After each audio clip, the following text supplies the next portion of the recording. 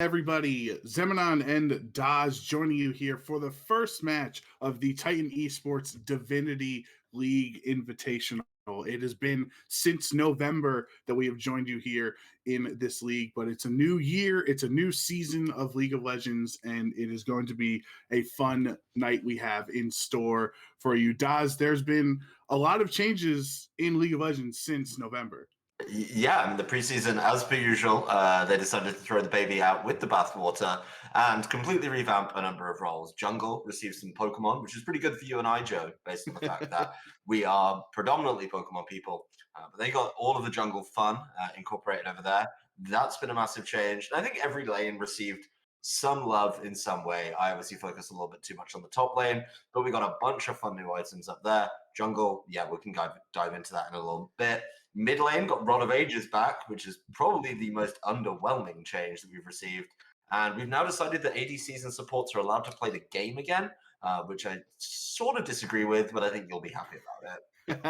Yeah, I will. I'm definitely pleased that I'm allowed to have an impact on the game again. But the other fun thing is that I believe Spear of Shojin is no longer a TFT exclusive item, right? I think that's come back to Summoner's Rift. So that it's just such a cool design and everything like that. So I'm excited to see if any of our players this week or today are going to be building that item. And for our first match of the day, is they are getting the draft set up for this one. It's going to be Team Ambition Crab Wranglers versus CB Fallen in this invitational. And Team Ambition, the Crab Wranglers were actually in the finals back in November. So if you watch that, you'll be familiar with some of these names. And, Daz, is there anybody, as you have a, cursory glance at the 10 players that we have here in this match, is there any position or any champions or anything, any players that stand out to you?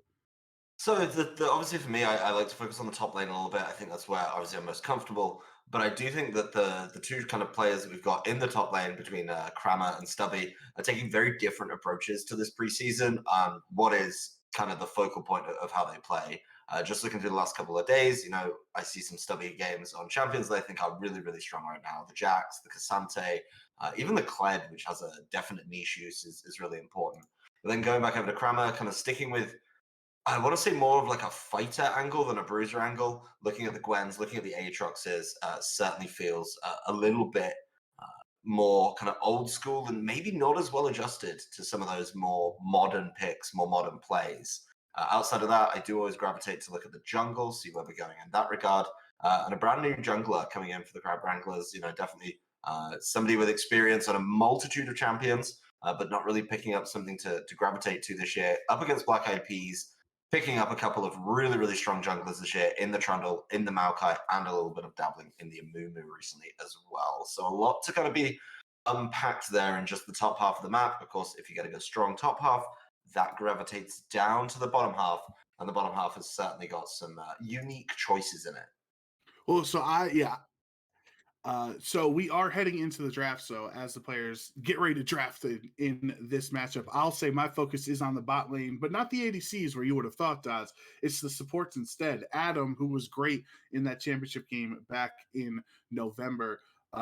If you look at their champion pool, a lot of enchanters, Seraphine, Karma, Taric. Taric was actually hotly contested in that best of 5 between both of the supports there. So I'm really excited to see how Adam faces off, especially against his opponent in Koyesh as their support, with more Morgana and Pike and Renata, a lot more.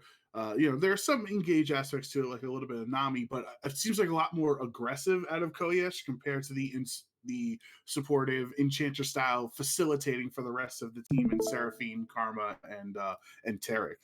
I think some of these supports have been, the enchanted supports you're talking about, have been really well positioned coming into this portion of the season. They just feel particularly strong. Karma in particular feels like a real nuisance and just has really great choices to come across the board. But of course, it is going to be time for the draft. I think focuses here are hard to make. I think you kind of have to just take away power picks from a number of players and then go from there. One thing I remember from the finals with Singular Bread, as the draft is underway, Lucian being taken out by Team Ambition on the first draft. There was a lot of priority over early game junglers, or controlling junglers like Volibear, that really wanted to get to steamroll the competition there. So I wonder if that's going to be Team Ambition's same strategy, which that's what they use with Singular Bread here. But the Morgana ban actually taking that away from Koyesh, who's one of his most played supports. I do like the way we're approaching this draft. Is we're kind of pinching the top half for Team Ambition of the CB Fallen, pinching the top half of Team Ambition, and then of course Team Ambition pinching the bottom half of the map when it comes to taking away that Lucian, that Morgana pairing. I think the third ban really leaves a little bit on where they're focusing. Yeah, Team Ambition doubling down, of course, on that AD carry, making sure that their opponent isn't going to be able to get away with that, making sure there's certainly limited options here, and another mid lane ban. So the jungle being left alone, and considering how strong jungle feels right now, I think that's a bold choice, and leaving up some power picks, which I know certain players are going to be appreciating on this one. Yeah, that is a blue one Mordekaiser. Obviously, a potential flex for both top and jungler. But if you have been playing through the preseason on Summoner's Rift, you will know that Mordekaiser in the jungle has been an absolute menace to deal with. And I think that's one of your most played champions as well, that you can really just dominate. You don't really care what your opponent locks in because it's all up to you how you win that lane. Well, one of the toughest matchups, weirdly enough, is the Cassante. I think the Cassante being that difficult to take down, being able to have a quite lengthy unstoppable as well, does of course limit the windows that you can cast that ultimate. So it's a really nice pick. I think the new build, which focuses on the Rylai's Crystal Scepter, then moving in to the Jack Show, surprisingly healy and surprisingly bulky as well. So a lot to unpack there. A split in the draft from CB Fallen. I like the Ezreal. I think Ezreal's very safe, very strong right now. And the Viego seems to have dropped off a little bit, but definitely still feels, if it's a comfort pick in particular, like a solid way to go. Yeah, I also like the Ezreal. If you have had some of those powerhouse ADCs taken away from you on CB Fallen's side, like the Lucian and the Caitlyn, something safer like Ezreal is definitely a smart play. Depending on you're just testing it. Your team is getting together for this invitational. You want to try to get a good foot forward as the season begins here in the Divinity League, and so you're going to play it safe there. And Team Ambition actually responding with Varus Nautilus, which seems like a pretty strong bot lane to counter with, because you can essentially stay just as strong in poking with Ezreal, and then you can engage into it as well with Nautilus. What concerns me here is actually CB Fallen taking the mid laner now. They weren't getting any mid lane bans taken away from them, and they did immediately go and pick up the Yone. You'd already seen the support from the other side, and you've seen Team Ambition Crab Wranglers are willing to, of course, try and pinch away your bot lane. So taking that away just seems maybe a little bit early, maybe a desperation to get a hold of the Yone, but now Team Ambition can continue to pinch that bot lane pool. Yes, you did take, of course, the early Ezreal, but you're now going to lose another one, potentially two supports with the Renata Glask already gone. So certainly a bold move, and Team Ambition, they know what they need, right? They need a jungler, they need a mid laner. Seems pretty steady for them, and they're losing mid laners. I don't mind that for them. That's 4 mid lane bans from CB Fallen in the spot. And as Team Ambition's, thinking of their last ban here, if it's either going to be something for top laners, so it is Yumi Renata. So Koyesh's Pike is actually still up right now. I'm not sure how they like it in a team environment, but he is, has almost a 4 KDA on it, has a lot of wins in his last 10 games on it. And if that could be a comfort pick, potentially, not sure about the synergy with Ezreal. Instead, maybe potentially going for this Alistar, something safer. I just would like to see something to match that aggression to in the bot lane that Team Ambition is showing. And it's a pretty balanced bot lane overall, though. You've got Ezreal to stay away, you've got Varus to stay away, and then you've got Nautilus and Alistar to go in. I think obviously Varus is able to poke a little bit more, which could swing the matchup slightly. But now, you've taken away a bunch of mid laners. You've now left Team Ambition counterpick on potentially jungle and mid lane, which seems like a lot to give up. Of course, you did say Mordekaiser can pivot into the jungle, but it just feels like it's going to be going exactly there with the Jax coming through. Jack's very hard to counter. One of the counters actually being Mordekaiser. Certainly not an easy one, but whatever rounds out the draft will definitely tell us the lanes. The Silas is the last pick for Team Ambition. There are some really nice ultimates on the other team that Silas would really like to take advantage of and has a lot of versatility. It's like sometimes you feel bad if you take Silas and there's only maybe one or two things. You can, arguably all four of those picks so far being shown by CB Fallen are potentially valuable. And something that is typically seen as a counter pick into Silas being Zoe, as her ultimate is not her R button is not too greatly abusable by a Silas player. I really like that last pick of the draft by CB Fallen. Well, the Yone meaning it's going top, so that's definitely a pivot away from tradition. Yone falling traditionally to the mid lane, but overall, I think Yone is fine into Mordekaiser. Is going to struggle against Jax though, and being able to rely on something like the Blade of the Ruin King, Jax does. You're basically racing for the same item pool.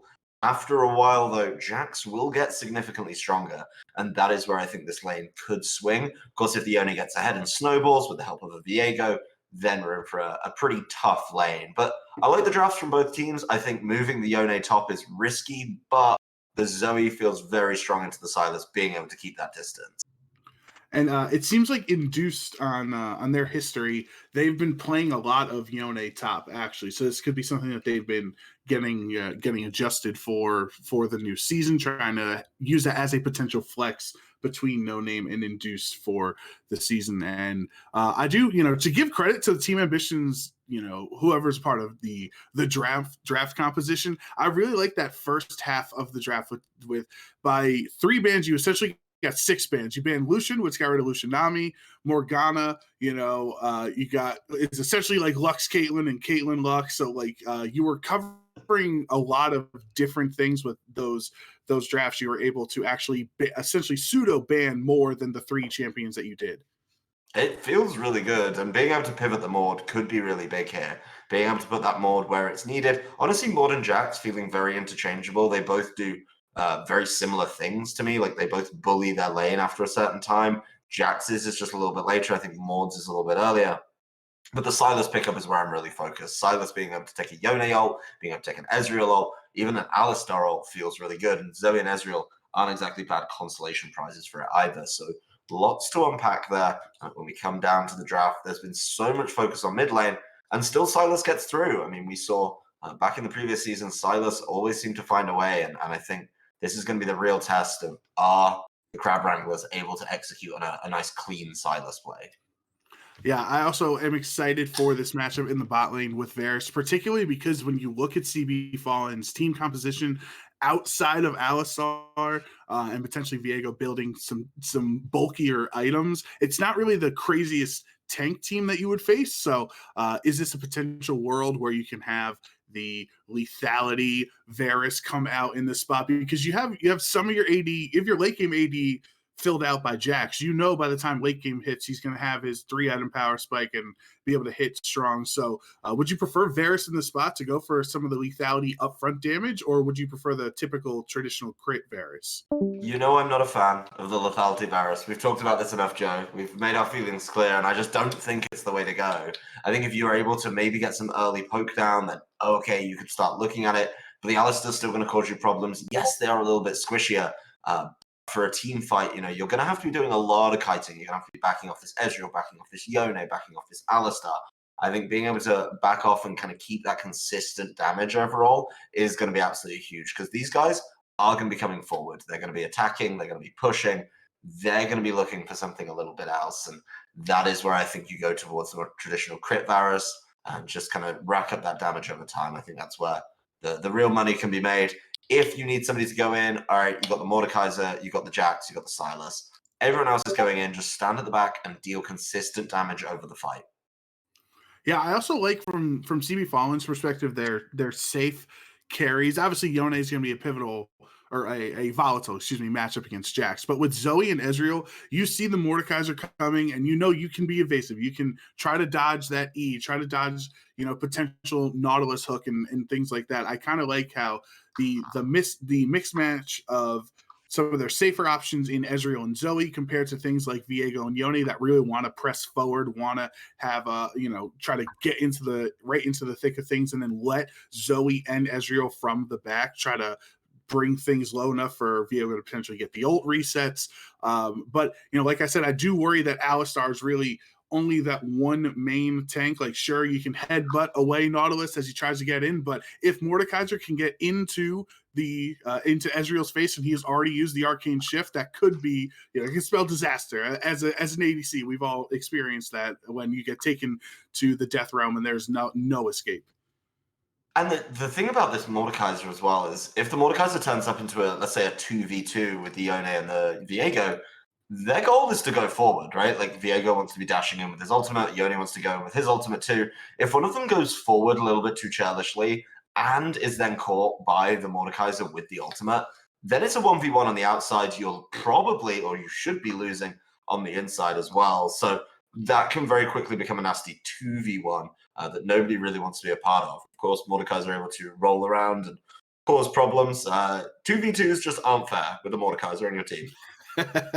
Yeah, any jungle fight, any dragon fight, if you feel like you want to try to extend it out, you can try to ult the jungler away and let the rest of your team try to clean up everything. But then by the time Mordekaiser comes out of the death realm, oh, nice, a nice 800 health dragon just for me to smite away. But do you worry about some of the things on Team Ambition side, like specifically the Jax? Like I know it's a champion that you have a lot of experience playing in, but maybe potentially this Jax doesn't have as much experience for, I should say, subby facing a Yone top compared to some of the more traditional top lane opponents he would be facing.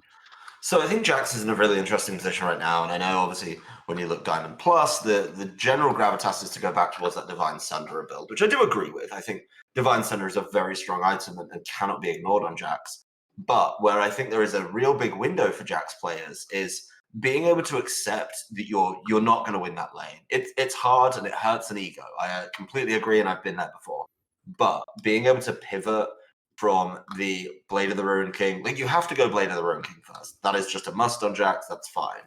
Then you obviously go Boots. Once you're at that point, I mean, you should know roughly where the game's falling and being able to understand and accept, okay, either I'm going up against 5 tanks and I need this anyway, or I'm behind and pivoting to a Jax show build can be absolutely huge. I think, obviously, the Jax is going to be a pretty clear choice, right? You've got Blade of the Ruined King, then you've got the treads to be able to get through, not the treads, the tabbies, if you will. But then being able to get through that and then, of course, play just against these two AD threats is going to be really, really strong. So being able to pivot to a Jax show build, obviously you could focus on it. I love going Spirit Shojin early as 3rd full item. But if you're behind, again, you've got this fantastic path to go down to the Death Dance way and just keep yourself on a side lane as well. Like Yone loves a side lane, Viego likes a side lane. I think being able to stay in that on your own is very, very strong. We will be getting into the game very shortly, so just have a little couple of things that we can touch on here, Daz. The last thing I think of for CB Fallen, this is an invitational, right? We're getting our feet wet here in Season 13 of League of Legends on the Summoner's Rift. But if you're CB Fallen and you banned 4 mid laners and then Dark Wenser on Sylas can still potentially pop off, I wonder how that would affect your drafting going on, in the future for the rest of the season. I think as well, Dark Wenser, just looking through their profile, has been a little more cavalier with the choices, mixing it up a little bit and not showing so much. I think Sylas is one of those staples that obviously came from last season. I think when we got to the end of the regular season in the larger League of Legends world last year, Sylas was a hotly contested pick. So being able to understand that, being able to, of course, pivot around that and, fall back on it. Like you said, there's juicy ults available. Yone, Ezreal, Alistar are my top 3. I'd love to see how many times those get taken. That is going to be exactly where I think the focus is on. And of course, it's a mid lane. There's going to be junglers involved. We can't be ignoring the presence of the junglers. And I do say that, CB Fallen, I think, get a little more early out of their jungler. I think Viego being able to shut down that Sylas, only has kind of the forward move to escape with the Abscond Abduct is going to be punishable. And that's something that maybe they have to think about. Maybe Yone can, harass early, maybe pull down the Yone, pull down the Viego, and just cause problems. Because also he needs to land is that bubble. The Sleepy Trouble bubble definitely causes trouble. Yeah, that is for sure. So we are heading into the game. Here we are in game 1 of the day in the Titan Sports Divinity Invitational between Team Ambition Crab Wranglers and CB Fallen. So everybody is getting ready for their level 1, their plans that they have had. This could potentially be a nice first blood available because as they're going in as a 5, or I should say the first blood could be very important in the mid lane matchup, as you were just mentioning, Daz, between the it's actually a role swap. The first thing I noticed there is that Singular Bread is playing Silas jungle and Dark Wenser is on the Mordekaiser mid. Interesting. And that is something that I think, the Mordekaiser mid into the Zoe, I'm not sure about. The range is certainly a problem. And you're so super reliant on the E there as well. So a lot of work to be done for the Mordekaiser. Maybe something that we've not seen in recent kind of seasons, something that we need to think about. But Stubby, sticking with that Jack, sticking in the top lane against the Yone, I do like that, being able to play that one. The one thing I will say about that invade, just a little caveat, is if you're playing the Nautilus, I think you need to be a little more open with it, right? Like trying to hug the wall is really difficult with that hook. So maybe something to think about if we're going for the invades. Pretty standard starts. Actually, both sides starting on the bottom side. Not sure how I feel about that one.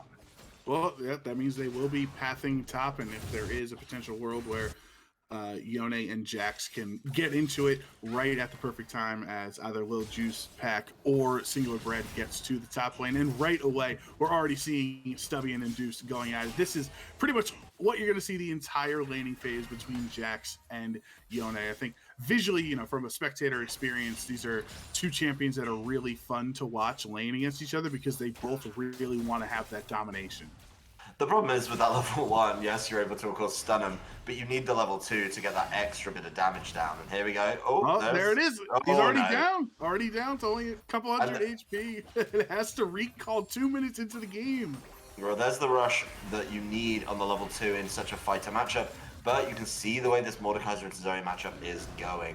Mordekaiser's getting poked, he's getting slowly worn down, and it's just not going to get any easier until at least you're getting full powered W's off and being able to recover a bunch of the health. But Yone's back. That's the teleport already burned as well. No flash there, I noticed. So confident in being able to get out of it, but it's not going to get any easier without the teleport. If you get punished again, it's going to get much worse. Singular Bread with the gank onto Zoe. No Name has to flash right away, but he's still able to stun him. Now Singular Bread flashes away, and Zoe gets first blood. No Name is going to get that first kill, that extra gold, and that is going to put Singular Bread behind, also giving Lil Juice Pack the advantage that if he wants to roam top, there will not be a counter gank. And Induced is feeling the threat of Jax again. Both of them are level 3 though, so this time around it actually turned out a lot better for the Yone, considering he hasn't really farmed at all and had to waste his teleport and stuff. But really surprised Singular Bread went in there, but Zoe came out on top.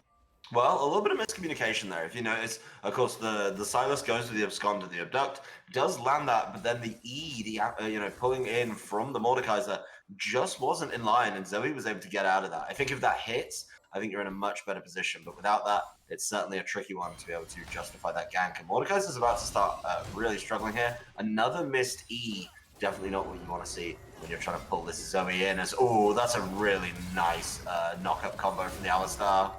Yeah, the headbutt, and now Adam is going to have to get out. Ignite was used there, not going to get a kill though, so that summoner is down for Koyash and the Alistar. But you did get a lot of damage, really made the Nautilus worry. And I think this bot lane is kind of a position where as long as neither side dies and they can try to get it into mid lane, they're both going to feel more confident. Like I think that one mistake of Ezreal getting caught by Nautilus or potentially Ocean getting caught by Koyash's Alistar, that is a state that neither team really wants to get in right now.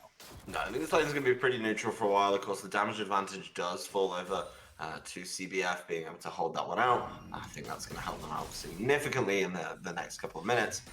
But the big difference for me is, there's the E. So that's what we like to see. Need a third hit though. Desperately need a third hit. And it's not going to be able to be capitalized on because the Mordekaiser passive is just out of range. Yeah, so even though he finally gets the E to land for Dark Wenser, he doesn't really take advantage of it. Jax and Yone are back at it, and you can see as of right now, there's a 5-4 level advantage for Stubby on the Jax. On his profile, he's also been playing a lot of Jax recently, so it could just be a confidence pick on something he's comfortable in right now, and it's working out so far as he has double the CS lead over Yone. Gonna hop back in there and having to flash. Yone needs to flash. If Induce did not flash, would have got stunned. Would have taken a lot of damage. Now it's time for Lil Juiceback to come in, and Adam at the worst time is going to engage and lose his life as the jungler comes in. Flash stun from Lil Juiceback into Ocean. All he can do is walk away right now. Not even worth it. Blue is flash already, going to get a little bit of poke there at the end, but Adam gave up his life. The big concern there is they're pushing forward, they're throwing hooks, and where is the vision? That bot side river is dark. It's so bleak. You can't see anything in there, and you can't be going forward like that without the ability to know, when Little Juiceback is coming. You haven't got any vision on it from anywhere else on the map. Desert's got the duck though, so being able to use the gang to know where he was.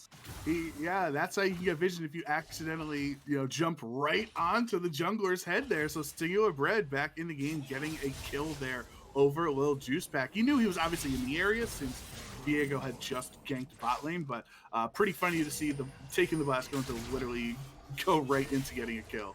Yeah, that was definitely a little unexpected treat, but something you must have been thinking about when you're down on that side. So Singular Bread getting one on the board, kind of making up for that earlier one there in the mid lane.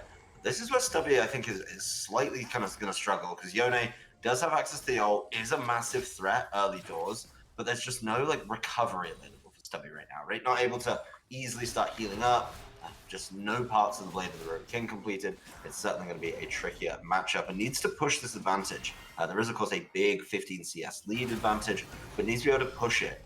Doesn't have access to the teleport yet, needs to be able to try and find one of those recalls. Oh, the E does connect this time, and that is going to be the ult pop there into No Name, just trying to wiggle around and not die. But Mordekaiser with the flash is going to finally kill No Name and just barely hang on even through the tower shots, having to flash to get to safety. But this mid lane matchup where we thought it was originally going to be Silas and Zoe, this swapping around has kind of worked out well for the Crab Wranglers.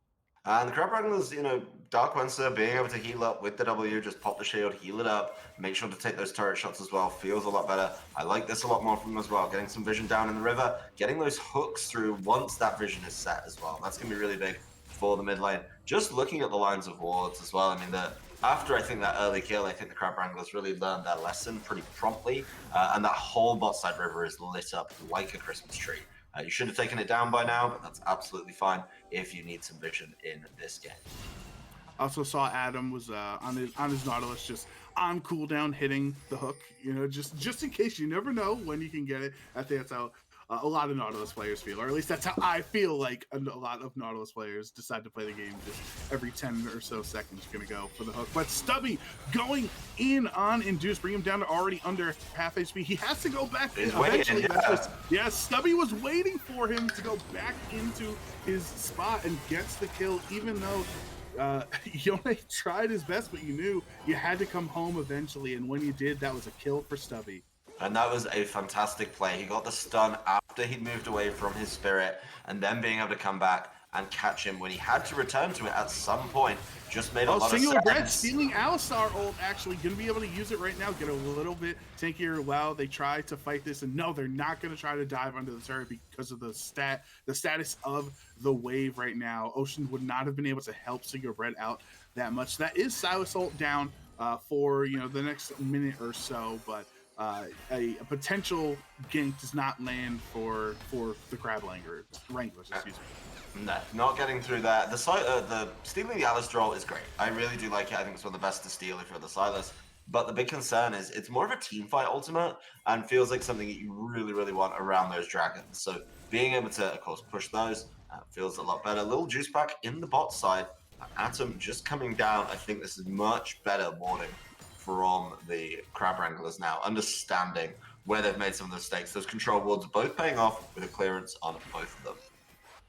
And I think for the most part, this top lane matchup has really been left in the island it's traditionally known for, as there hasn't really been many ganks top lane from either. Oh no, get out of that. Oh, Little Juiceback with the ultimate to get over the wall onto Adam. Ezreal trying to help from far away, and the stun as well. Eventually, even if the Viego could not get it, the mid laner was able to get the bubble there, so he eventually would have gone down anyway. And Induced yet again has to ult out to safety. So that's the second time in a row that Induced has gotten really low and then tried to ult at the last second. So you're really not using this advantage of Yone early on, because you would think that Jax is only going to get stronger throughout the game, and you want Yone to try to get an advantage early, and the CB Fallen are not able to get that right now.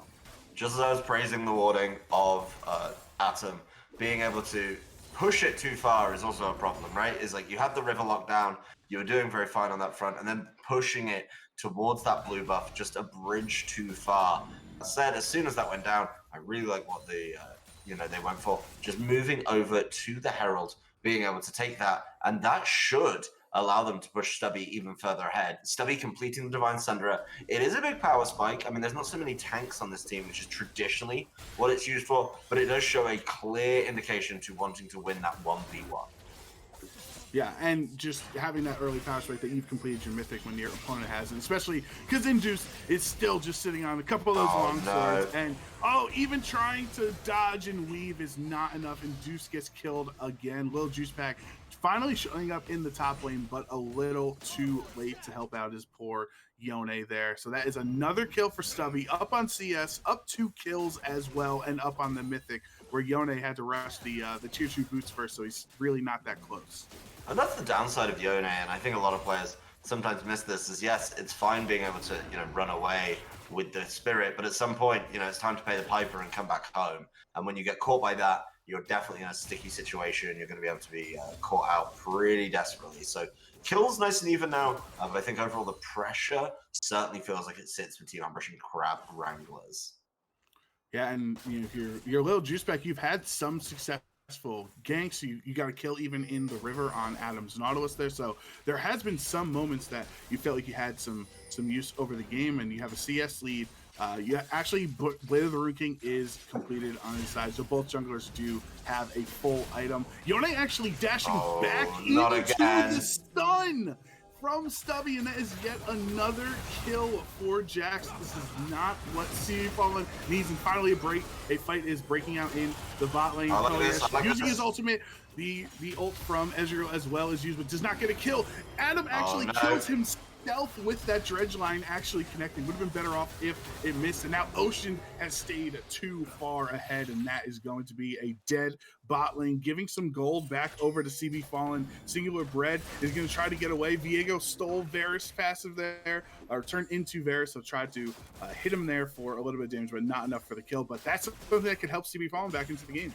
That's big. It really is a tale of two lanes in this one, right? Like for the Team Ambition, being able to play that top side of the map is absolutely huge. Jax is going to continue to be a problem, and you're going to have to send multiple members. That said, I do think that, of course, for CB Fallen, being able to play through that bot side has been big. I mean, this Ezreal's 2-0 and 3 right now, being able to cause a lot of problems if you're kills, and that is going to be irritating. I don't think there's been enough value out of this Varus. And I think being able to play around that is pretty big. I didn't mind.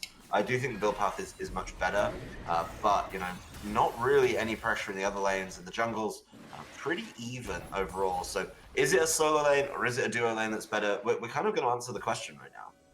Well, right now it's only less than 1,000 gold difference between the two teams here, and that actually helped. The Crab Wranglers got a little bit more there because they dropped the Rift Herald right before that extra gold expired, so they got 2 more plates of gold added to their side. No Name has been holding their own though, actually, since they they got that first blood, but then gave it back to Mordekaiser a little bit later on in the lane. We think that Zoe has been holding her own against Dark Windsor, and there is the Rift Maker from Mordekaiser, so finally his mythic is online.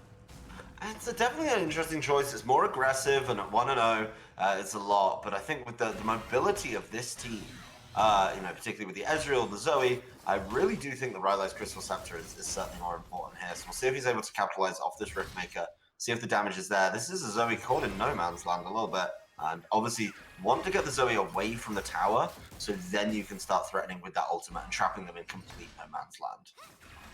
Yeah, right now, Zoe still does not have No Name does not have a mythic completed at this time compared to that Riftmaker. I know you liked the other choices like Rylai's and Demonic Embrace and other things that have been being built on Mordekaiser, but I do think there is some there could be prolonged fights in this game. I'll talk about it more Oh, it's a beautiful flash. as Little Juice flashing Adam to safety, going flash Dredgeline into the wall to get out of what was an incredibly sticky situation. It is going to let CB Fallen get the initiative on the Baron, as Singular Bread is actually up at his own blue buff, so not going to be able to contest this. But for the Riftmaker, Daz, what I mean is there could be some extended fights where there seems like there's going to be a lot of healing in this game with the Jax, with Divine Thunderer, and Riftmaker on Mordekaiser, potentially Viego, Blade of the Rune King, Yone as well. Like there could be some fights where I think the Riftmaker could really help out in those matchups. Oh, don't get me wrong, it's a very good item. I think it's still number 1 or 2 debatable on Jax. I mean, also don't hate building it second. I just think being able to build it a little bit later on, maybe getting the benefit of the Rylai's. Looks like we're getting a dive though, so we'll take a moment to discuss builds after this dive. Yeah, Koya's going in with the headbutt onto Crown, igniting him as well. He's going to have to kite away from the tower, which means you are not safe. Viego ultimate is not enough for the kill, but the follow-up does get it, and then Adam is down as well. That is 5 deaths for Nautilus here in this game. 3-0-3 Ezreal. CG Kills is dominating this lane. Team Ambition have really left out this bot lane to dry. They've really given them not much love. I think, Atom's been going forward a lot. Maybe the timing's been a little bit off. But at 0-5-0, you got to wonder, where's this build going to come online? Where is this going to be important? Because they don't seem to quite be on the same page in this game. And being able to capitalize on that would be big. Of course, we've now got the top laners fighting over some jungle camps. Still no completed item for the Yone, though. So at the end of the day, you lose that fight. Yeah. I also note that Ezreal first built, as the No Name is trying to toy around with Mordekaiser there, Ezreal first item, Essence Reaver, that was buffed at the start of Season 13, this first patch that we're on, helping making that item a little more viable for many ADCs. No tier either from Ezreal, so deciding to go with the full crit, this new updated Season 13 version, where it's going to go with one of the Noon Quiver mythics into already having Essence Reaver as well, and no tier for extra mana later on in the game. So, but when you're 3-0-3, I guess it's working out for you. 3-0-3 feels pretty good, I think, in any role, any lane, but especially as an ADC right now, without your mythic completed as well, we're really showing the pivots to 2 sides of the map. So, as it looks like Team Ambition going back for this Rift Herald. Now we're going to see if Jax is ready to team fight. Jax in team fights, not its usual. Yone had the TP in and is trying to get there. Rift Herald is still just sitting. Still nobody has gone down yet. Induced is trying in a 1v3. Actually does get a kill onto Dark Winter there, but gives his life back for it.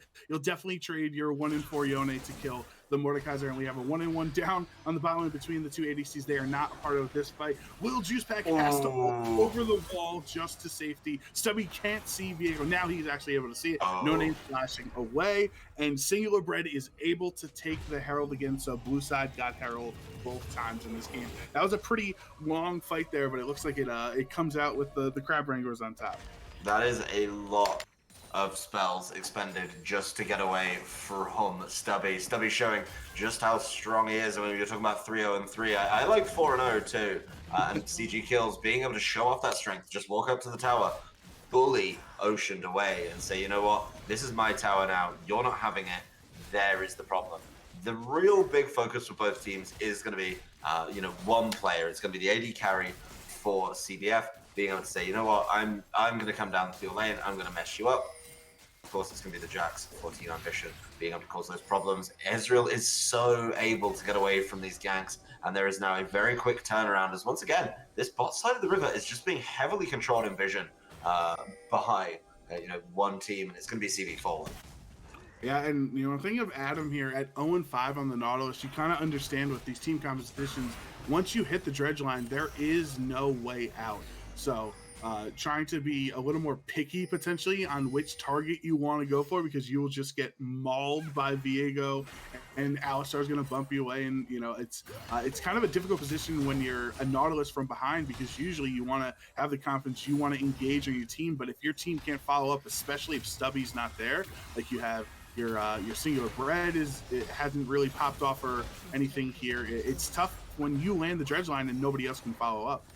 I think that's really what we're looking at, right? Is if you're Stubby, you kind of have to play on your own, which is terrible because you want to win team fights, you want to win objectives, but you need to be on your own so you can kind of draw that pressure and use the pressure that you've got. The Rift Lord is summoned. It's behind the Tri-Brush, so probably a little bit of a timeout or maybe just a little warding. But getting it on the top side is big here. That is going to help Stubby out, who has a commanding lead over Induced. So being able to cause that problem is big. The vision being taken away there. This is the time that Varus needs to start pushing it, and they need to try and push them back while they try and complete this top lane tower. Stubby's real close, but needs a little bit more. I'm very interested that they're bullying them out of the river.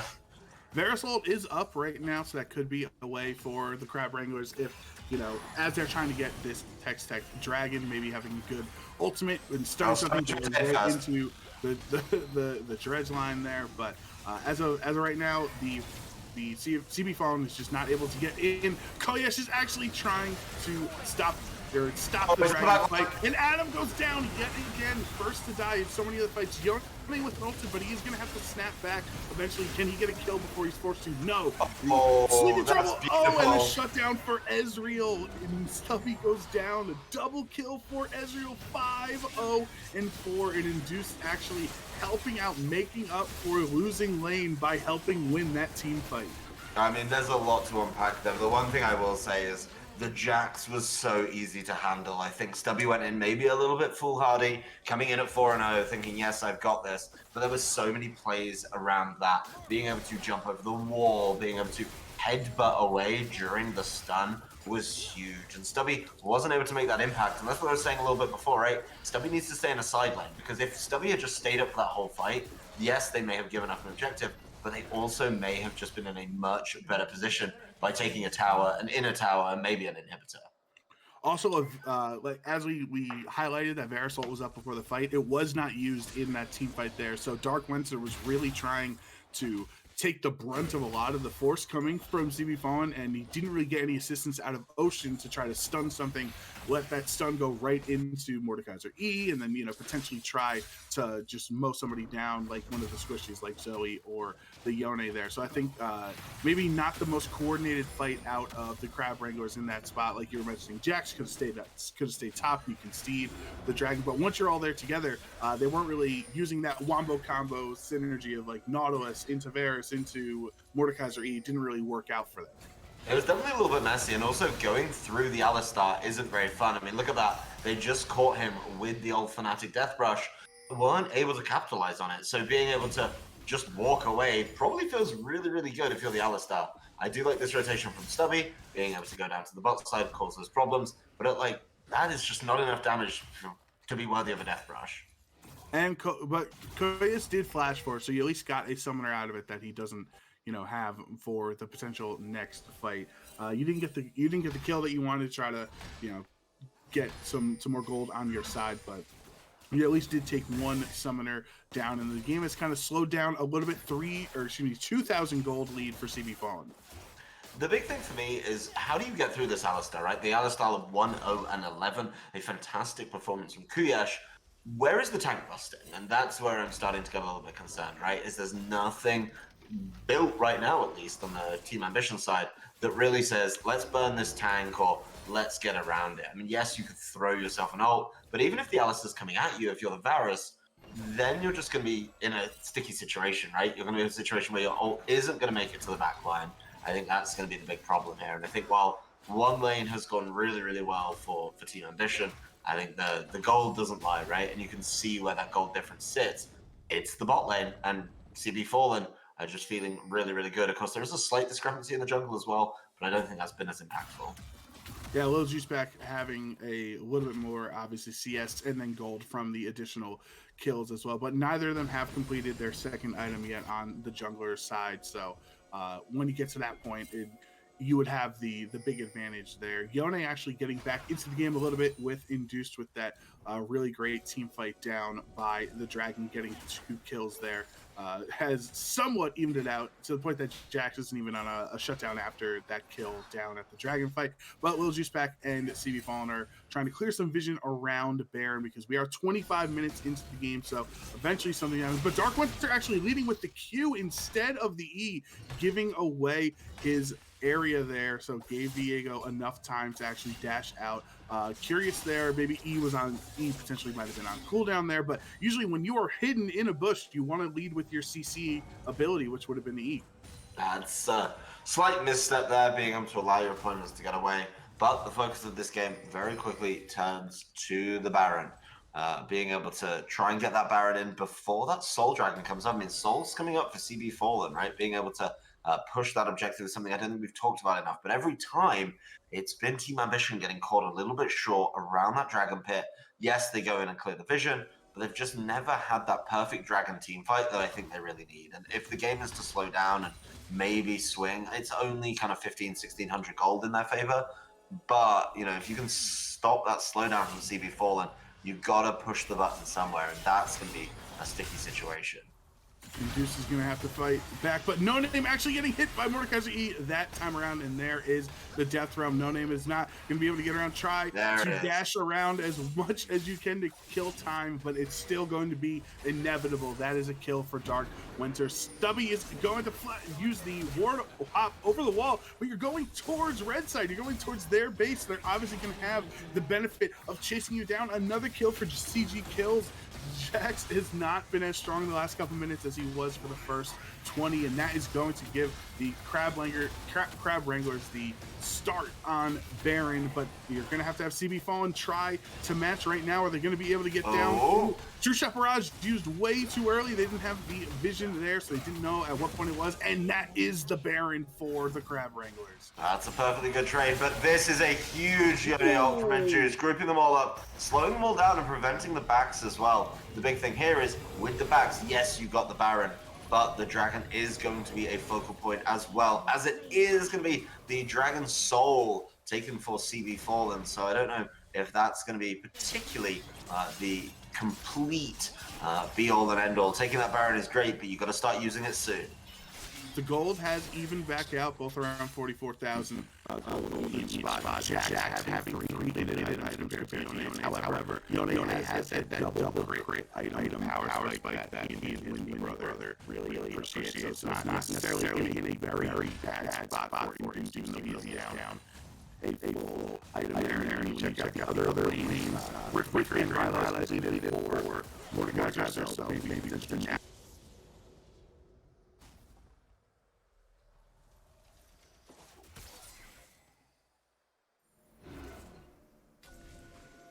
for Ezreal, so that's going to give you much better cooldowns when with your auto attacks. You're going to just be able to arcane shift as much as you want. I guess that's your way around needing a tier item for the ability haste if you can use Navori. Well, this is going to be where they need to push the Baron, and this is now on Team Ambition to push the Baron the whole way. But they are looking down against the Hextech Soul, being able to, of course, get poked even harder, which has been a bit of a problem for them in a number of these fights. They're grouping up to 5 in the mid lane, and that's forcing the Mordekaiser teleport as well out of Dark Winter. So being caught in he teleported right onto the enemy team. Yone ult misses the singular bread there, so he's not going to be able to get there. And Silas saying this is how you use a Yone ult.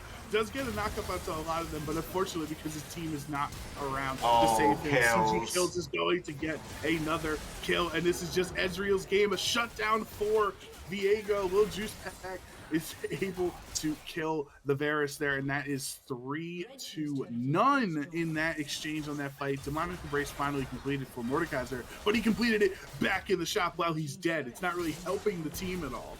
Well, this is where we really see the power of the different lanes, right? And, as a top laner, I'm a bit biased, but having 2 people ahead is better than having 1 person ahead. And Jax up there from Stubby, desperately trying to use that Baron, desperately trying to push ahead, but even the Yone, fractionally behind, able to slow him down.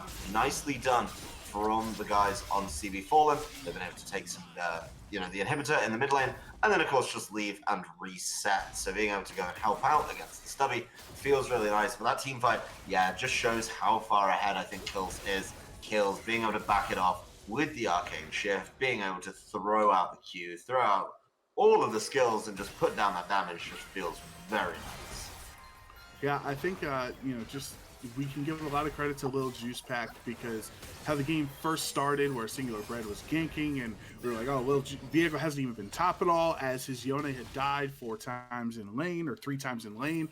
The mid game here into the late game has actually been a much better display out of Lil Juice Pack and had more control over the map, getting the Dragon Soul, getting the Hextech Soul there, and Singular Bread trying to be on the catch up. Like he has the position, he's got great ults to steal, but if his team can't follow up, there's nothing he can do about it. And Singular Bread fighting in there 2v1 is not the position you want to be. Gonna get another kill over to Lil Juice Pack, and this is a 2v1 situation. He is able to dash away, but no, Nautilus ult is gonna knock him up to keep him in range, and the Dredge line connecting again. And Dark Wenster gets the shutdown. That's a lot of gold going over. Dark Wenster trying his best. No Name is so low, it's not enough for the kill. Now finally No Name goes down. Yone coming in from off screen with the ultimate to help out, securing another kill there. And now it is just Ocean against 2 full health champions, and that is not going to work. The ace for CB Fallen. That's a massive ace, and it does take a little while to get there, but once they get the first one, the kills just keep rolling, being able to cause problems. Singular Bread trying to cause some problems in there. Dark Wenster trying to use, of course, the Rylai's and the Riftmaker, certainly causing problems. I think overall, just so much damage, and nobody's getting on kills. Kills is 8-0-7. This bot lane are unkilled so far this game. They've racked up so many kills together. They've worked with themselves. They've worked with the team. I think that's where we really have to focus on. And now, even the split push threat of the Jax just isn't enough to be able to bring Team Ambition back in this game for my liking. The gold is still close. I do respect that. It's about to get a little bit further away. But what do they do when the Elder Dragon comes up? It's on the way. There's a little bit of vision in the river for Team Ambition, but I just don't see where they sneak back into this game. Koyesh is 2-0-17. That is the support dream right there. He's not stealing any kills. Obviously, CG Kills is able to get all of those to get that extra gold there, but for Alistar really was used as the protective shield for the Ezreal, saying, no, Nautilus, I'm not going to let you hook my ADC. I'm not going to let you get in his face, and that's what Koyesh has done perfectly in this game, to the point, as you mentioned, no deaths for either bot laner on the side of CB Fallen, and this Soul is going to be a problem as he's put to sleep. Jax was put to sleep, and Singular Bread had to walk in front of the bubble so he could just keep some of that damage, because I feel like Jax is potentially the win condition unless you can get Mordekaiser, who did get a big shutdown last time in that last team fight. If you can get Mordekaiser ahead, maybe a little bit more, that could be it. But I think Jax at especially 4 items built right now is their win condition. They might not even have a win condition at this point, as CB Fallen is going to easily take the Baron there as they get ready for the Elder to spawn.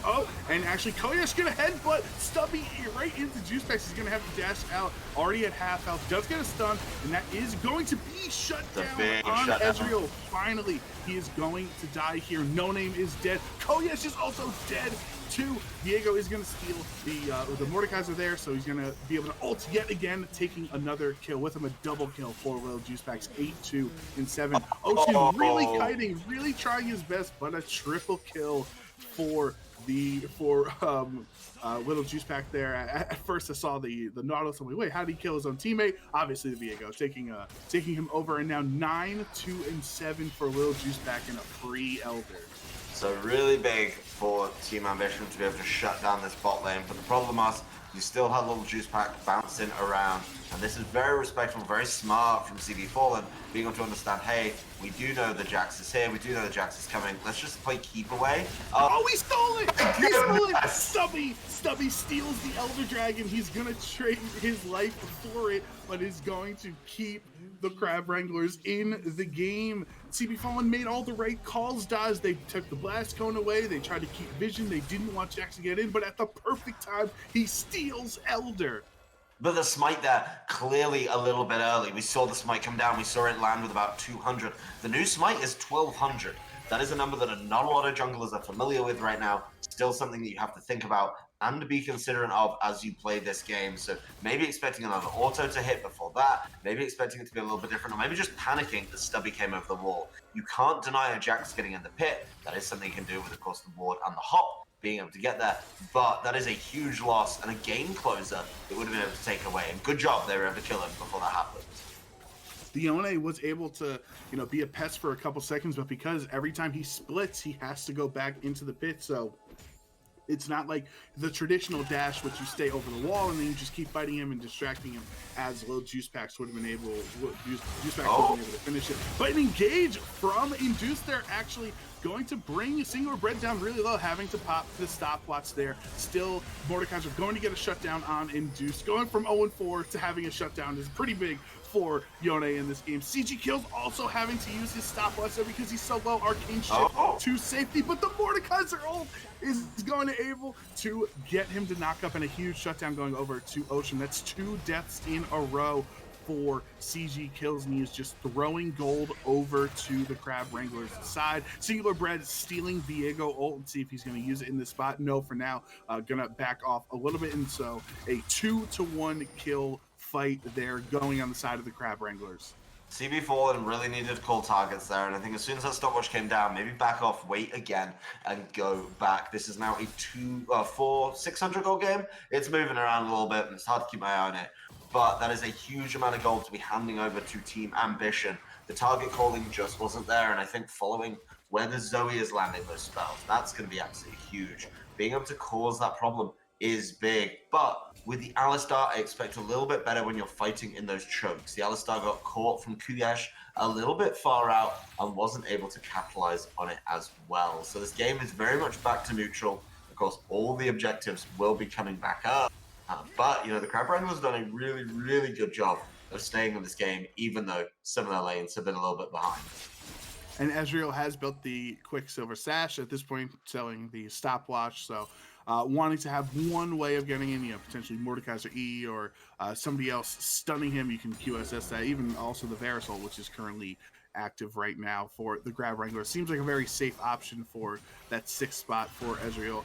Can't really get much stronger if you are CG Kills, and there is the engage. Dark Winter having to use the stopwatch. It is not going to be enough. Actually gets a kill on that side. Will Juicepack is the first person to go down, and Dark Winter is still alive through all that shielding and all of that healing that the Rift Maker was able to give him. And the hook from Adam, making up for how disastrous lane phase went, as he does finally get the hook onto Ezreal. No Name is also really low. Gonna have to use the Zanyas there, though, this time on Single Bread, so that cooldown is down. That's actually pretty big for a potential fight in the future there. But Crab Wranglers are back, all because Jack stole that Elder, and then they won that next team fight.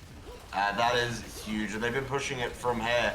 There is, of course, a while to go in this game. 26 seconds on CG Kills, 15 seconds on Little Juicepack. Now is the time to push this advantage, but not push too hard. There is going to be another team fight under the turrets of CB Fallen. Not sure if they're able to do it. The Mordekaiser, though, is storming ahead. Singular Bread has to walk away very low, even after the ignite. Not going to be able to take it down. No Name is the best chance they're going to. The double E from Dark Winter. No Name is dead, and now the Alistar, who the whole game he couldn't die, now is just dying yet again. Ultimate used. Yone is actually going to try to be in the fight here. Dark Winter trying to be the raid boss. We know Mordekaiser is known to be. This pack is dead, and Deuce goes down. Adam is just buried alive. Maybe you can just get one hook. If you maybe doesn't even need it if Stubby's able to kill CG Kills, but no, this one he's not able to. It is CG Kills versus the world. The last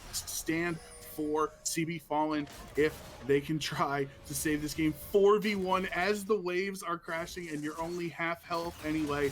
Not really looking too strong. Adam, all he has left in him is one good hook. You know you're going to die right away. Dodging the True Shot Barrage, that was actually really huge there, so you're able to stay around as help against this spot. CG Kills is really trying. They're all really low. First turret is down. Second turret is down.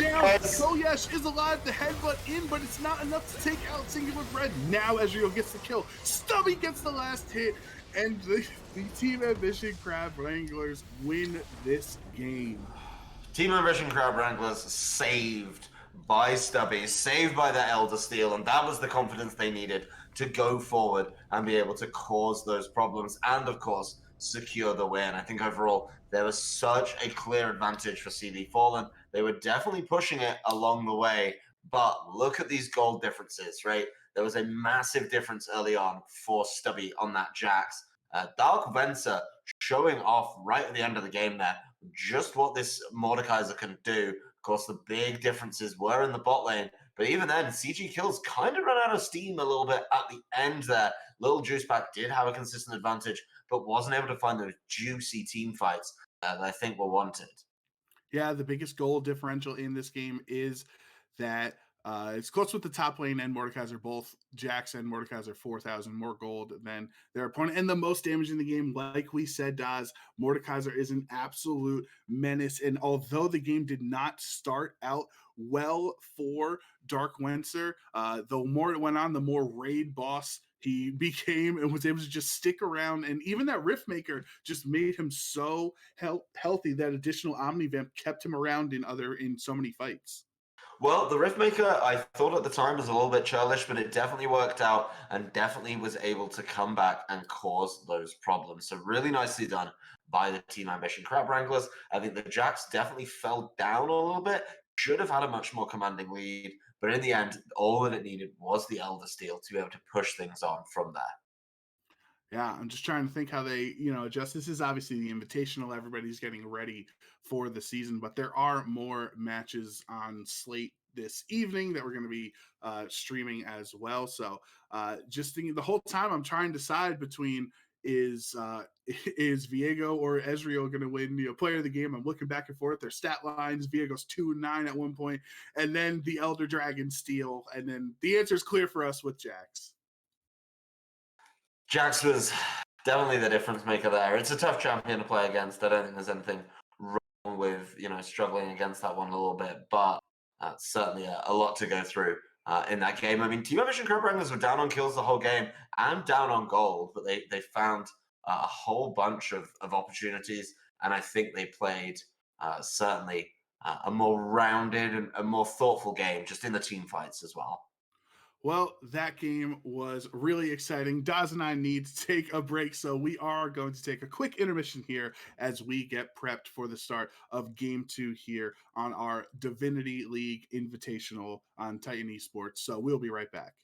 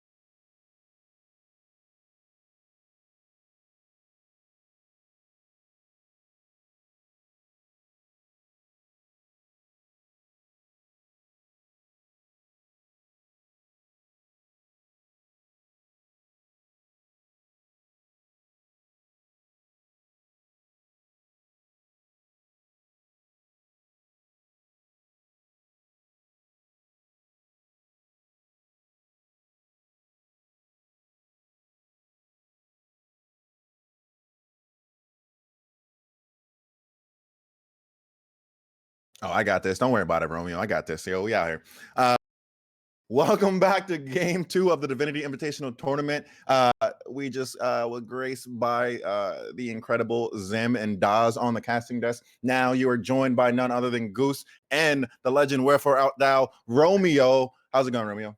Hello, hello, hello. How is it going, Goose? I'm doing well. Going into this game 2, we got Abyssal Haven Goats against the CB Rangers. I believe CB Rangers are up a game in the group, and Abyssal has lost their first game, coming in two sides of the group right here. Absolutely. They're coming in with two different totally mindsets, right? You got one coming off a win, one coming off a loss. However, this is a best of one tournament. So these losses and these wins are going to be a lot heavier than when the season starts and you have like the best of threes, right? When you can kind of come back end these series. So essentially the entire tournament is going to feel like a series for these teams. So I don't want Abyssal Haven to get too down, and maybe CB Rangers might not want to get ahead of themselves as they come into this game too, knowing that this game is just as equally important as the last game. Wouldn't you agree? Oh, I could not agree more with that statement. The one thing with it being a best of one series is you only have one shot when it comes to your draft. You can go for something really spicy because they can't ban out anything in future games. It's just one and done. You only have one chance on that Summoner's Rift. All cards on the table. Anything goes. Absolutely. And even speaking about the draft, let's cap onto that right now. Let's talk a little bit about what we saw last game in the draft, and maybe we'll see some similarities. I know I got to see a little bit of Abyssal Haven's game last through the stream for TLP, as well as the stream from last game with CB Fallen as versus Team Ambition, which was a stunner. Did not expect Team Ambition to come back, but we are seeing just based on the meta, a lot of these like tanks and tank killers are kind of being the priority. So you're seeing that Mordekaiser getting banned out. You're seeing that Trundle getting banned away. Morgana, I'm not too sure what that is. That must be some sort of power pick for the side of Abyssal Haven. Of course, Pop-Tart is on that team for Abyssal Haven and loves to play those enchanters, love to play those Morganas, those Namis. So that might be targeted at Pop-Tart to make sure that she's not going to be online. What are some picks that you expect to see with the meta going on, with kind of what we've seen from the last game? What are some picks that you expect to see, just maybe based on the meta, maybe not based on the teams, just based on the meta that we see in this game coming up as they're going through these ban phase? Based off the meta overall and a lot of things I've been seeing, I think really often right now you're seeing personally when it comes to the bot lane, I've been seeing a lot of Caitlyn's, a lot of Samira who just got taken out. In terms of the jungle, which is the role I'm most comfortable with, I've just been seeing a lot of either really, really tanky junglers that have been facilitating a lot of the other lanes, or I've been seeing some just embracive jungles. Mundo's obviously a good pick for either top or jungle, which we're seeing picked up by Abyssal right now. You can obviously have Heartsteel in the jungle or top, or if you're feeling really spicy, you can go with the Radiant Virtue meta and keep your team nice and healthy throughout the team fights. What are you thinking that we're going to see from Abyssal and CB in this I game? think maybe not even from Abyssal or CB. I think from what I'm going to say is from the winning team is what I'm going to say. I'm going to even go on a prediction.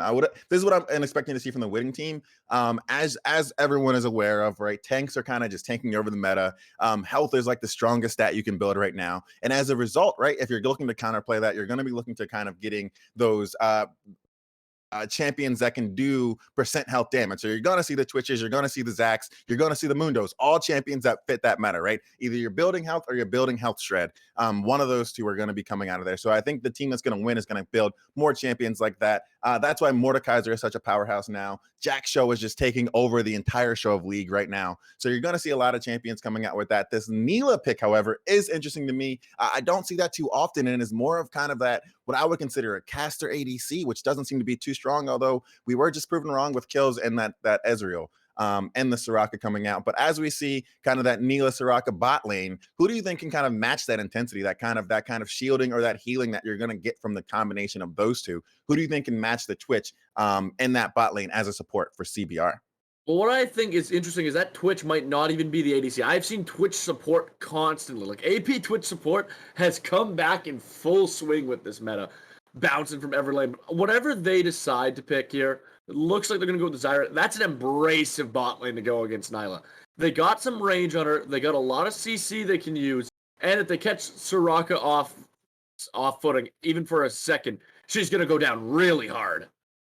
Absolutely. Absolutely. Right. They're going to go down. They don't really have too much mobility. Neela does have that dash. However, and the Soraka does have the heals, but the damage output just from Twitch and Zyra combined might just be too much to overcome those two as we're into the second round of ban phases. The Anivia is going to get taken away from this for the side of AHG. So I believe if we're even just going through the rosters, let's even talk about like who's going to be filling in some of these champions, who's going to be playing and piloting some of these champions as we go down. For the side of Abyssal Haven, we're going to have TLP in that top lane, the return of an old legend, the Dwight Howard of the league, looking to become Shaq by picking up this chip. We're going to see Coconut is making a return for AHG as well as Pop Tart.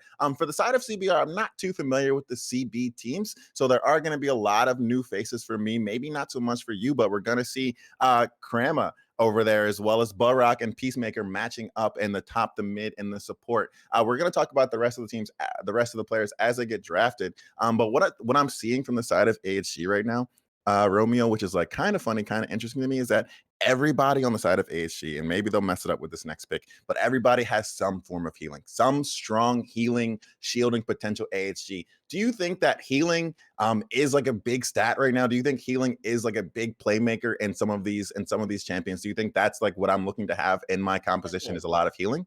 Oh, absolutely. I mean, one of the most abrasive threats I think we've seen this season is Silas. I've seen Silas in every role. I've seen him in top, I've seen him in jungle, I've seen him mid. And that champion, one of its strongest suits is just how much it heals in the blink of an eye. I think heal cuts become one of the must-buys in almost any game you go into. And when it comes to having a healing set on every champion, it really allows you to drag out a lot of fights. And I feel like especially with the way the season's been going, you'll be taking a fight and not realize how much a champion's really able to heal, especially after Riot's claim to be cutting back on healing and whatnot. I feel like you just see a champion go from a quarter HP to full health in the blink of an eye constantly. Oh, absolutely. And definitely, as you talk about that Silas being a strong pick, we're not going to see it come out in the jungle here, which is interesting. We are seeing a bit of different champions. We're going to see rounding out for the side of Abyssal Haven. We're actually, I like to call them GOAT just because that's how it was written in previous seasons. So GOAT is what it's going to be from here on out versus the Rangers over there. But we're going to see them round out with a Poppy and the Victor to give them some sort of a team fighting composition, right? They have a little bit of a front to back kind of with the Victor and the Neela in the back line. The Mundo and the Poppy going to be kind of taking the brunt of the damage, taking the brunt of that meat shield as well. And then on the side of CBR, we're seeing a lot of, again, that same team fight. You have the Ori delivery service between Set and Zach, and as well as Zyra and Twitch kind of pulling out that DPS in the backline. So we're going to see a lot of team fights likely to come on. There's not going to be a lot of picks, I don't think. There's not going to be a lot of split pushing going on, maybe a little bit with Poppy and Mundo, depending on who goes in that top lane. But based on these compositions, who do you think has like an advantageous team fight just based off the compositions that you're looking at right now? I think personally, both team comps have their benefits overall. And again, it does really depend whether they're going Mundo top or Poppy top to take on that set. I imagine it's Mundo, but can't exactly be sure. But I do think CB Rangers have a really strong team comp overall. You got that Twitch Zyra bot lane, which is going to be really abrasive, especially if Zach is watching it like a hawk. I think Set's been one of the better top laners overall this season. And then you, of course, have Oriana to facilitate anything Zach wants to do. The shield's going to be really strong with him diving in. And I think it just comes down to it being a really overall well-rounded comp. That being said, if things fall apart early for CBR, it could spell disaster for them in this one-game series. What are your predictions for this game coming up, Goose? I think I'm going to agree. I think if CBR can kind of make it to that mid to late game, that Zyra and Twitch are really going to be what makes them pop off. I think if they end up falling behind the healing and the shields from the side of AHG, right? Every member of Abyssal Haven has some sort of shield or some sort of healing. So if they can get those up to the point where they're doing more damage than CBR can kind of penetrate those shields, then they're going to be in pretty good position. In a lot of games, and I believe in this meta throughout the preseason, if you've been playing, a lot of games have been decided in those first 15 minutes, right? Whoever's getting those dragons early, whoever's getting those early Rift Heralds, make sure you're getting plates that way. Even Faker himself has complained about how early game has really decided the meta right now.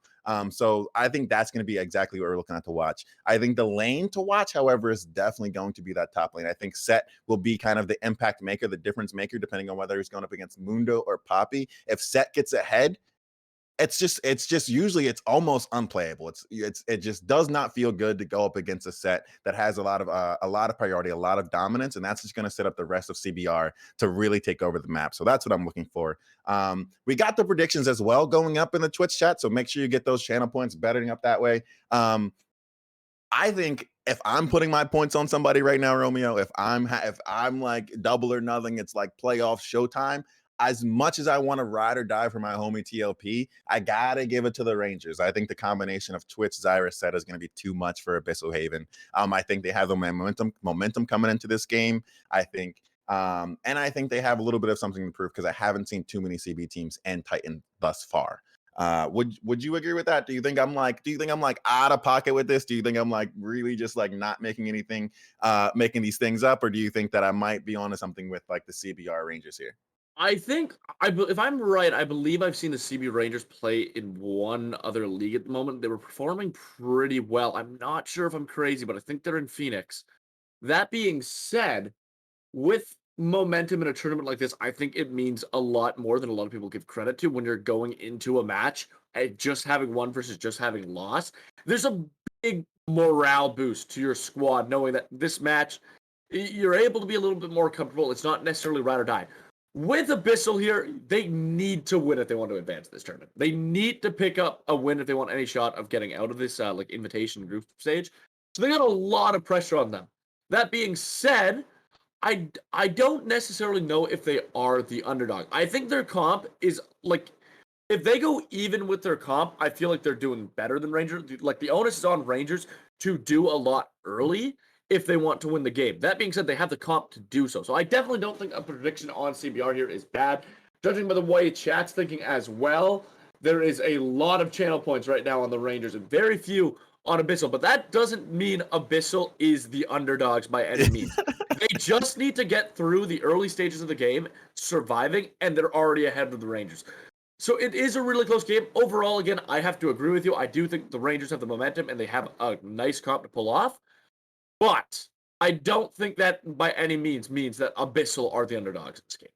Absolutely, and I want to maybe even let's say that CBR has like the Twitch chat momentum with a little bit of grain of salt. If you were watching the Twitch game, if you're watching the stream game last one, you would have seen a lot of new Twitch chatters from the CB organization. So I think they just have their squad kind of they're just rolling squad deep tonight. So I do want to let you know that that's likely why the reason is I think the Abyssal Haven just didn't show up in the numbers that CB did tonight that has nothing to do with the actual performance of the teams. But let's talk about a little bit about the players. And I guess the players I know a little bit from Abyssal Haven, from their history and Titan Esports or just and League of Legends in general, right? You have Notorious TLP, who is that top lane, but is also known to just kind of fill in and be that like glue for teams that wherever they need it. He's filled in for BDE in previous seasons. He's played for Abyssal Haven Goats. I believe he played for P247 at one point.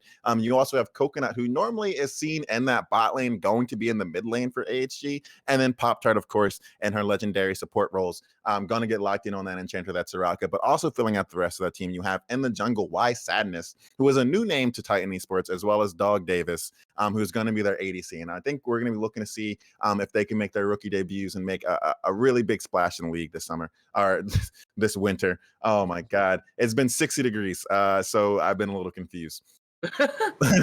But can you tell us a little bit about the CBR team and kind of a little bit about the players there? Are there any players that you know that are a little bit familiar? Are there any players that we definitely should have our eyes on in this game just because of who they are as a player and maybe not because of the champions they're playing?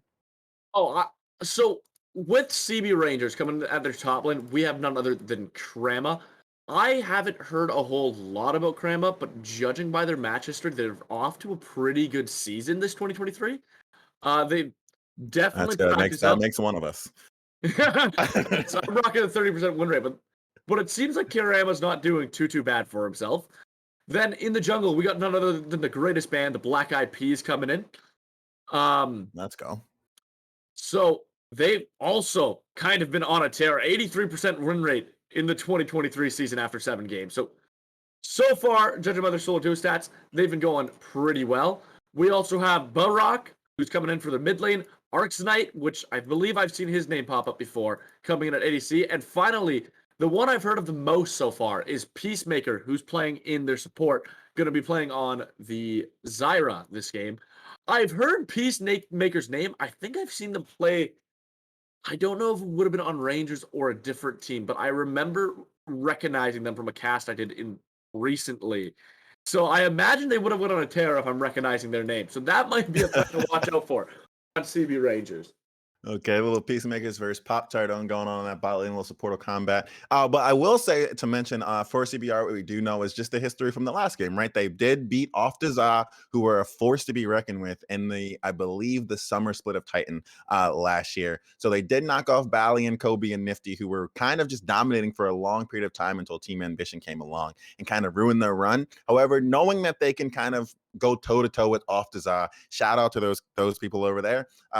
Knowing that they can go toe to toe with Off and even come out on top means that they have to be some sort of formidable force. And I think that's something that we should take into consideration as well, as the fact that they do have that dub sitting in their stat column already. Absolutely. To beat Off the Zaw after the tear they went through in the Divinity League last season already means that if it wasn't just a single win, CB Rangers could be a top contender in the Divinity League on this tournament.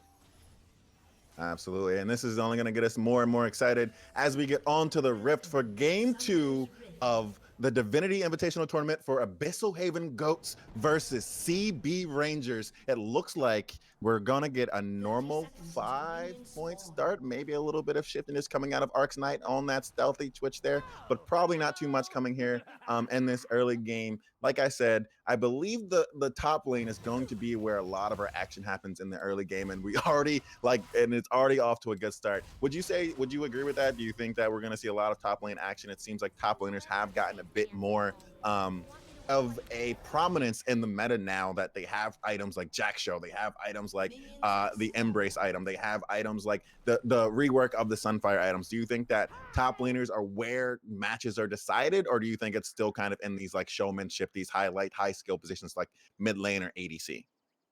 Well, I think it really depends. I feel like the snowballing nature of top lane has gotten a lot stronger this season. Like, if you give up a kill or two in top lane, it's a little bit of a disaster, especially if you don't have jungle pressure there to help back you up.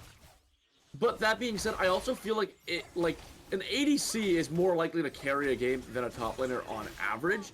But when you have two top laners like Poppy and Set, it's going to be bloody.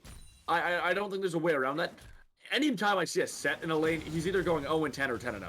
You have a threat on your hand. You just want him to be the threat for your team and not against it. Absolutely. That's got that Yasuo complex. Go ahead. Oh yeah, absolutely the Yasuo syndrome right there. Then you have Poppy. Poppy, I feel like, is one of those champions where no matter what, they're going to be doing something to impact the game. Of course, they have their W there that's able to stop people who are flying in, and you're against a Zac, which is instantly something that's going to be a really strong ability when it comes to team fighting. And Poppy itself, good in the early games as well. I think they have a 52% win rate in the set this season at the moment from the stats I'm looking up here. So it's a little bit favored on the side of Poppy, this matchup. But also, I mean, when it comes to set, one kill early, especially with the help of Black Eyed Peas, could spell absolute disaster for Notorious. Absolutely. The Poppy definitely probably going to have some sort of impact just based on the champion alone. And you say that it's unlikely, or not unlikely, but like not as probable for the top laner to be the carry in a lot of these games. But as we saw in the last game, Team Ambition won, and I would be hard pressed to say that the backpack wasn't full for FBR Stubby. It would be asinine to think that Stubby didn't have probably the most dominant impact for his team in that last game, stealing that Elder Dragon, as well as just being so strong in that early game. He did make a few blunders, but I would say that a large portion as to why they came away with that win was off the back of just the plays that Stubby was able to make early. Yeah, absolutely. That Elder Steal, just an incredible move from that last game. But yeah, I mean, like, there's definitely a lot they can do to snowball an advantage for a team, but I do feel like overall it is a little bit more difficult. But I think right now overall in this game, we've just been seeing a lot of trading in every lane right now, and these junglers are starting to make the impact now that they've hit level 3 and level 4. So I think we might be getting a first blood really early here. Yeah, First Blood likely going to be coming out soon, either in the top lane or the bot lane. Two things to note for the bot lane, however, is that in terms of summoner spells, in terms of that just early game aggression, you're going to have a bit more aggression coming out from the side of CBR with that ignite on the support as far as the heal coming out from Soraka. But something else to note is that both ADCs have decided to take an exhaust. And Notorious TLP gonna get away to safety with that flash, the haymaker almost being enough to take him down if that would have landed. But again, this exhaust in the bot lane for the ADCs is gonna help prevent a lot of that burst damage that might come through either from the Victor or from the Zac on that first engage. Do you think that the exhaust is like the right play to make for these ADCs? Is that like just the go-to here? Is there some sort of secret tech that these ADCs know that the other teams don't? I think definitely for the side of CB Rangers, Exhaust is one of the best summoner spells they could have taken because of what we just seen right there. You got one damage person in the bot lane, that's Nyla. You exhaust Nyla for those, 2.5 seconds? She's not doing any damage to you, and you're able to just kind of win the fight. Like, what's Soraka gonna do when Nyla's exhausted? Try to keep them alive as long as possible so that their pebbles end up becoming boulders after the exhaust is over. As for the side of Abyssal, Nyla's good with exhaust for sure because she's up in your face. But the biggest problem with an exhaust into a Twitch and Zyra is you still have a threat once you use exhaust, right? You put exhaust on Twitch, Zyra's still going to do a shit ton of damage. You put exhaust on Zyra, Twitch is going to still try and melt you. So even in laning phase, one moment, we got a fight breaking onto the top lane here. Right, a little 1v1 action coming in. The shield's not going to get picked up by Notorious TLP there because it's a little bit into the wave. Going to get chased down with the showstopper coming out. Level 6 is up, and the first blood may be going over to Set, just narrowly inching away after taking a turret shot and taking down Notorious TLP for the first blood of the game 6 minutes into it. Like, oh my god! And right over the wall, Black Eyed Peas and Balrog taking down Dat Holio in the middle of another fight, bringing out top lane. And is looking to get a return kill, but now it's just going to be 2 for the favor of CB Rangers as Set does take down the jungler for Abyssal Haven. Not looking good too far in the side of Abyssal Haven in terms of that top lane there. All that poke from earlier just coming out to really make a difference in this match. I feel like it feels almost out of nowhere, but so much has happened for the side of CB Rangers. 2 kills to the Set. That, I was saying earlier, in the top lane, if 1 or 2 kills are broken out on one of the side, that lane without any jungle assistance is pretty much over a lot of the time. And right now, Krama is up 2-0 to Notorious TLP. That is a scary position to be in if you're Poppy. On the other hand, Victor just went down to Orianna from the gank from Black Eyed Peas.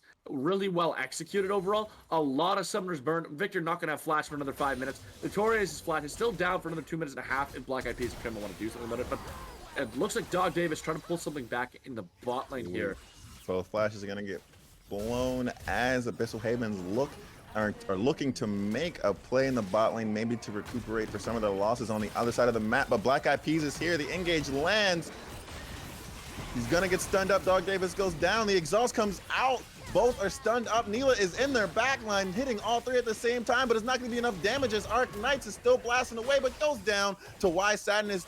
Victor has shown, but a little bit too late. Not going to be able to help the team as it's going to be a 1 for none on the side of Abyssal Haven. That's definitely a nice thing to have pulled back. I'm just not sure it's on who. Oh my god, Black Eyed Peas going in.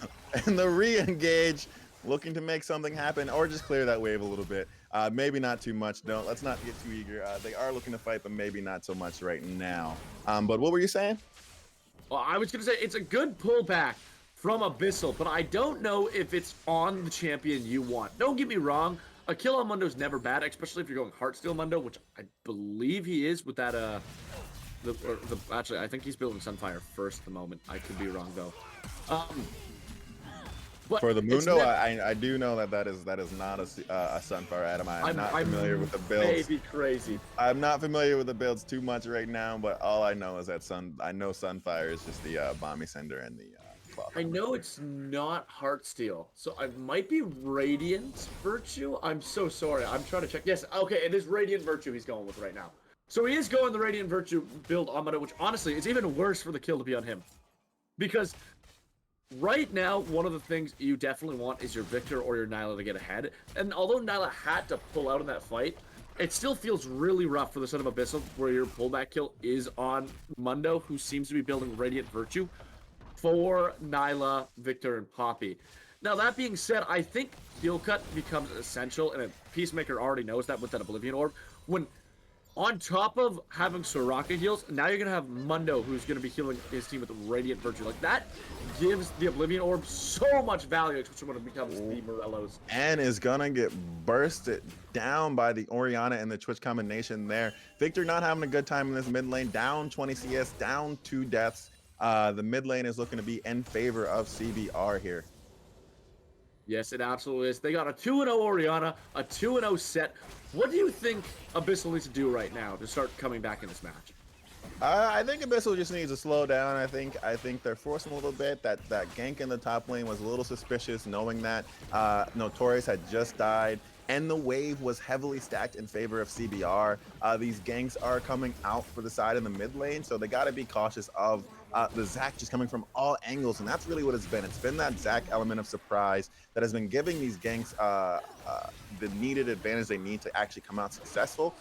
Zac coming over the wall from the chicken, Zac coming over the wall as opposed to coming through the brush for the bot lane gank. So maybe a little bit of vision in the deep wards. I think Mundo is strong enough, to beefy enough to kind of go into the enemy jungle, get a few wards down, and then walk out scot-free, just knowing that he has that ultimate and that CC immunity in his back pocket. So maybe a little bit more vision, and then maybe just a little bit of cautiousness. Let their Victor get some scaling.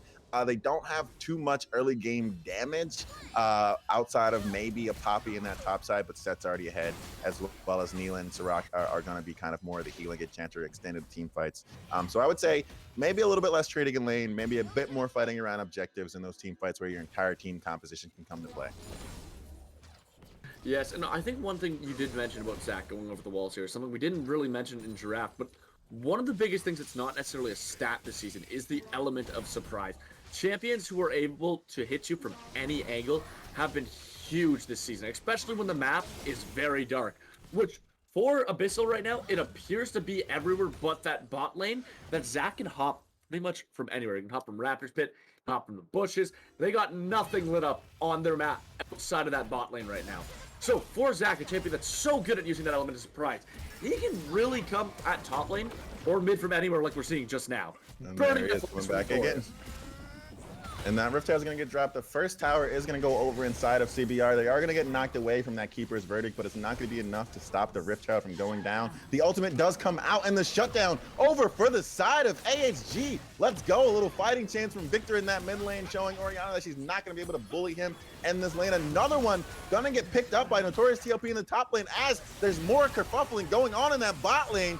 As we see both ultimates, the heal is going to come down from Soraka, so no one's going to come down, but another shutdown for TLP. It is madness going on, Romeo, all over the map. The Rat-Tat-Tat is spurting in that bot lane, trying to get some return kills, but they are just too tanky for their own good. So much healing, so much shielding in that bot lane as they're at their wits' end for both Twitch and Zyra. They're going to get blasted out of this lane. Just gonna have to walk away and not be able to really recoup their losses. But if you were keeping track of what just happened, 2 kills for TLP in that top lane, or actually just 1 kill, I believe. The Zac did get the passes up, so the Zac didn't go down.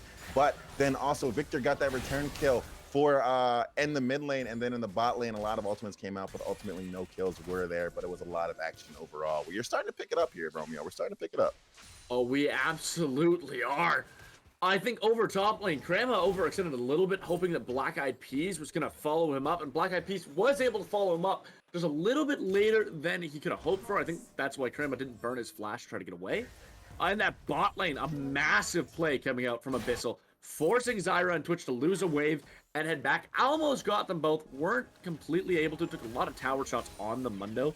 And that's the thing. I think Abyssal has the right game plan in mind. The biggest problem that's been going on for them is that they are kind of running at these players hoping for the best, and it's a very difficult strategy that either works out or it doesn't.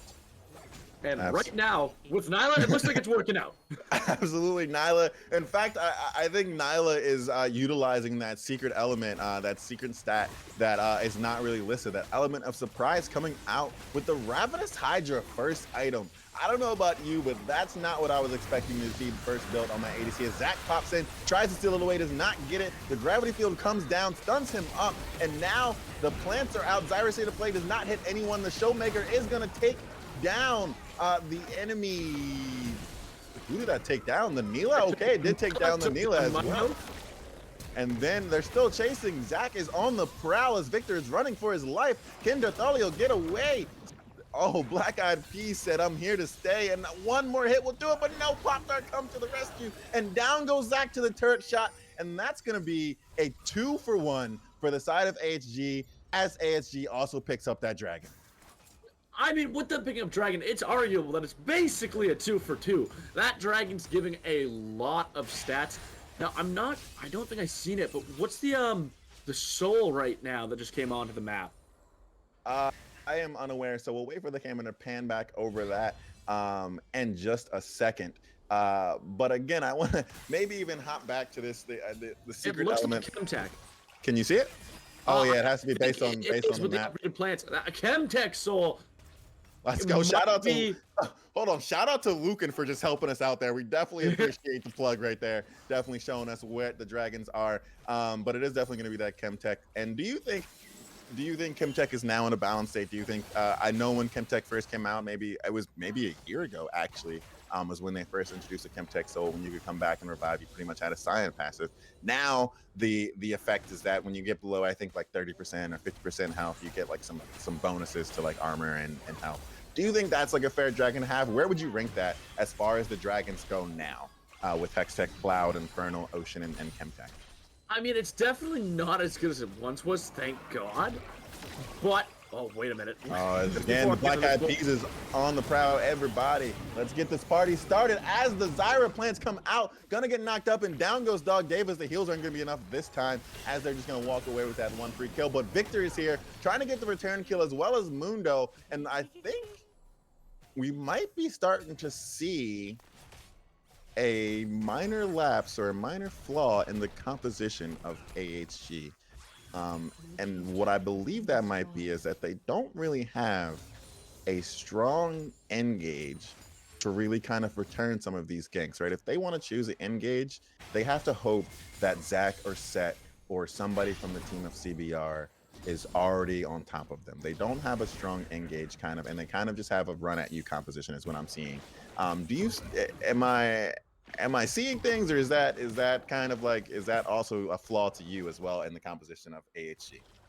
I think until Poppy starts playing with them, they don't really have a real way of engaging besides Dr. Munder's cleavers, but that's really hard to pull off when you're against a champion like Zach and like Seth, who can just throw champions or their selves right into your backline. It makes it really difficult to play against, especially when you don't have, because I feel like Poppy's one of the strongest parts of their front line, and when you don't have Poppy with you, which she's in the top lane at the moment, which makes it difficult, it's hard for you to play a lot of these fights. That being said, I feel like CBR also just has a really embracive engage. You have Orianna ult, you have Zyra stun, you have Set ult, you have Zach ult, Zach ult who's just throwing himself into you, and they have 1,000 different ways to engage that you have to be watching out for. But the counter engage strategy has been working, hiding behind those towers, using the lasers, and hoping for the best. And down goes Orianna, just gonna get caught in between 3 rocks in a hard place, getting pretty much just converged on, as that Rift Herald is gonna get dropped in the mid lane. And no one from CBR is around to prevent, no one from CBR is around to defend, no one from CBR is around to even like gaze at this Rift Herald and this mid tower going down. Peacemaker did just recently show up, but it seems like they're just scattered across the map, either farming or doing other tasks, and it seems like mid lane might be a priority in this game, but not to CBR. By the way, speaking of Lucan. Yeah, so I'm going to do a little bit of a takeover here and take over the color casting here. Romeo has actually got some prior commitments here, and apparently this went a little bit too long, so I guess I'm stepping in. Did I just lose as audio? far as it goes, I just lost audio on you, Romeo. As far as it goes, as much as I can mention, because Goose didn't hear any of that, because I was actually muted and I was only on the stream for that portion. How's it going, Goose? Game's going pretty all right here, but it's honestly, it's kind of even with the way that it's been panning out here. We've got 2 dragons taking over from the side here of Abyssal Haven, while we do have a little bit of a gold lead actually right now. for CB Rangers, and it's gonna lead up into a team fight here, as this next dragon does definitely have a little bit of flavor leading over into it, bringing these people fighting for it right now. Sorry, go ahead. Let's go with the switch up as the gravity field's coming down. We got another fight. Black breaking out in the bot lane. They're just gonna get caught between, just like Oriana did, just like they get caught between 4 members of CB Rangers as this dragon is up, and they are starting to look at a team fight for the side of ASG. A large portion of their fight is gone with that pick on the Victor, and they're gonna acknowledge that and just walk away. Poppy's not gonna team down. Poppy's gonna stay in that top side, lighting up that tower. As that Chemtech Dragon is going to get picked up in the first objective, I believe, for CBR is going to get picked up for the side of him. Now, as you said, Lucan, it is pretty even so far. However, each team does have their slight advantages, right? AA does have that dragon advantage, and CBR has that 9-kill advantage, and Gold is also in their favor. Right now, at this midpoint, right, we're seeing the game really develop into what it's going to be as we're going into the late game. We're seeing the engages that's getting picked up from CBR. We're seeing a lot of the healing and like the extended team fights being won by Mundo and Soraka's healing, and just anything that's getting a chase is going that way. Now, it kind of seems like we have a battle of like knife versus shield, or sword versus shield essentially going on, right? The sword being CBR in their attacks, and the shield being the shields and heals from Soraka, the Mundos, the Poppies. Who typically comes out on top in that scenario in your head, Lucan, right? Is it going to be the sword? Is it going to be the burst? Is it going to be the shield? What's up? Definitely. It's going to be something of a balancing act here, because we do have a little bit of heals coming in the form of Zac actually being able to get a lot of recovery in some of these fights. So that Chemtech definitely does affect him going through with these here too. The shields as well here too, and we're talking about Set being having actually more potential staying power in some of these fights, while he is already ridiculously ahead in that top lane matchup. He is currently ahead by nearly like 3k gold, not quite there, off by about 500, but still, that is going to make a lot of these fights very scary if they can play the proper macro game here. I don't think there's going to be too much happening from that, a little bit of a pick happening from the Zyra here, but as far as it goes, it is definitely a balancing act to see how they actually engage into these fights. With the map being split up with the way it is right now, especially in terms of the vision, there is a bit of a safety net here for Poppy, as they do kind of look to maybe if they want to collapse over into Poppy. But there's also nothing in terms of objective power heading up there. With the next one being the Baron that has just arrived, we do need to wonder if that is going to be the focus here, or if we are going to see some form of a split here, as we do see Zyra. Uh-oh, as Zyra's gonna get caught in that mid lane, the ultimate's gonna come out and just gonna be enough to pop the safety. The Twitch is here, but is not gonna commit to this smartly, as gonna back up a little bit, gets hit by that death ray, but it's not gonna be enough damage to really take him down to a scary potential. As we're seeing the top lanes, in the bot lane, I guess now, we're seeing the bot laners, the new age bot laners, come down in this bot lane and really just kind of go toe-to-toe. Set is gonna have enough sustain, is gonna have those shields kind of withstand some of this onslaught from Kramer coming out, and maybe even come on top as that stun into the wall. The Showmaker is going to come out, but it's not going to be enough. Again, just more of this top lane action coming through. And we talked a little bit about in the beginning, if you were with us, Lucan, which of course you were, because you were holding it down on the production. But we talked a little bit about if this set got ahead, it was going to be a problem. It was going to spell issues for AHG. Now, I want to know, is the set being ahead going to be enough right now from what we're seeing? Is this enough as they're going toe-to-toe? Is that damage looking like it's going to be a problem for TLP? Or do you think TLP can kind of pilot this and hold on for dear life to make sure his team can kind of reclaim some of the rest of the map? I don't think it's TLP that we really need to worry about here in terms of the head-to-head matchup. The real cause of damage that'll happen from the set is actually in the set to Mundo matchup. As Mundo starts to just crank up his health here as the game kind of goes along, it actually kind of hurts his team more so than anything else. Poppy doesn't really need to hold much relevancy in terms of her fighting strength. It's more so just the presence in a team fight to be able to stop a lot of the engage that'll happen from the Zac.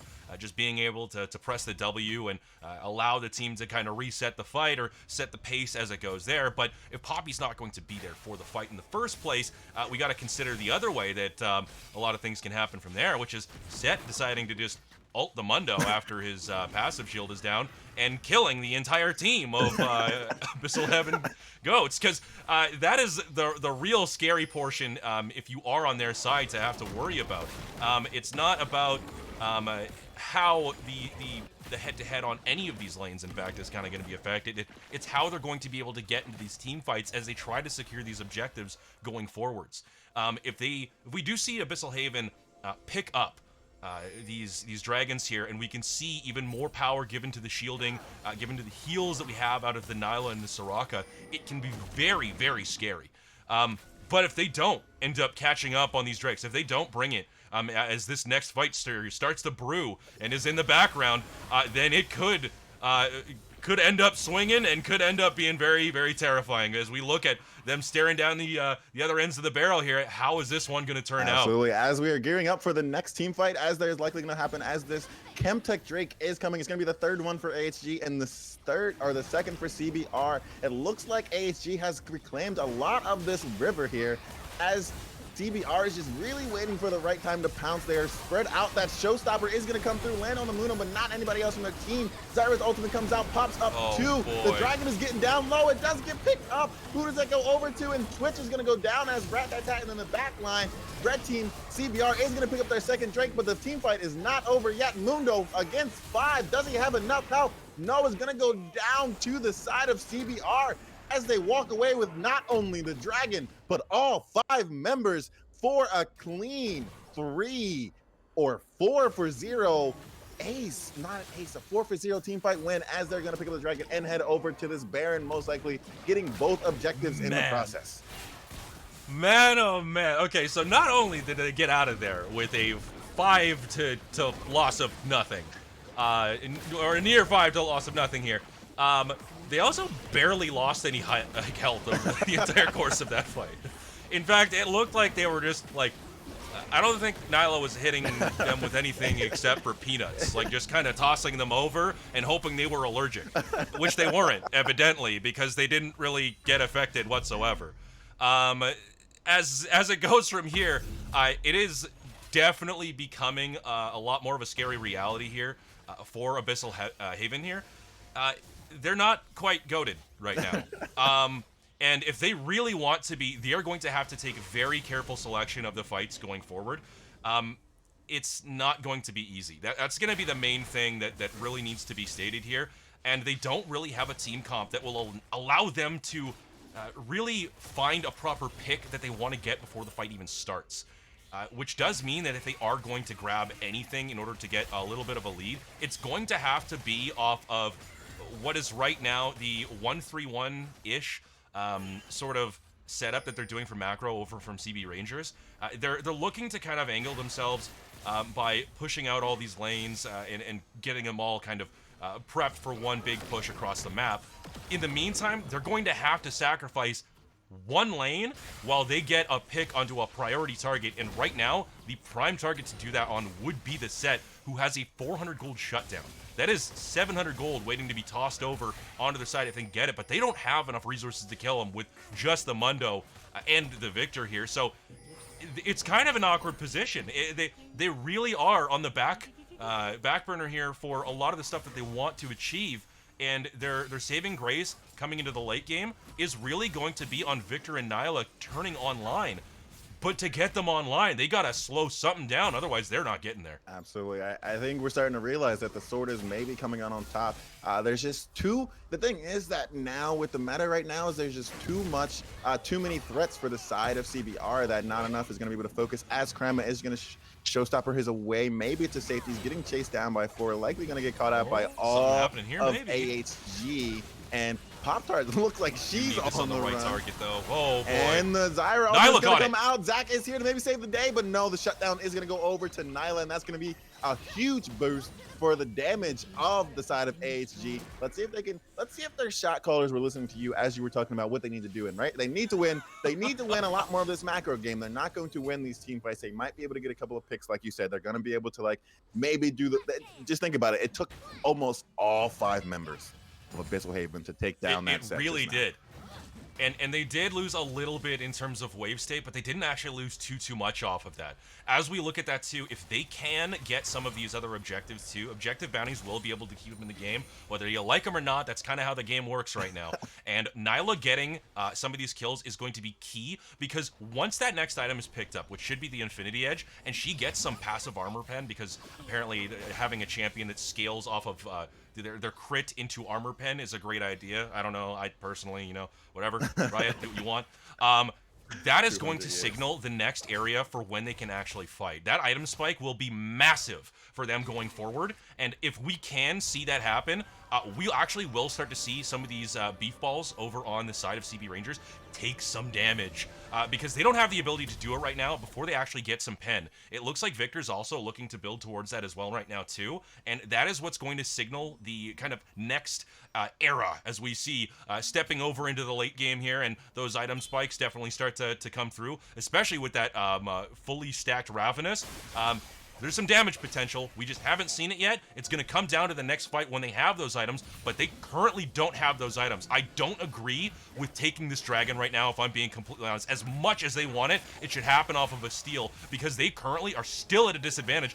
Just because you killed Set with 5 of you piling onto him as 1 doesn't mean that you're going to be able to kill all of them together as 5. That's not proper math. In fact, that's the reverse of what math is. So I'm kind of scared for this fight, but we're going to have to see how it turns out, because Rangers right now are actually maybe giving a little bit too much respect to this team here, but we'll wait and see. It looks like something's happening. No. They definitely got this, right? They killed the Set, and they took 5 of them. No, there's no way, if Set's the strongest member, then by my calculations, they have enough damage to take down this entire team. As we're seeing some poke come down, and that looks like what they're going to need to do before these team fights is really poke down those 2 backline carries in the Zyra and the Twitch. Zyra maybe playing a little bit too close to comfort, also trying to get poked. That death ray really being their primary source for damage, as the Showmaker is going to land on 4 members of AHG, and they're in there. They're going. Poppy's going to stop the Zac from engaging. The gravity field is going to come down. The death ray is coming out. Twitch is going to get shut down by Nyla, as that Ravenous Hydra is putting out that damage that you were talking about.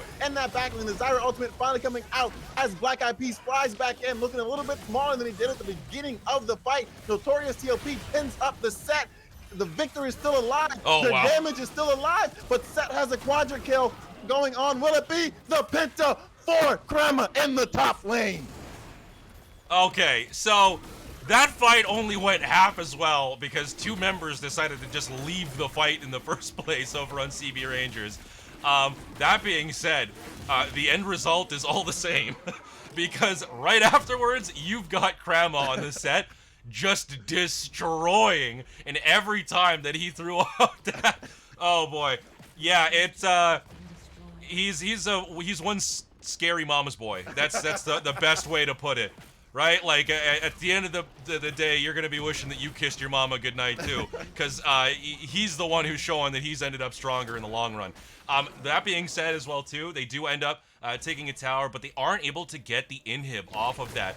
They're pushed off just at the last moment here. And that fight, while it was really scary for Abyssal Haven Goats, the end portion here is that they did get gold onto their carries, which does matter. It actually matters quite a bit. That being said, that more gold being thrown onto the carry is Darth Hollow, or Dat Hollow, sorry, shows that he's got some damage that he can output. Nyla also picked up that Infinity Edge, and I don't know if CB Rangers is going to realize that they really need to respect that damage. That being said, Victor is not currently respecting where he should be on the map. All, and that seems to be the one thing that he needs to be focused on. The best being the carry for his team cannot be going down so easily in this mid lane to the engage of Zac. Zac has been doing this all game. Zac has been flying. As soon as you're just 2 steps too far, you were 2 steps down and behind the enemy team. Now with Victor down, they're going to look for this engage. Nyla is going to pick off the back line. What is Nyla as a champion? And Zyra, so Nyla now, Dog Dave is maybe putting the team on his back. The heals and the shields. Oh no! Krama with the showstopper is going to hit him with the face maker, the face breaker, the hate maker is going to be enough to be a naysayer for Dog Davis and that bot lane. As the fight continues, Poppy is going to stun up Krama, but it's not going to be enough. Krama has his own shields as well. He got to get that Soraki down. Pop-Tart is going to go down to the Orianna ball, and Zac and Orianna are going to be the only members from either team still alive after that shakeup in the mid lane leaning into the river. Oh my God. Can you Imagine if Victor could have just not pushed up mid. It would have been a completely different fight. They just got online, and you saw what Nyla's able to do when she has a little bit of gold in the pocket, and it was terrifying. Just off of that fight alone, they stopped Baron, if you want to give them credit for anything, but it was a messy way to get there, that is for sure. Yeah. There's a ton of trash left all throughout the river, and you know what I'm saying? I'm saying that we need a cleanup act here, because as far as it's gone, this has not been a very clean way to approach the game, needless to say. If they do manage to, Mr. Swiffer it, bring out all the dust, and definitely kind of shake it off, they can get to a point here where they are going to work out actually a lot better. And the way that they're going to have to do that is by Notorious TLP now needs to be proved. There is no reason actually for Notorious TLP to not be with the team pretty much all the time. You actually would be better off throwing Victor into the side lane here and having him push out the wave and then just kind of sitting back and trying to keep track of where the Zac is. Zac is the main thing that will be able to throw a wrench into Abyssal Haven's plans right now, and because of that, if you know where he is, then you actually can stop most of what they're going to be doing here. As, oh boy, The Orianna's shockwave's going to come out, but Orianna's likely still going to go down to that ultimate from the Victor. The shutdown is going to go over to the side of Nyla, who has now picked up like 4 shutdowns in the past. The Twitch ret attack is going to be enough for Pop-Tart, so they're not going to have the heals. Poppy is here, and TLP, like you said, is grouped with the team. Peacemaker's also going to come out, but no one's going to get stunned up. Victor's going to get caught out by Set, but down goes on the other side. Triple kill over for Nyla. Nyla's still going off in the back. Ultimate's going to come out. Set's going to get hit with that face breaker. It's going to be enough to take down Nyla. It's really Set versus Nyla, and now that Set is still alive, it's probably just going to take away as Mundo and the Keeper's Verdict is going to come out and keep their 2 tanks alive, but that's not going to be enough as the carries for H team are now dead, so there's not going to be a lot of potential to do much else than back. Please don't tell me that Poppy held on to that ultimate the whole fight. Well, I just won't tell you. I would need to go back and see if it was, but if that was, that should no. We won't rewind it. We need to keep that for Set anytime he gets within like a 400-meter radius. We'll just give stay away. the benefit of the doubt and hope that that was not in the back pocket the entire time. But we are seeing a lot of damage coming out from both teams in these team fights, and they're coming out very quickly. So if the carries are getting caught out, it's really again that secret sauce that Romeo was talking about, that secret element, the element of surprise that has really become the victory here again. And this bush, the bush gank is going to take down TLP as Black Eyed Peas picks up that kill, and another one. Set is now on the run. Pop-Tart is just too far out from their team. Mundo now chasing down the Zac, who's just going to hop away to join Set again. The gravitation field is going to come down. The death ray is coming out as we continue this long extended team fight that might just dissolve into nothing unless Black Eyed Peas wants to re-engage, but likely both teams is going to walk back, knowing that they're in their jungle, knowing that they can't walk that way. The Chemtech Drake is up. It is sold for CBR. Do you think AHG has to fight for this? Does AHG have to contest this Chemtech? I don't think you do. You really can't unless you have the disengage potential of the Poppy. Looks like they're in you do have the ability to sit back. It doesn't even matter at this point. I'm pretty sure the game's over. The shockwave, the ball delivery service has come to fruition for the Set and Orianna, and down goes all 4 members of Abyssal Haven. Nyla wasn't even there. Nyla was maybe pushing the wave because the wave's at their inhib. I don't know what Nyla was doing, but she wasn't in that fight. And it looks like it's going to be enough. CBR might not even need the dragon to finish out this game. The flash is going to come out. It's not going to be enough. Rooted up is going to land on that Zyra. If that landed in any opposite, maybe the game ends there, but it's likely just going to be an inhib and a regroup for the side of CBR. Do you think they push for this? Do you think they go for the end? I think they win here. If they play this right and they juggle the tower aggro up until this next wave goes here, they might actually be able to just get back into here. And if not, then they can just go and grab the Baron. Oh, they might be able to just catch him out though at the Baron too. It's such a rough call to be able to decide what to do in this moment here. You are really just kind of balancing on a knife's edge for what you can do, and you can't really approach this like safely no matter what, but you also need to stop it, otherwise you will slowly lose. I don't think there's too many opportunities here that you're gonna have to not be able to do it, but if they die here, this is game. And this next fight here, it could definitely be one of the last ones that showcases here.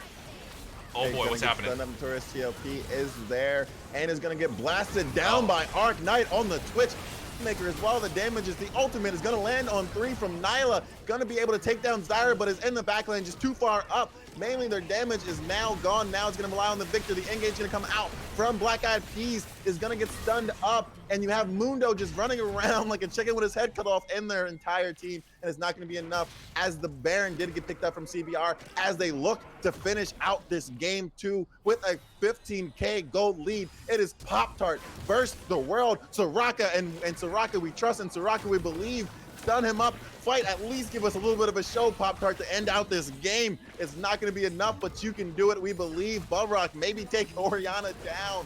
Oh no, as CBR is going to pick up their second win for this tournament and going to take down Abyssal Haven Goats in the second game of the Divinity Invitational. International Invitational. Oh, it has been a while. It's the international at this point. It's here. the Catalina wine mixer. We got kills coming from every every side of the globe at this point now. With how that Zach was able to approach every situation there. Man, oh man, what a way to end it off on that game, though. It just, you had a moment where you could see the shining portion of greatness coming in for Abyssal Haven Goat. They just weren't able to kind of capture that shine in a bottle, and just to be able to break it free to make sure that you could get it all the way to the end of the game. And it really came off of just some bad decisions in the way that they were approaching the fights. That last fight especially, with taking the right-hand side of the river while the rest of your team came up directly over from the blue buff area, meant that you had one of your main carries, if not your main carry in Nyla at that point, completely isolated and able to just be like dove directly by the Zac right after Poppy died. And at that point, kind of fate was, signed, sealed, and delivered, and that's how we ended up, and that's where we are. If you look over at any of these graphs here too, they're going to show you just how much potential damage was actually thrown out. If we take a look over there but mostly done by Set. If we look at that right now, that pretty much describes how every team fight went. Really. 62K damage for Set on the end that top lane, just absolutely taking over the game. Abyssal Haven had a chance, right? That little bit of a shine in the bottle that they just couldn't unleash in the Victor and the Nyla. There was always just one thing going wrong at the most inopportune times, either Victor getting picked off or Nyla just taking a dash that she maybe shouldn't have taken and waiting for the team to kind of show up so they can get a little bit of more poke down. Or it just wasn't enough for Abyssal Haven as they are going to go down to CBR. I believe, and you would know better than I would, but I believe we're going to go to a quick intermission before we get geared up for our third match of the night, which is going to be Conduit Esports Kraken. Shout out to them as well. Conduit Esports actually rated the Twitch stream, so if you're coming in from there, give us a thumbs up or some sort of emoji in the chat, and also shout out to you guys for coming over and watching the stream. And they're going to be versing Conduit Esports Kraken is going to be versing Team Ambition Crab Wranglers, who we saw take down CB Fallen, and I believe they also won their second game. So they're going to be looking for a clean sweep in this tournament, and this next game. Give us a quick break, and we'll be right back with game 3 of the Divinity Invitational. Yeah, I need to adjust everything because I'm also doing the production. So talk to you soon.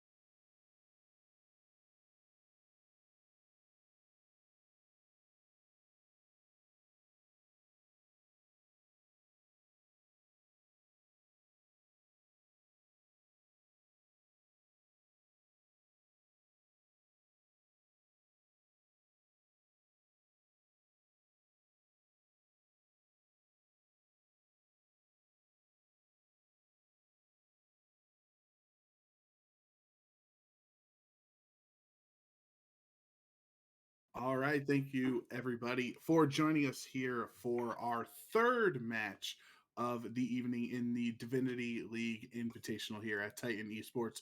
Zemanon and Daz bringing back the pair from the first round, and we thought we had a long match, Daz, but then even match two was just as long, and then even the Crab Wranglers off stream played a 50+ minute match. It seems like everybody that season 13 is the season of long matches so far.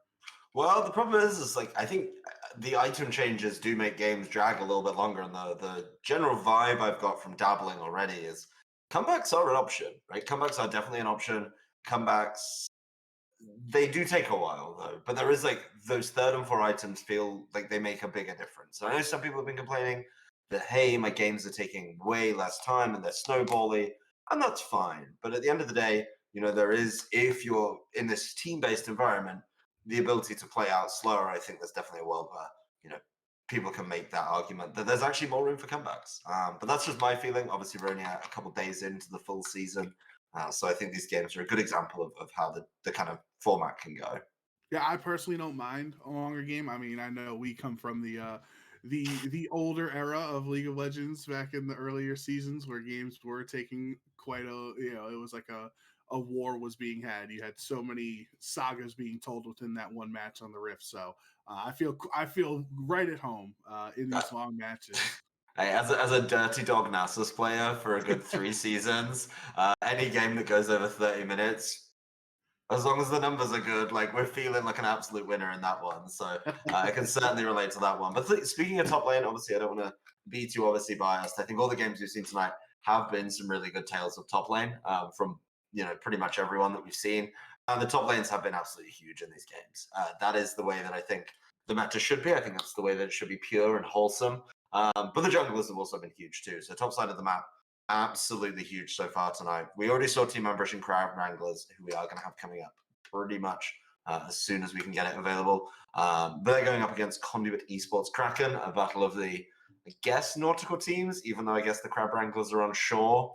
But being able to, see how they can round out their day is going to be huge here.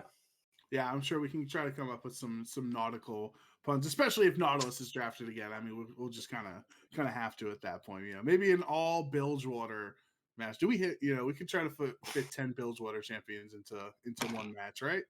Weren't you there when we did the Bilgewater challenge on the new tokens? Those challenges are stuff like all Bilgewater, all Ionia team, all Freljord team. Those are some really fun challenges. But as we get ready for this matchup between the Conduit Esports Kraken and Team Ambition Crab Wranglers, Conduit Esports are 0-2 currently, and the Crab Wranglers are actually 1-1, meaning they lost that marathon 52-53 minute match that they just played in the second round there. So obviously the Kraken can't move on, they can't win this invitational, but they can play spoiler, which can be pretty fun. I think if you're the Kraken as well, I mean, yes, there's the opportunity to play spoiler, but it's a really good opportunity to maybe just throw out some of those picks that you don't usually use, maybe throw out some of those picks that you've been sitting on for a little while, feeling maybe this is the time to crack them out. You don't want to reveal them too early, but I definitely think there's a world where you can start throwing out some of those more unique picks, right? Try something a little bit different, try something that pivots around kind of where the metagame is right now. Yeah, definitely. And, because this isn't, like we said, this is an invitational. Obviously, you are taking it seriously. You are trying to win and get your team ready for the upcoming season. But you can also test the waters on how your team works. That's the first water pun of the game for you, Daz. Anyway, we are ready to head over to the draft between these two teams with our third match of the day in the Divinity Invitational. And we're going to see Conduit Esports are on the blue side and smartly banning the Mordekaiser first pick. What can you do but laugh? Seriously, when the Mordekaiser gets banned first, I just realized what a silly champion that is right now. And I all I can do is giggle at it. It's very, very strong. It's safe to rotate around, as we've already seen tonight. So being able to take that away just makes a lot of sense to me. The Anivia, the hover for the Crab Wranglers, seems like something they want to take away. And I think that's pretty wise, all things considered. They've played long games. If you're going to play long games, get Anivia out of this equation. Yeah, I think Anivia could be something that Dark Winter feels comfortable on, like maybe a potential just like really good wave clear. And if you try to play safe, like the strategy that the Crab Wranglers used in game 1 to just keep Mordekaiser around, and by the time late game rolled around, it was pretty unstoppable. And then Belveth is the second ban for Conduit Esports here. You don't want these are two potential carry jungle picks if you count Mord as the flex in the jungle there that the Kraken are saying they don't want to deal with.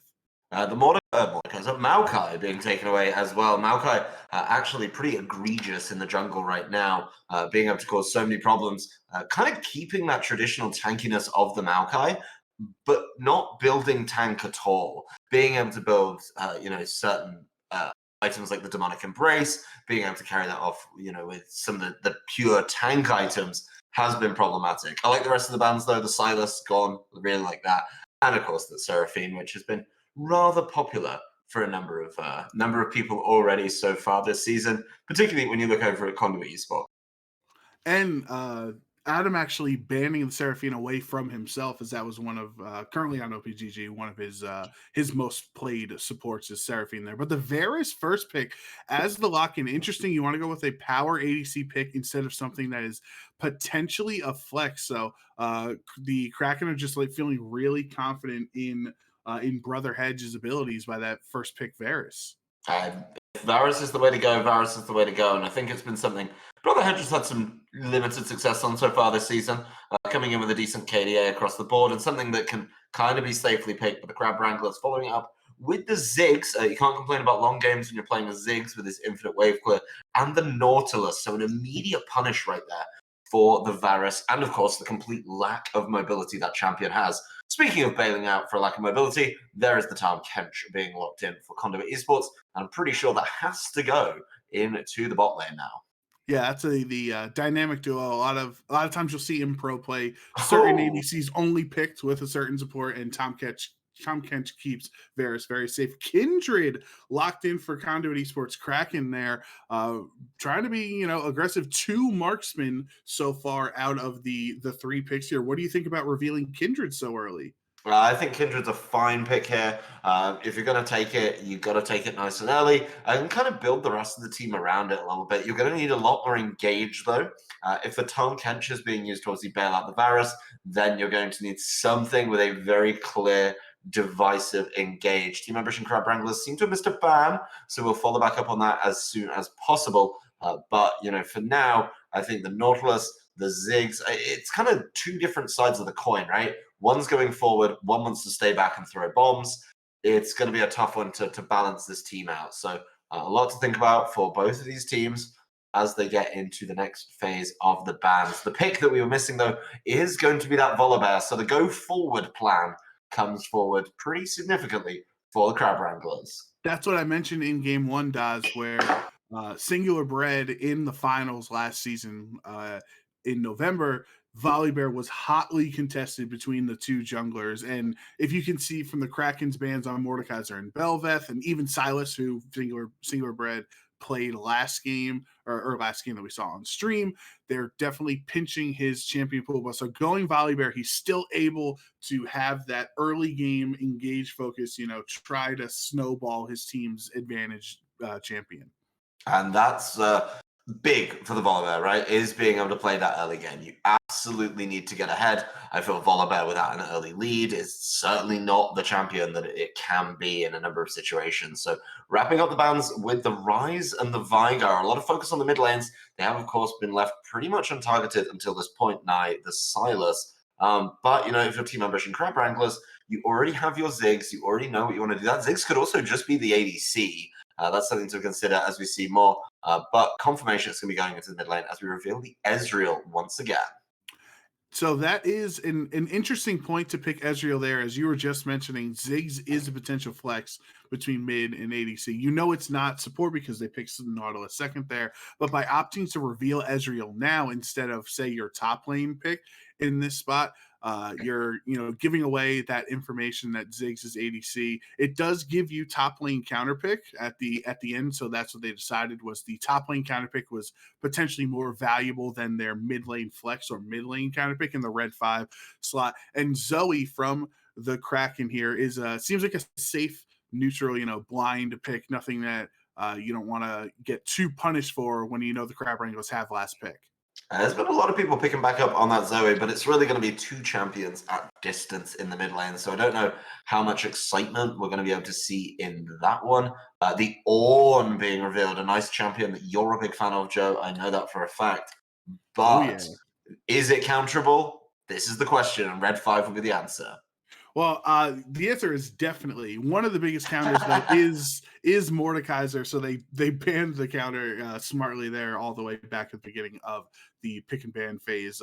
So things that really like to bully Ornn because he's different than other tanks that obviously they don't take a lot of damage. That's what they like to do. But because he stays in lane, all that additional damage can really whittle him down more than other tank top laners. And Gnar is the final pick of the game, a ranged, quote unquote ranged, 75% of the time, ranged top laner can be really problematic for Ornn to face. Think about some of the other ranged top laners that are, kind of plague how top lane goes for traditional top laners, and Gnar is right up there as well. Nar's definitely a tough one. I would have liked to see maybe the Jax there as well. I think Jax is fine into Ornn, just have to be cautious, like levels 1 through 4. But that's definitely a tough one. I think these drafts are both very strong, very well-rounded. I do think the damage profile is a little bit strange for both these teams. And when it comes to team fights, I have to give a clear advantage to the Crab Wranglers. The great thing about this Gnar pick is Varus can be saved by the Tahm Kench. But if you're saving that, the Kindred can't be saved. The Zoe can't be saved. And if that Gnar can get on top of you, not only can it knock you into a wall, it can knock you into a wall outside of the Kindred ultimate as well. If that Kindred ultimate is poorly placed and not in the right spot, this Gnar is going to be able to punish really, really hard. Yeah, I really like the team fighting synergy and the engaged synergy that the Crab Wranglers have here with Nautilus Hooker or Ultimate, the Volibear Ultimate as well, and then Gnar, as you mentioned, have a really impactful Gnar ult that can also right into a wall, and that leaves Ziggs and Ezreal to just stay in the back a little bit safer, poking from behind. I do worry about the upfront burst damage, especially if Volibear falls behind, because if you just rely on Ezreal and Ziggs when they're behind, they're not that great at 100 to 0ing champions and in other ways. The way that, for example, Zoe is, if she lands one bubble, you can really say night night. So I wonder how that's gonna face out. So I think there's a lot of pressure on Tahm Kench and Ornn to be the front line for the Kraken here and to really hold off this great engage that Volibear and Gnar have. Well, it's all about making sure that Volibear, Nautilus, and Gnar, to be honest, don't make it onto that back line. And with Gnar, with the hop, being able to get over that, if you can time the transform with the hop onto the back, things can get really treacherous. And if you're spending, a lot of resources to maybe slow down one or two of them, what are you doing about the third? Don't forget, Gnar can hop over you. Volibear can just jump on top of you. So really plenty of options to be considering. If you turn around and deal with the Volibear, then you've got the Gnar coming in over the top as that. Then if you're all bunched up, gathered around one of these champions, the Ziggs is going to be able to throw a huge ultimate over you. There's a lot to think about, and I think this is going to be a lot on the team fighting for both of these teams. I think Team Ambition Crab Wranglers really want to go forward, make that engage, probably try and get some picks up some bushes. Conduit Esports Kraken, they want to play this as a very traditional front to back with Tahm Kench between the Varus, Ornn on the front, Kindred, Zoe just definitely firing from the back line in Zoe's case and the side in Kindred's case. So a lot to be worried about for both these teams. Now, Daz, if you remember from our first game today with the Crab Wranglers and CB Fallen, they had the Ezreal. He was popping off 8-0 at one point for CG kills on the Ezreal. But the longer the game went, it just seemed like the less useful Ezreal was, and it started dying more. And even though it had all those kills and an entire item advantage over the opposing Varus, it just wasn't enough to help. And so I wonder here, you can have the same worries with Volibear if you don't get a huge advantage for the Crab Wranglers compared to some of the champions, like, for example, Ornn inherently makes late game easier for the Kraken because he buffs up everybody's mythics there. Kindred over time going to be getting those Kindred stacks, are going to be stronger as the game goes on. And of course, Zoe does, infinite infinite damage at all stages of the game. So I would feel as if this game is drawn out, which the Crab Wranglers have been known to do, the first 2 games have averaged quite long so far. I would probably give the advantage team composition wise to the Kraken. How do you feel? I think you're right. And I think what the Crab Wranglers have shown is they certainly struggle a little bit with being able to wrap up those games early doors, right? Being able to tidy up a game. It has been a bit of a slowdown for them so far in these games. I mean, we watched the first game; they just went 51 minutes. It's always a little bit of a tough one. So the scaling does concern me a little bit here. While they've got great wave clear, where's that end game? Like, oh my goodness, we're at 30 minutes. Somebody's going to be causing problems. And between the Kindred and the Ornite, I do think the Kraken have the advantage. So it really is on the Crab Wranglers. I think they've got the players to do it. I think being able to, maybe try and push that needle a little bit. And something I've seen in both the games tonight, right, is the top laner who's winning never seems to push it as much as I would like. I mean, obviously in the last game we saw the pentakill on set, but I want to see that push come a little bit earlier. Like, we know Stubby is able to win the lane. That is not a concern for me at all. But, how's he going to do up against Sai? Is there a world where, that lane doesn't snowball? If it does snowball, you got to snowball it much, much faster. What I like about this Gnar pick compared to the game we watched earlier, this is a team fighter. And the consensus was it was time to gather and team fight.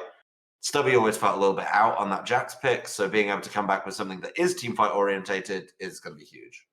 I also want to see how Adam is going to adjust in this game. This is the second time we're going to see them on the Nautilus, but last time I think they died 7 or 8 times in that game, and at one point were 0-6. So obviously you get the hook, but then at what cost? As we learned a couple of team fights there, you get a hook but then die instantly. So I'd really like to see a better matchup for Adam here into Yipsy, who is on a very defensive Tom Kent against this Nautilus. It's like you might not even necessarily care the Nautilus is trying to get in if your whole job in the lane phase at least is to protect Varus. Well, the big thing here is probably trying to find that window, which is quite hard to do with Ezreal, to get that early kill before Tom Kench has access to the ultimate.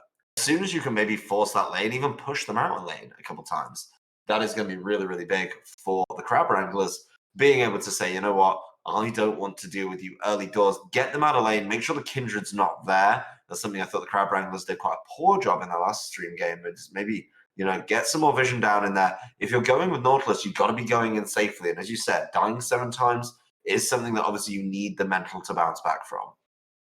Yeah, I'd also like, as we are getting close to loading into the game, I'd like on the Kraken's end, they're 0-2. They're trying things out here. I'd like to see them try to play through mid and through Zoe or Merciful Crow.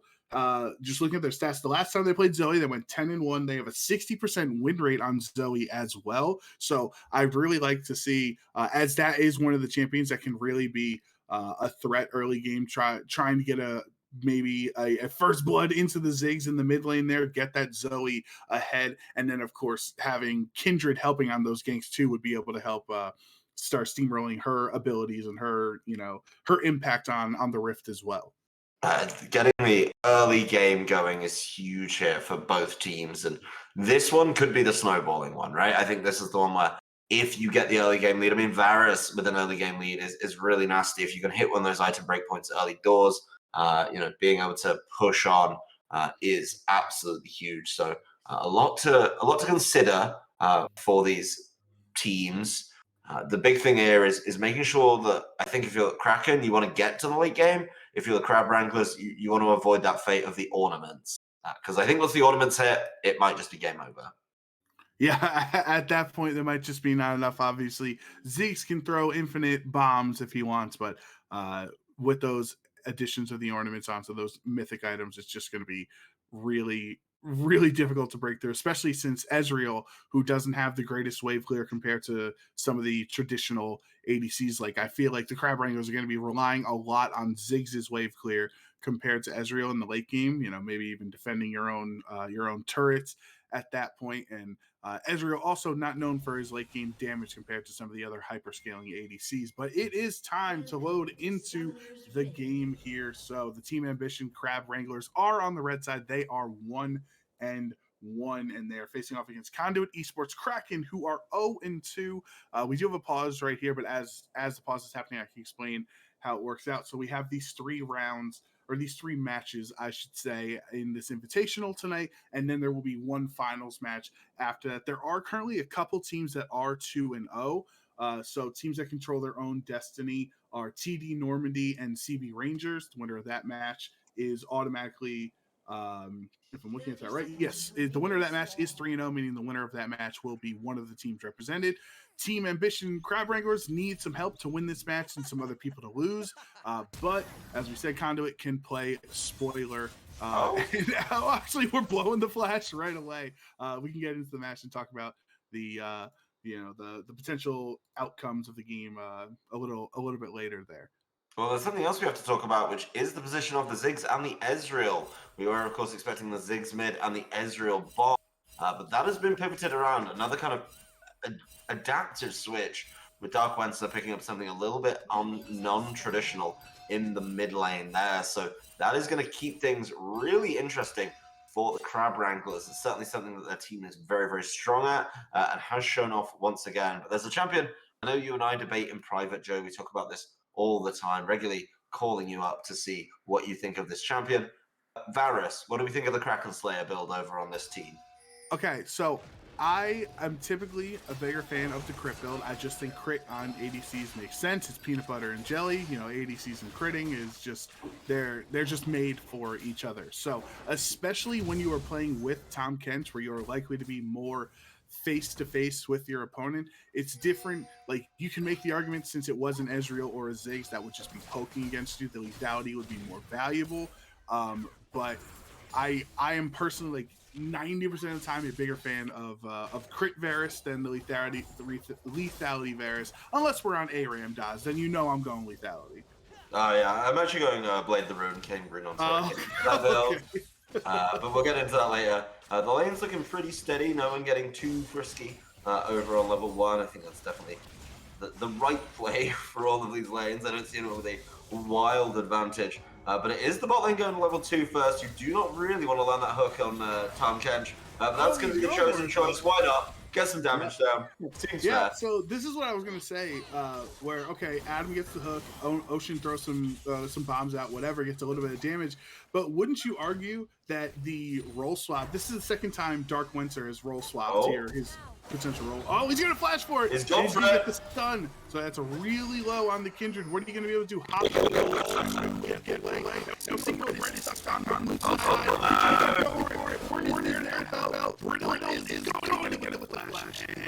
the first blood going towards the Kraken there. Single red.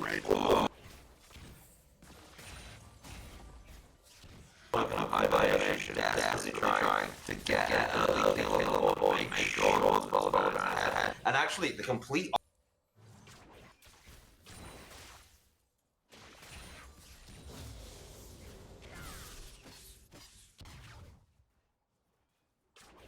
stupid.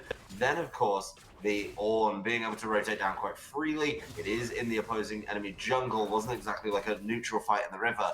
As soon as you went over that wall, you're in Ornn's territory technically as a member of the blue side. And just being able to capitalize off that, get that brittle going, and of course, force a nice early little bit of extra gold onto the Ornn. The Ornn does do very well with items. There's a lot of items you can build on Ornn that make him nigh on impossible to kill. So maybe a slight overstep from the Crab Wranglers there. Gonna have to fight back from that one. So, as I was saying before that team fight broke out, I guess I can't do it because Kindred is ganking up to Stubby. Stubby was the MVP in match 1, keeping the Crab Wranglers' hopes alive, stealing that Elder and keeping them alive and giving them the victory there.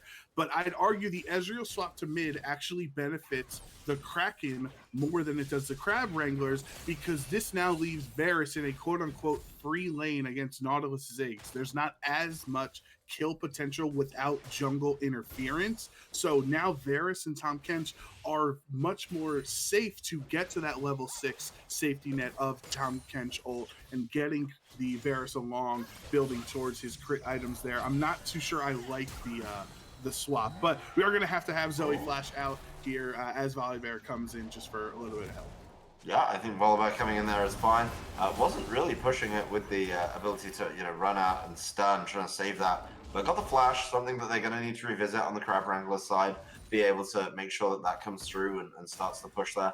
But yeah, I actually entirely agree with you, Joe. I think this switch is nice, but maybe giving the Varus a free reign is certainly a little bit confusing. I don't think once you land the hook, right? You think about the combo on Ezreal, you're able to W and Q, and that's a lot of damage that comes down. Of course, there is going to be decent damage from the Ziggs, but it's not quite the same to me. And the Ezreal's already gone to the mid lane, already picked up that cull, sitting at about 64 stacks remaining right now, so farming quite nicely. But even with the Zoe, so not exactly pushing it, and just in a position to be able to say, you know what, I think I'm feeling pretty good about this one. So both teams definitely banking on, not that early game potential. Nice ward there by the Ornn, and nice damage down on the Gnar as well. Yeah, and at the perfect time, Singular Bread showed up to protect the Gnar, because if Jungler wasn't there, maybe Sizzy would have been more interested or more inclined to keep pursuing. Oh, the E hits into the wall, but a hop at the perfect time. Rage bar or Gnar bar is full, so he is going to transform in this moment. Not an opportune time that the Crab Wranglers would have wanted there, but perfectly timed hop. Yeah, the hop was fantastic there, getting away from that knockup. I think if that knockup comes through, you're going to get caught with a brittle, and then, of course, you're going to get caught with a knockout as well. So, certainly a lot of options there, being able to get killed on the top lane. Not what you want against this tank option. The Barmy Cinder already come through for this Ornn. Does mean that the wave is going to get naturally pushed out, so keeping it away from the tower quite nicely is certainly a thing. And just look at the health differential as well. Just the pure amount of health that this Ornn has available to it feels very good. Dark Lancer definitely needs to do something with this Ezreal soon, I think it's safe to say, because otherwise this Zoe is going to start roaming. Has got the lane pushed in though, but does have to be a little bit careful of this Kindred coming around, not seeing a ward on the top side, not seeing a ward on the bot side. So this kind of top lane river is free entirely for Glada to be able to move around and try and find one of those openings. Kindred is also trying to up by the rift area, maybe placing ward as the Gnar was passing by. So just in case anything would have happened in that top lane, Kindred would have been there to protect Ornn. But yeah, for now, kind of staled out. This is what we were expecting with a Ziggs ADC. This is one of those downsides to having it, is when you have Nautilus who only knows one direction, which is forward and engaging, and Ziggs likes to stay on the back line and kind of do damage over time with a lot of sustained little paper cuts that will do it. Oh, but actually Tahm Kench is going to go in and pop up Ocean, bring him down to half health. That does leave Varus unprotected, which lets Adam get a lot of damage down to it. Maybe a bit of an uncoordinated effort from Yipsy and Brother Hedge there, Hodge, excuse me. So, oh no, it is Hedge, yeah. Sorry about that. So kind of miscoordinated in that moment. I think miscoordinated from both sides, right? The ADCs were focused on damaging each other, the supports was focused on dealing with the ADCs, and they didn't really end up getting much done either side. I think the big thing here is just the way that the wave is pushing, right? Like the wave is really, really going in for the side of the Kraken, and they do just have this kind of advantage to be able to keep pushing it. A miss knock up in the top lane. I'd love to review that one as CZ just getting caught by, of course, the 3-hit passive of Gnar, releasing the era of the 3-hit passive. But, what is he able to do with this? Because this is his Mega Form just running out. Yeah, so now he's going to have to try to get this wave under while he has Narvar up. It does go down, and E into the wall for the knockout. Call of the Forge God at the right time is going to make Gnar walk away. Looks like he doesn't get the kill there as the ult was able to miss. Volibear is up at the Rift Herald, so he has some protection in case that fight gets elongated. He can come up, but for now, Singular Bread might just stay on that Rift. And then, one of the things we saw in that last bot fight, Daz, was the Tahm Kench is really not afraid of Nautilus whatsoever. The Tahm Kench does not care about the Nautilus, but the Varus absolutely does. Varus being taken away really nicely by the Tahm Kench. Let's see where they go from this one. There is the knockout on Atom, and that is a fantastic kill for the Varus to get. Is this Ziggs going to be able to get away as Kindred just keeps jumping? This could turn into some nasty tower plates, which could balance out the Herald we earlier saw picked up by the Crab Wranglers. Multiple ults blown there. It looked kind of at him. Again, we said you can go forward, but at what cost? Because he gets the ult, and Kindred's actually going to try to get away from Single Bread really low, going to hop away. Ultimate used by both Volley and Kindred to keep them alive. That will give her enough time for her teammates to get there. And now Volley Bear is drowsy. He gets the blast cone, going to be able to get away, but Glada is still chasing. No flash this time around like they had last time. Brother Hedge overextends, and Dark Wenser able to make it into that fight to get a kill. One more hit onto Glada, and that is another kill, but Nautilus actually gets that last spot. Zoe is going to be able to take down the Ezreal in there, so getting Merciful Crow's first kill of the game. So this is really going on. This is a lot of blood damage there.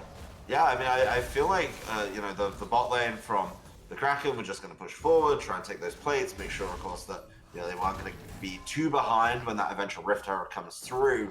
But you know, they decided to go through the jungle. Of course, we did see Glada go the kind of interesting route by jumping past the tower, then trying to get back through, then got caught short by Singular Bread. So Singular Bread deciding to punish. Then there was that kind of duke around it with, okay, who's going to be able to get the knockout? Wasn't so easy because, of course, Kindred ult came through, so that was a big old problem. But then we ended up with just a very neutral kind of, the mid laners came down, they got involved, and I don't think either team really got an advantage out of that play. So a lot to think about as Stubby is being hard targeted here. Yeah, Ornhorn is going to miss though. If the Ornhorn hit into Nari, would have had the knock up and then would have let Glada get that last auto attack for the kill. So really great job out of Stubby, who's been having a great night in the top lane. Volley Bear is going to try to chase after Tom Kench, but you know, stopping there as he knows Varus is right on his heels, going to be ready to pounce as Ipsy is just going to clear out that vision at the dragon. It definitely needs some more help. Ipsy getting that vision clear, Merciful Crow being able to kind of push things around. What's interesting is the way Merciful Crow is angled in this lane, angling towards more the top side, while of course it is the bot side that is going to be requiring some focus. But here we see the power of a Kench. It's supportable combat, Joe, but I do not think we're going to see a finish him without some assistance. But they're going long because his teammates had to ruin the fun and make it a 3-for-1. Singular Bread flashing over the wall for the stun, going after Tom Kench. Still alive. Kindred actually dies first before anyone else, and then now the Zoe is really low. Nobody else actually dies. Tom Kench is able to get away from the Volley Bear. So that is a wasted flash from Singular Bread, not being able to secure the kill. They are, however, at the dragon there, so they can try to go for it. Arcane shifting over the wall, trying to kill Zoe, does not finish it off. And then this should, unless Brother Hedge is able to use a Bear's Q, does not get it. And the Crab Wranglers are going to get their first dragon of the game. When I call for supportable combat, I want 1v1. I do not want interference, and honestly, disappointing from the Crab Wranglers to get that involved. But I understand what they're doing. They're trying to position advantage. Once they got rid of the Tom Kench, they were able to turn around really, really nicely, take that kill on Glada, get rid of the Kindred, make sure that ult wasn't a factor, and of course, force Merciful Crow out of lane. This then means the Rift Herald is dropped, and it's kind of the reverse of how we traditionally see it, right? Usually we see Rift Herald to Dragon. This time, they were kind of given the opportunity to just go for it, get both in the reverse order. So nicely done there by the guys on the Crab Wranglers, being able to start pushing and taking a nice 600 gold lead. Yeah, it's not much at this point considering we're almost 14 minutes in. Turret, you know, extra gold plates are going to be falling in just 10 seconds. So with just a 1,000 gold lead, you got to say that the Kraken, who we believe to have the better scaling team, are holding off and not really being taken advantage of. But Tom Kench with the knockout into Ocean and the Drowsy. He's asleep, but that's exactly why Ocean brought Cleanse for this scenario. Not going to get a kill out of him, just a summoner spell. Both Ezreal and Ziggs having Cleanse in this matchup, seeing just how important, you know, Varus ultimate, Zoe bubble, all these different things that could be a problem for them. Oh, wow, there is going to be the Ezreal asleep, but really nice blocking by Atom there to make sure that things aren't going awry. Glada is going to get caught. There's a big Ornhorn, but they're all in the Kindred ult, and I just don't know how we get out of this. It's going to be a tough one. Let's see how much Ornn can do in the 1v1. Hopefully, this is also brotherly love right now between Ornn and Volibear, and it is not going to work out for Ornn as another kill goes over to Singular Bread there. So just really bad timing from Glada at that spot, because you used your ultimate and it kept you around, it kept you alive, but then once it ended, Singular Bread just didn't care and ulted you down. Yeah, the thing is, it didn't save you from the inevitable. The big thing here, though, is, Brother Hedge has been able to try and keep the push going in the bot lane. Didn't quite get the tower, but got a lot of damage down on it. So I think Brother Hedge looking to be the focal point of this team. Of course, the Ornn is 2-1, and most importantly, has completed my new favorite item from the preseason. It's going to be the Jack Show. So taking down that Ornn is going to be an absolute nightmare. And Ornn actually went the Balmy Cinder first and then completed the Mythic, so deciding that wave clear and additional bulk, the Balmy Cinder is a really nice early game power spike. But Dark Winter is going to have to flash out of the way. That's another class. By Kindred.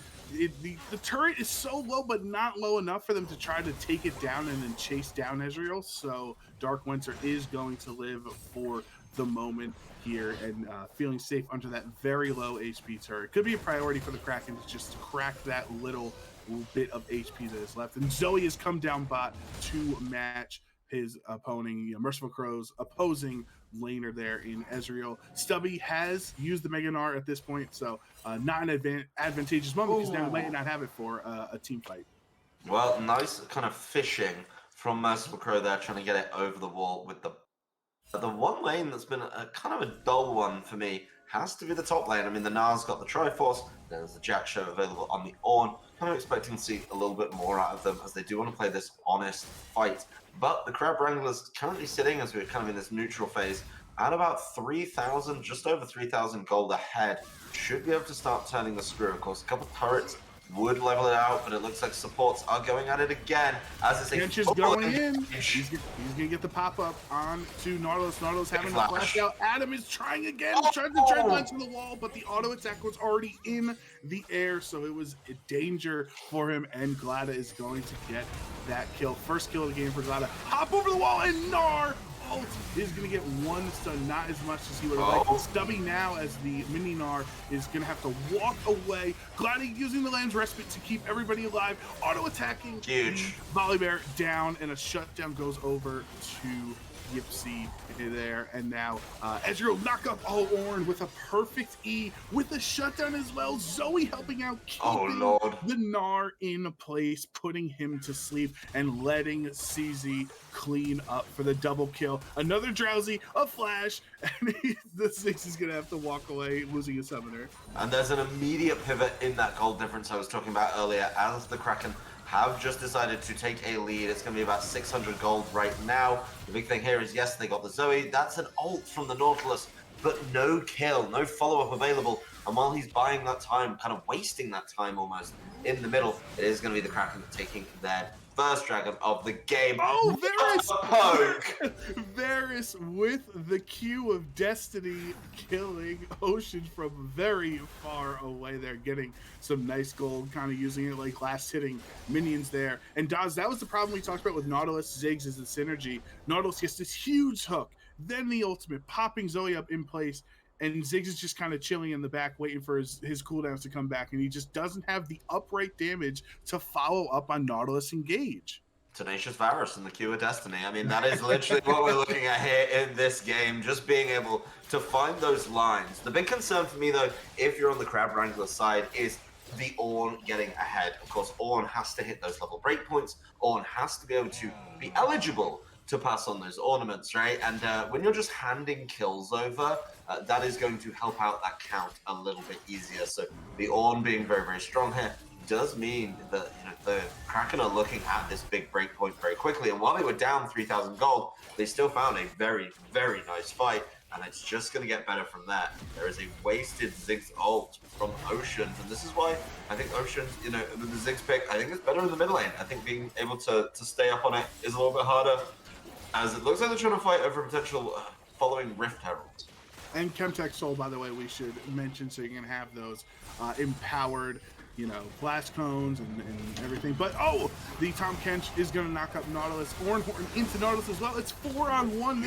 Adam is not able to do anything there. Kindred going to be able to pick up the last hit and get the kill there. Get the gold over to the jungler. Definitely helpful. True Shot Barrage completely whiffs the Kraken there. So you have two short cooldown ults in Ziggs and Ezreal, but if you're going to waste them in spots where you're not going to be able to secure any kills, they're not going to be that helpful. Top lane turret actually goes down tier 1 thanks to the Crab Wranglers being able to drop the Rift Herald there. And we are 20 minutes in, so Baron has spawned. But this is back and forth. But right now, it is the Kraken with 1,000 gold lead. Yeah, they're being able to start turning the screw as well, because that gold lead is about to become deceptive. This is Ornn at 12, and that means soon we're going to start to see those ornaments. Those ornaments basically count as free gold, right? And it's a really tough concept to understand, to say, okay, why does that count as free gold? Well, just because you're at a certain level, it means your items are worth more. So what looks like, you know, let's say this moment, 34,000 worth of gold, they're actually going to start looking at 36, 37,000 worth of gold when it comes to the statistics that their items are providing. So a lot to think about there, and which champions you're going after. Are you going to engage on something when it comes to they already have an ornament? In kind of reverse, you know, who do you give the ornaments to first? Because who deserves them? Is it somebody like the Varus who just wants to deal more damage? Or do you start looking at something like a Kindred who needs to push that as well? I think it's the Kindred. I think through many of the moments, the Kraken, their best team fights have been when Kindred and Glada have been popping off in those moments. So Glada might not be getting all of the kills with the 6 assists there, but I think that would be the first ornament I would give out. And Adam is gonna have to flash away from Yipsy with the pop up there. Look, he's gonna finally find a good moment for it, but Brother Hedge does not care. Kills the Nautilus. Ocean is killed by Kindred too. And again, we keep mentioning Adam's Nautilus. You go forward, but where is the follow-up? Your hook got the other team a double kill. Yeah, the problem is there's no way, and if you don't have the hook as that kind of pseudo escape, I hate using it as an escape, but I think it is very, very powerful. What do you do when that's gone? Stubby has come to stop Sai in the top lane, but is it going to be enough damage? It's looking like a lot of work for not a lot of damage. Gladys and Singular Bread fighting it out. It's all about the top side of the map right now. As it's actually a very defensive ult there from Stubby, just to get them away. Glada is down to 1 auto attack lane. Gonna have to use the Lamb's Respite to stay alive, and Ornn is gonna be coming as it is. Oh, that's beautiful. As the ultimate expires, the Call of the Forge God connects on to Singular Bread. A perfectly timed ultimate from Sizzy. He's doing a fantastic job in this game. And now Stubby, with no Narbar to work with whatsoever, is just going to have to stay under the turret as 3 members of the Kraken are going to try to push this lane in. Ipsy's Tom Kench is really impressed. Being able to cause those problems. Brother Hedge has technically been caught, but once again, getting around that corner. There's the Ziggs ult.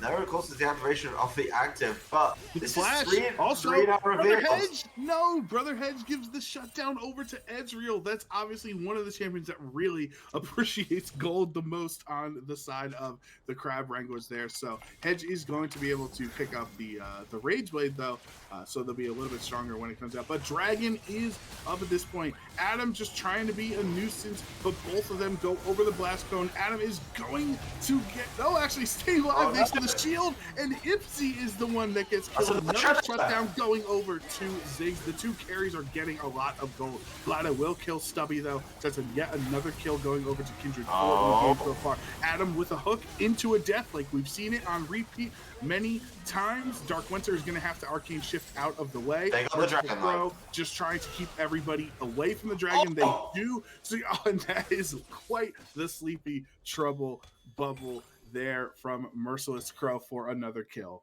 I don't know if the bubble was the issue. I think the follow-up 40% damage was probably a bit of a concern, but definitely not what you'd like to see when it comes to just being able to, take those hits. Yes, they were able to get the dragon. That is a big pickup there.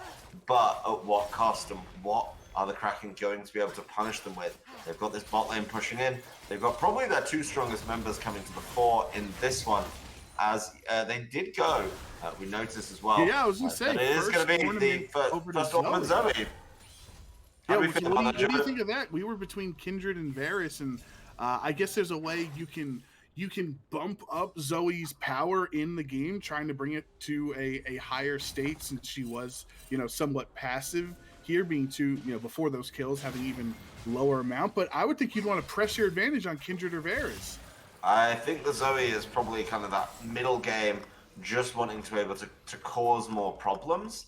But I'm not upset, honestly, as long as it wasn't something silly like the time. I honestly had to put it on the time catch.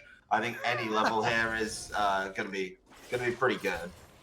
Yeah, I guess there's no wrong answer when you have 4 teammates that are, being very valuable for the Kraken right now. Dredgeline does connect and right into the Ziggs ult, which is going to force Tom Kench to save a brother Edge. Merciful Crow getting a kill onto Singular Bread there, so Volibear is down. Oh, look at that damage from Kindred, going to be able to get the kill onto Adam there. 1-6-4 for the Nautilus. Again, another, very difficult time for Adam in these matches we've seen on stream. Maybe we were a little bit childish about that one, Sean, because those paddle stars be hurting. maybe we've overlooked this. Oh, there comes the issue about, but a good smite from Glada. That's that new and improved 1200 smite just coming in clutch right there. Yeah, if that was season 12, that might have been Baron towards the Crab Wranglers, but for now, it's actually benefiting the Kraken, and a team that is 0-2 right now, being this strong, performing this well against Crab Wranglers, who were 1-1 and made it to the finals in the season, last year. Could be a potential good morale booster if the Kraken are able to hang on to this game going into the season.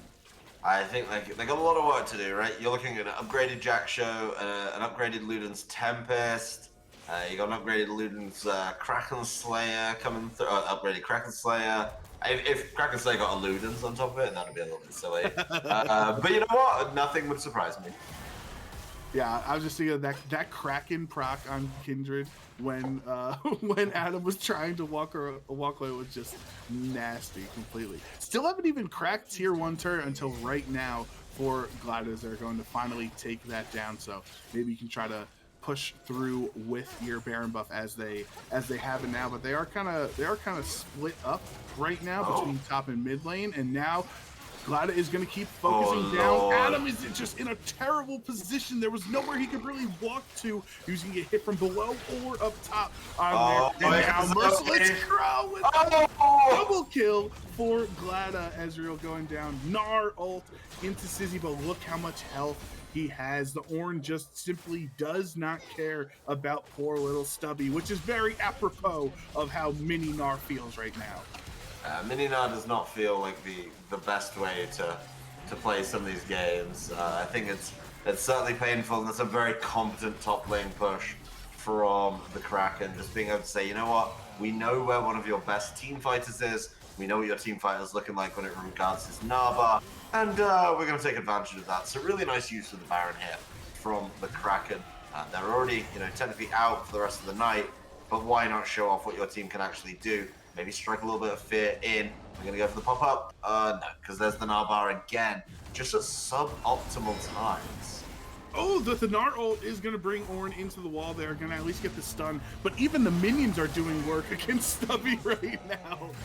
Thanks to the Baron buff and just being right in the middle of them, he's going to die. And Sizzy is going to be able to just walk out essentially unharmed. Yeah, I really do think this late game Ornn is silly. I mean, at 6-1 and 7, you're already looking at a preposterous amount of damage.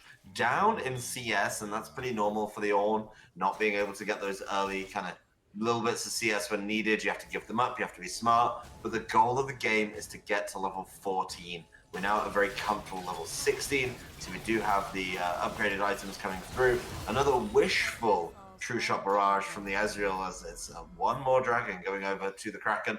Nobody's really been able to control the dragons. The big thing here is you got to focus on the top side. You got to make sure that that inhibitor's not just leaking minions if you're on the side of the, the red side.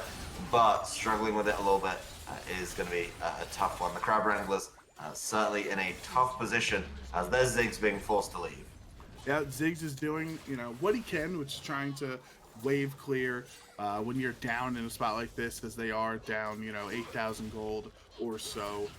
Just trying to keep them away from your turrets, and that's really all Ziggs is able to do. But then when your ADC is Ezreal, when your marksman is Ezreal, who's currently in the, as the mid laner, but still your consistent AD damage is Ezreal, he's also not reliable because you have to hit your Qs and you have to hit your Ws into auto Saproc to proc it. So it's not like there's not a lot of great reliable damage, especially with Gnar too, because you're not, Mega Gnar 80% of the time. I mean, the big thing as well for the Kraken is they're just able to shove this one in the front with the unspoken parasite. And what do you do against that? Like, I have enough trouble fighting against the Jack show. I didn't want to know what the numbers look like on an unspoken parasite. So a lot being able to go in to just being able to hold on. I think they're in a very good position. I mean, they're up a solid 8,000, 8,500 gold right now. That feels pretty good to me. But what they really need to do is turn the screw. I mean, the Baron just got them the top lane. They need to get those pushes going. It's awkward because, they're not like they're playing for a soul, right? They have great wave clear as well on the Crab Wrangler side, being able to say, you know what, I just want to be able to clear the wave with the Ziggs, with some of the other options.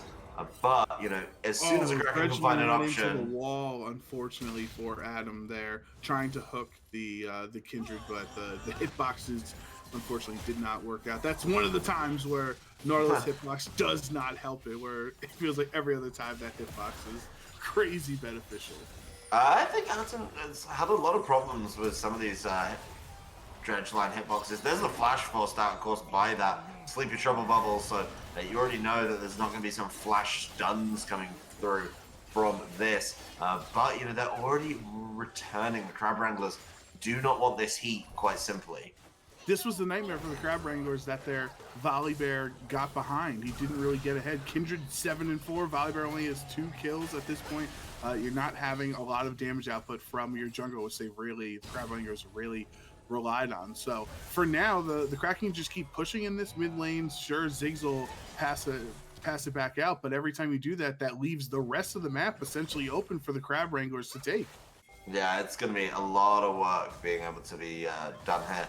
And I think with a little bit more warding, the one thing I will say is the warding for the Crab Wranglers is very limited. There's 1 ward in their bot side jungle, 1, maybe getting up to 2 or 3 now onto that top side. But another Baron is up. Another Baron is exactly what the Kraken need to be able to push this game. They're all grouped up as 5. You have to leave somebody in the top side for the Crab Wranglers, because if you don't, there's just going to be a wave of super minions pushing in. He missed Sleepy Trouble Bubble, but it does force the angles as, oh no, Singular Bread is caught in a very sticky situation.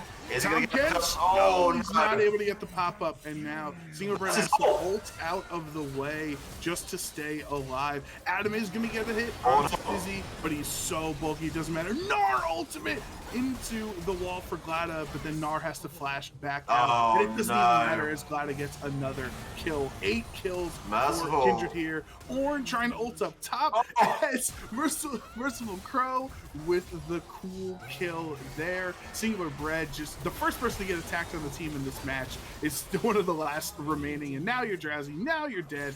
It is 4-2 right now with your jungler dead.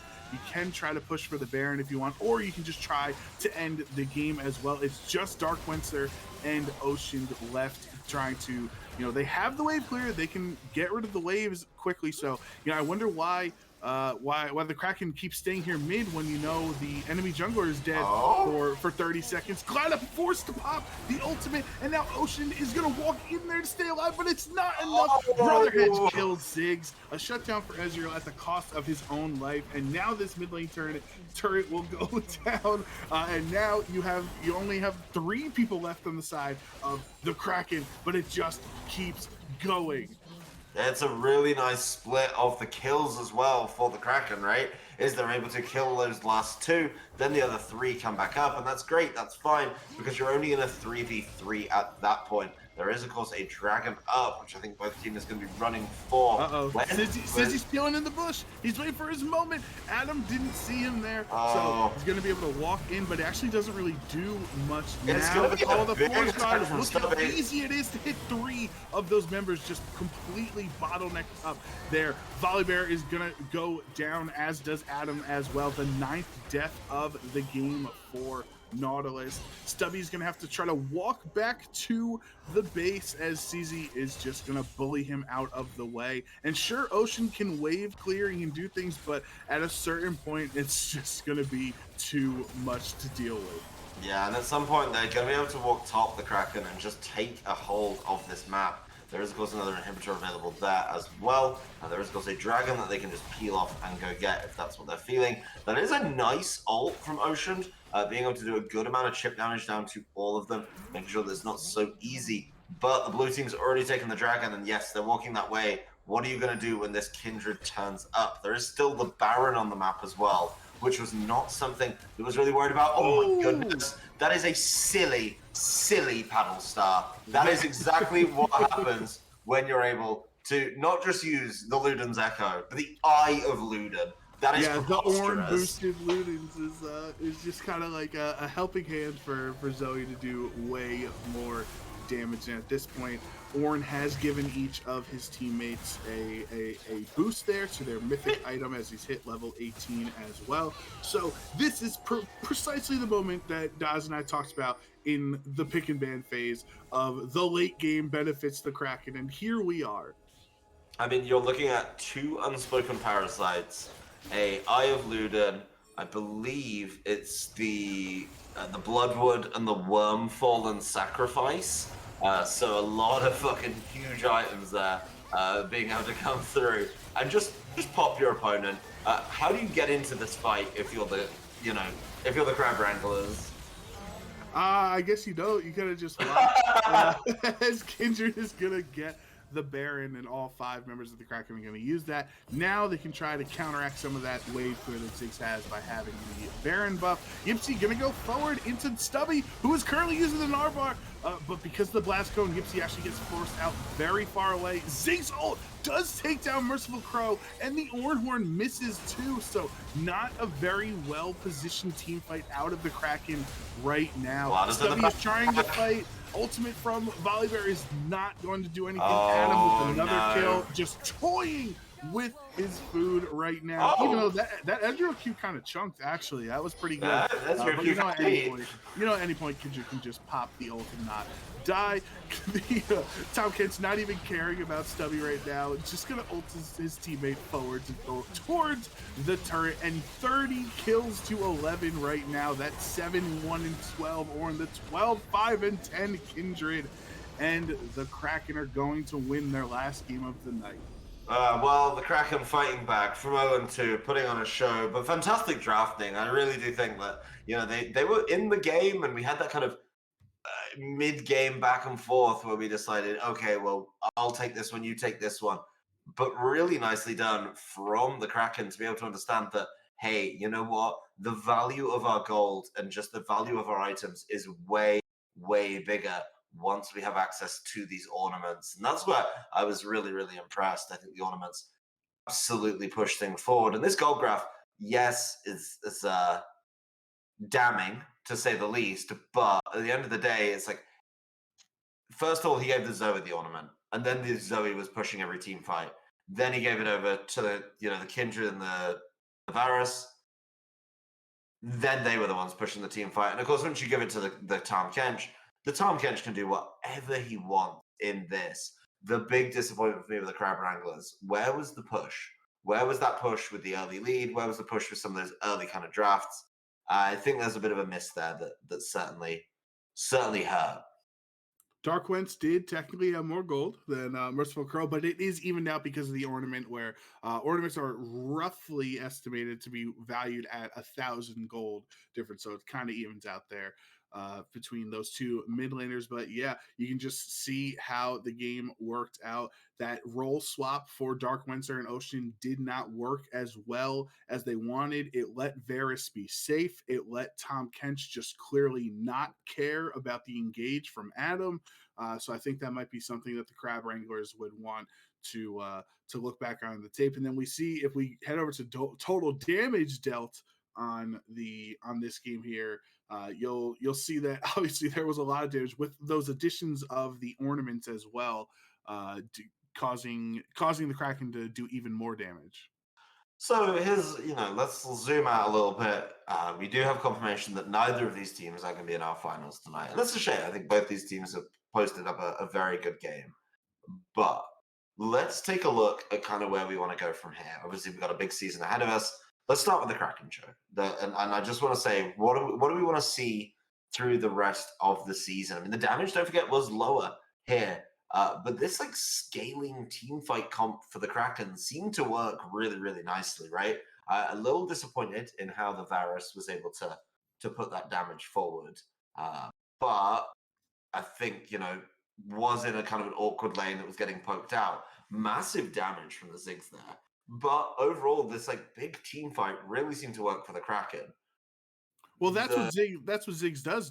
It does a lot of damage, but it's not valuable damage. You're just racking up the stat over time because people walk into into your bombs and everything like that. So that's the problem. It's he did as much damage as Kindred, and Kindred was fed, but Kindred's damage included killing people, not doing a little bit of damage as they walked by.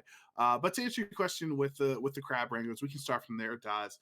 I think the thing for me is Singular Bread and Adam have a lot of potential. They were both great in the finals back in November for the Divinity League, and just from seeing Adam's profile here, there's a lot of great Enchanter performances, especially from his Taric that he used in the finals as well last season. But Seraphine and Taric and Karma is currently incredibly strong at the start of season 13. But when you lock in Nautilus, you have to have the ADC to back it up. Nautilus Samira, Nautilus Kaisa, Nautilus MF, things like that when you land that dredge line, somebody can kill secure at that point. One hook, one death is what you need. And when you play with Ezreal and Varus and Ziggs and things like that are just going to poke from afar, it doesn't work out that well. So I would like to see, going into the start of the season for the Crab Wranglers, to try to play advantage to some of that Enchanter focus bot lane.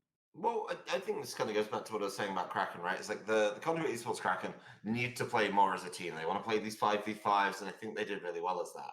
But I think if the Crab Wranglers can hone in on this lane bullying that they want to do, right? They're trying to bully through mid. They've clearly got the ability to bully through top. And this bot lane, they're looking with this pick in the Nautilus to be able to bully. And that is where I think they need to hone in on each game, find a lane, draft for that strength, and go from there. I do not think this Nautilus is the way to go. I think Atom probably needs to go back to the drawing board on that one. I don't think it's a bad pick. But why not something like the Blitzcrank? Why not something like the Thresh that can provide a little bit more apart from just going forward? I think so much potential. I think the Crab Wranglers can play some great games.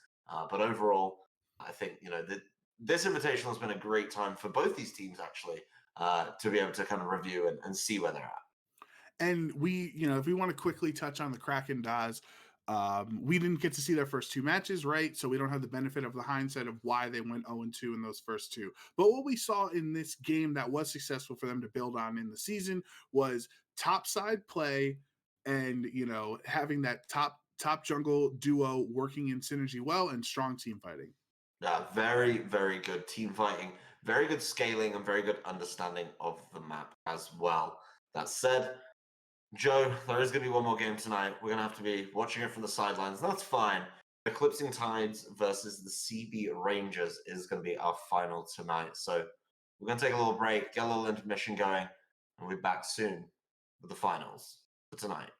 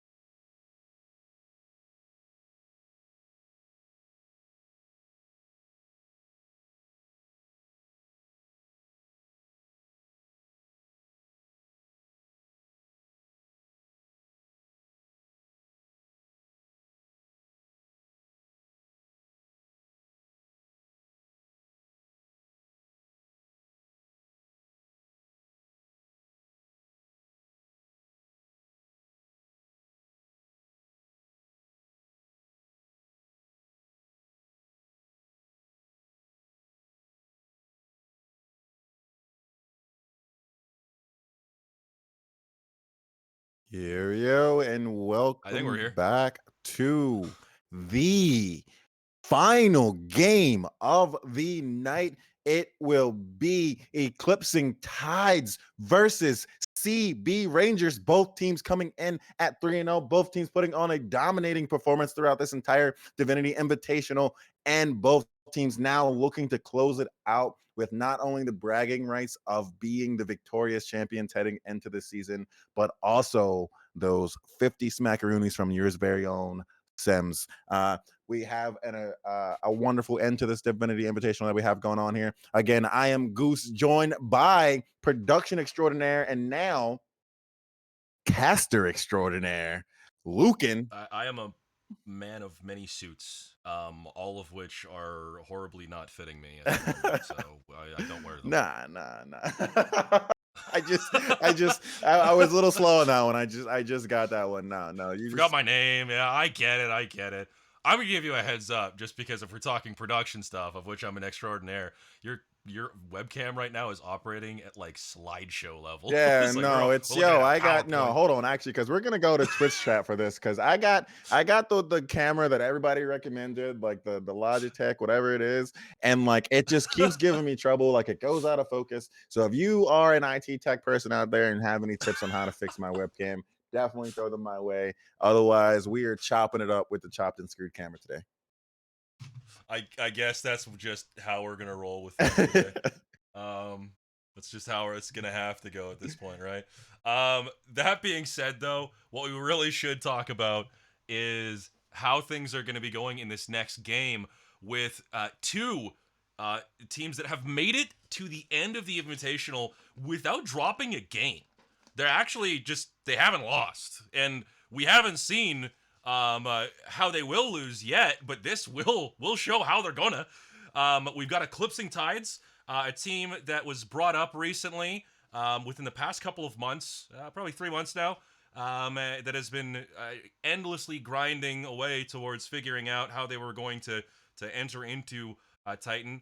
They have a coach that managed to get them here in the first place, and here they are, currently going into the finals of this Invitational. And then on the back of the other side, while I'm not familiar with the exact league that they were in last, I do know that CB Rangers is an established team name that has gone through a couple of different iterations, but should have some core members that might ring a bell to you in terms of how they've done so far. That being said, though, we're going to have to see how they pair up against each other here leading into the draft and go and see what that's going to be going. Yeah, no, absolutely. Because they want to get out to just swinging fists at each other here, and we're going to let them. No, as you get that draft ready up, I will talk a little bit about these teams, and it's what I'm going to say is I don't know much about either of these teams. I would say I know at least a little bit about the other 6 teams, so that's what excites me the most is that all 10 members playing today, and I'll just go through them. So in case you don't know their names, for the top lane of Eclipsing Ties, it's going to be an Unaware Idiot, and the jungle is going to be Spy Kid. Rounding out that mid lane is going to be Kaminariu, and then in that bot lane is going to be Crescent's Edge and Zan Lilac as ADC and support respectively. And then we saw earlier in this invitational, we saw CB Rangers put on a show, especially Krama on that set, but in that top lane is going to be Krama again. It's going to be in the jungle, Black Eyed Peas. Everybody, let's get this party started. In the mid lane, we're going to be Balrock, and bounding out that bot lane is going to be Arcs Knight, and that support is going to be Peacemaker. And before I let you go further, draft has started, and we're already seeing what they are tossing out of the field and what they're tossing in, with a Maokai picked up by Eclipsing Tides here over in the first rotation and answered swiftly with a Zac and a MF. Looking at this so far as well, too, from the bans that they've taken away here, doesn't look like they want to have much in terms of consistent damage being thrown at them. But what Eclipsing Tides is going to lay down is a very strong bot lane in the Lucian and Nami. If you actually look at what their history is like in solo queue, Eclipsing Tides has actually dominated with the Crescent Edge and Zon Lilac in that bot lane pick. So that should be something of an area to watch going forwards from here, looking back over into them. That being said, though, Zac does give a good amount of long-range engage, and MF does give a good amount of follow-up, so we may end up seeing something in terms of a wombo combo being thrown at them. Side note, Bard's on the table? Oh, I do. I'm now seeing that Bard come through. I think I might be watching this Twitch stream as opposed to your live cast here. However, You should watch the however, live cast. Well, I'm casting it right now yeah. on here to We're hop seeing in. that come back out, and we saw that kind of be a power pick for CB Rangers on the right side of the map here. On the right side, we saw that be a power pick 2 games ago for their jungler, coming kind of piloting that early game to perfection, ganking from all angles, being there for counter ganks, being there for engages, re-engages, as well as making sure those team fights are a lot of disruption happening. So that's going to be a little bit of familiarity coming out from the side of CB Rangers as they do have that Zac in that jungle. I think, like you were mentioning, for the side of Eclipsing Ties, right, you have that Lucian Nami. And I think, yes, they might have been crushing, but I think anytime you see that Lucian Nami combination, your eyes are almost glued because you know that they are on like a little bit of a timeline. You know that they have to win the early game. If Lucian does not get a little bit of a lead, or at least doesn't at the very minimum go even heading into the mid game, he almost becomes a little bit less of a champion. Even with the Nami in the back pocket, even with the even with that enchanted boost that you get from the Nami, if they go electrocute, you do get that damage to help you win the game. But I have seen some in Airy kind of being the dominating ones recently. Lucian has to win that. And then, so you know, especially in this tank meta, that if Lucian doesn't win that game, that's where your eyes are going to be. So I think there's going to be a lot of focus for Eclipsing Ties put into this bot lane that we haven't yet seen on stream. That being said, Set is picked up, and yes, there is going to be a lot of pressure on them, but the pressure is also going to come down from Krama on Set again. That being said, there is a little bit more in terms of what you can use to deal with him compared to the last game, and there so far hasn't been too much of a lock-in of a of a tank that is going to go up against them. Instead, matched by a Camille with, if I'm not mistaken, is a bit of a counter matchup towards them, and Vlad following up with some scaling AP that can kind of just ignore most of the CC that would be thrown at them so far. I'm liking this team comp here over from Eclipsing Tides here. That being said, Rise is put on the table, and I don't know if you've looked to see what solo queue has shown so far on this champion.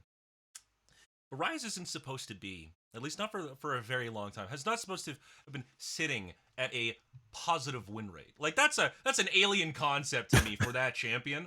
And for good reason, because if he is strong and had a positive win rate in solo queue of all things, to me, that's a problem. That's a very big problem.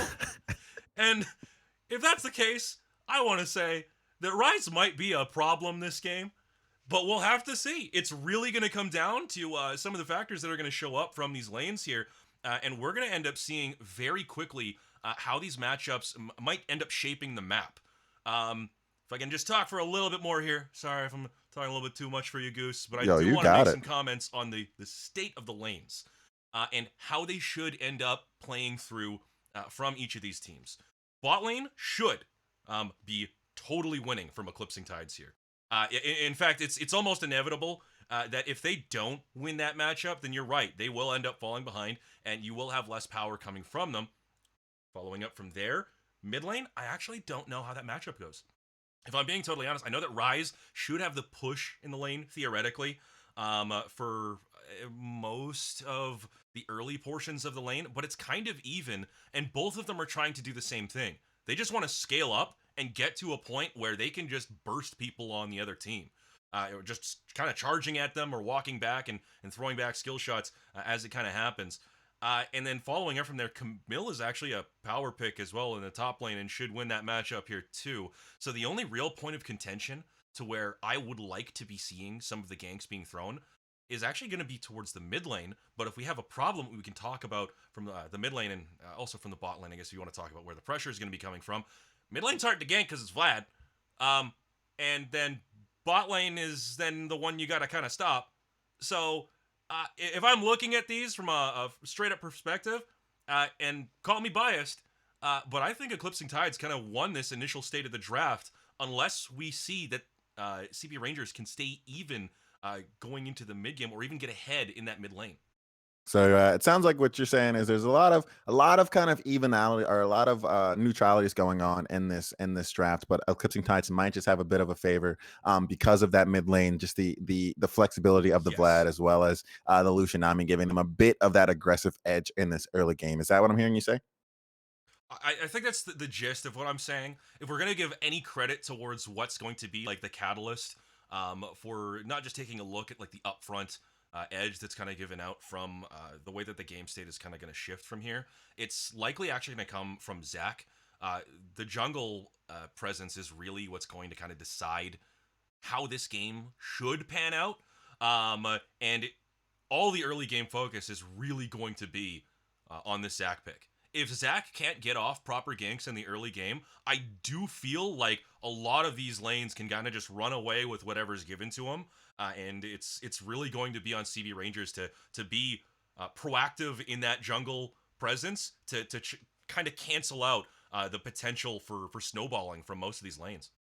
Absolutely. So it's going to be a lot of pressure on the playmakers in the jungle, both the Maokai and the Zach. Maokai, if you've been paying attention, has been a absolute dominant force in solo queue just because of the meta, just based on the amount of CC he provides, the health stacking that he can do, and as well as if you haven't seen recent patches, his ultimate also the just the speed of that has been increased, and it's like a significant increase. It's almost I would compare it to when Ashe got her crystal arrow. That the enchanted crystal arrow, when the speed increased, the movement speed of that got increased, and her play rate went up, her win rate went up. Maokai is also seeing a lot of those same effects, so we're going to see them now on the Titan Esports stream. We're going to see if Eclipsing Tides jungler can pilot that to perfection. Maybe getting we've been talking about Zach having a lot of ganks or a lot of being able to gank from out of nowhere, and now Maokai has the ability to gank without even being on the screen just because of that ultimate. So I think there's going to be a lot of playmaking potential around that move as well. 100%. Speaking of, and if we really want to talk a little bit more about the Maokai pick, can we talk about how insanely good that buff was to his ultimate?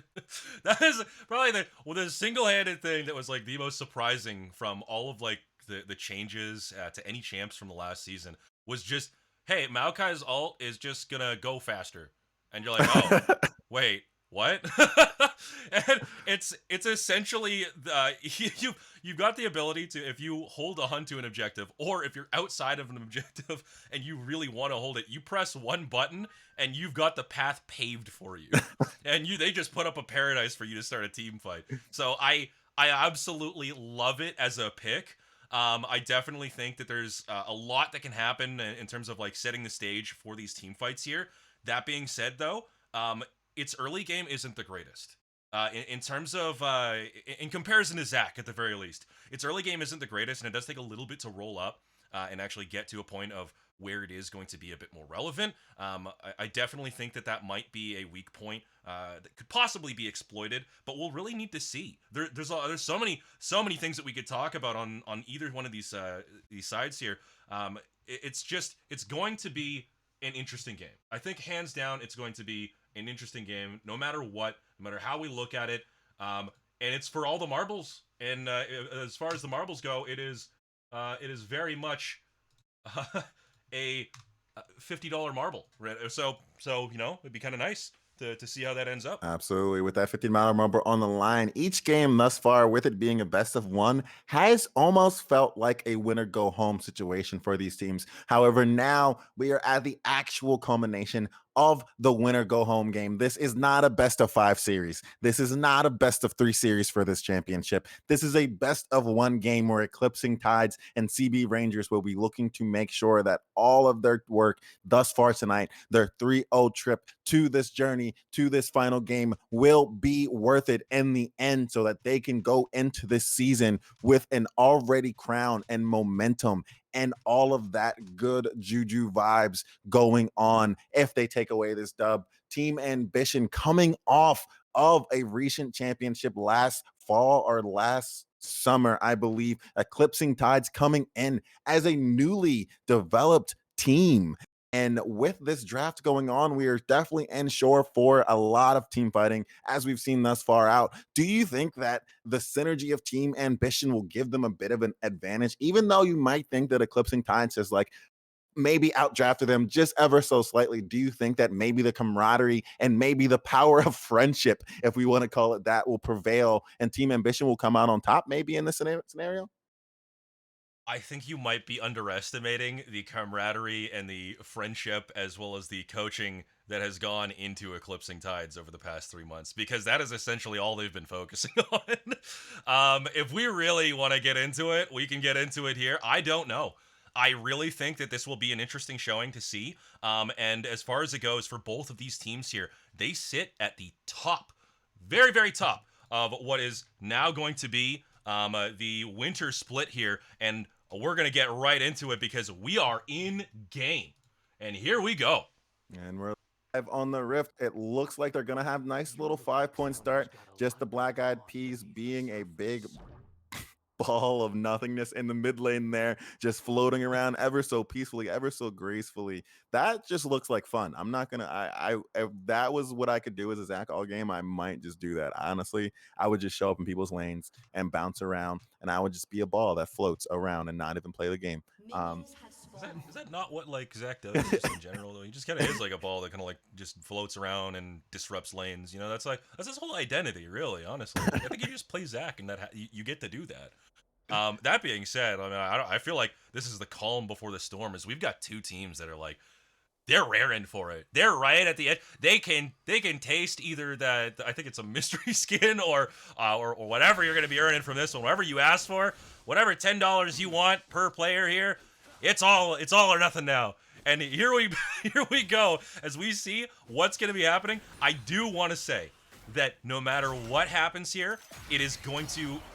The pace of this game will likely be determined by how this bot lane goes. And you can already see that both junglers kind of understand that because they're starting their pathing going downwards over to that bot side of the map with level 2 coming up here shortly. And it will be arriving very, very quickly here for that bottom side. We will start to see a bit of a shift in power once it happens. And I think off of this next minion here, we're going to start to see it.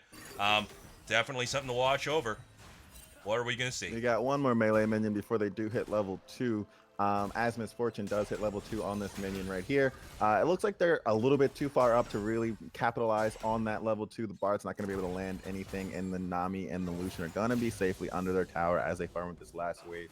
I think it's funny that we're painting this picture of like this 1v1 like best of one, like go winner go home, and really it is a invitational tournament. And if I know anything about Team Ambition, if I know anything about the Crab or not even the Crab Blankets, if I know anything about TB Rangers, or if I know anything about Divinity teams, oftentimes when we paint these pictures of like, oh, they're like gearing up, they're like ready, they're like locked in, most of the time they're like cracking jokes in the main lobby. They're like laughing, they're like goofing off, they're like some teams sing. And I think that's what I like about Divinity, is that like even though we are here to win, we are here to definitely take away these chips, we are here to like get these bragging rights, there's just a lot of playful personalities that go on in between the games that like not everybody gets to see on the Twitch chat, that you can only see if you join the Titan Esports Discord. But definitely should. Shameless plug.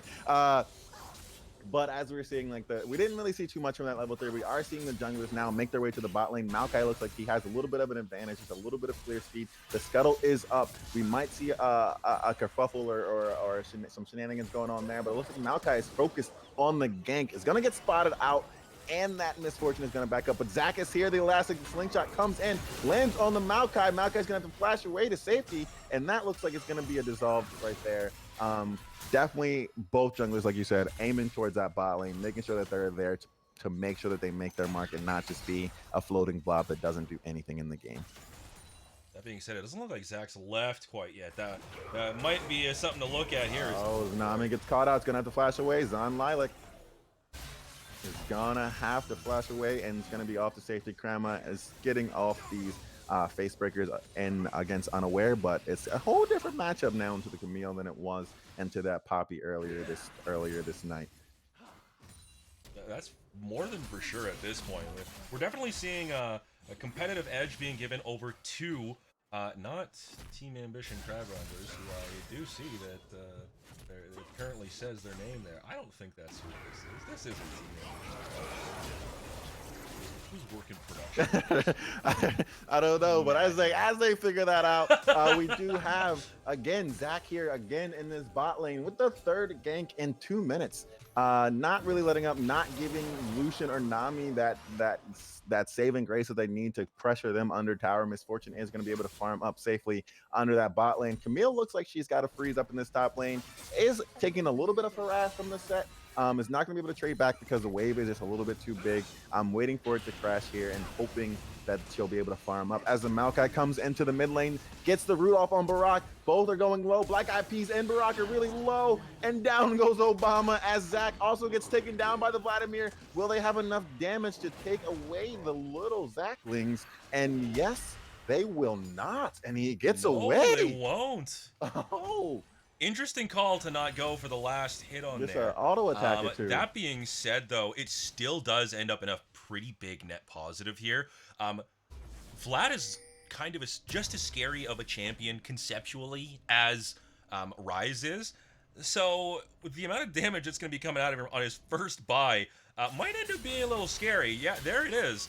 And we're going to start to see possibly one of the first kind of like leaks out into one of the other areas here, as we haven't even hit 6 for the junglers yet, but we have seen that Spy Kid over here has gotten a little bit of that level lead now at this point, as well as the farm lead going into there, and it looks like he's actually going to be not even going the it's not even going a tankier build here. We just have him straight going damage.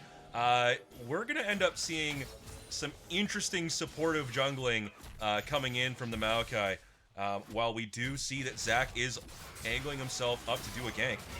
So, and we're starting to see as Zach does land that Alex exchange shot, Camille's ultimate is going to possibly get her away to safety, does land the hook shot, and is going to get away maybe that Zach one more time, as we're seeing a little bit more in the bot lane. A good half chunk of health coming down in the bot lane as Ryze also chunks down. The fight in the top lane continues slowly but surely. They are trying to chip away at this Camille, who's now, as the showstopper comes out, and the final punch to the face is going to be enough to Vlad. Take down Camille. Vlad is now here joining the fray as Ryze is coming through the river. It's going to be a 3v2 in favor of CB Rangers, but it looks like Rangers is on the run. Elijah Slingshot lands again.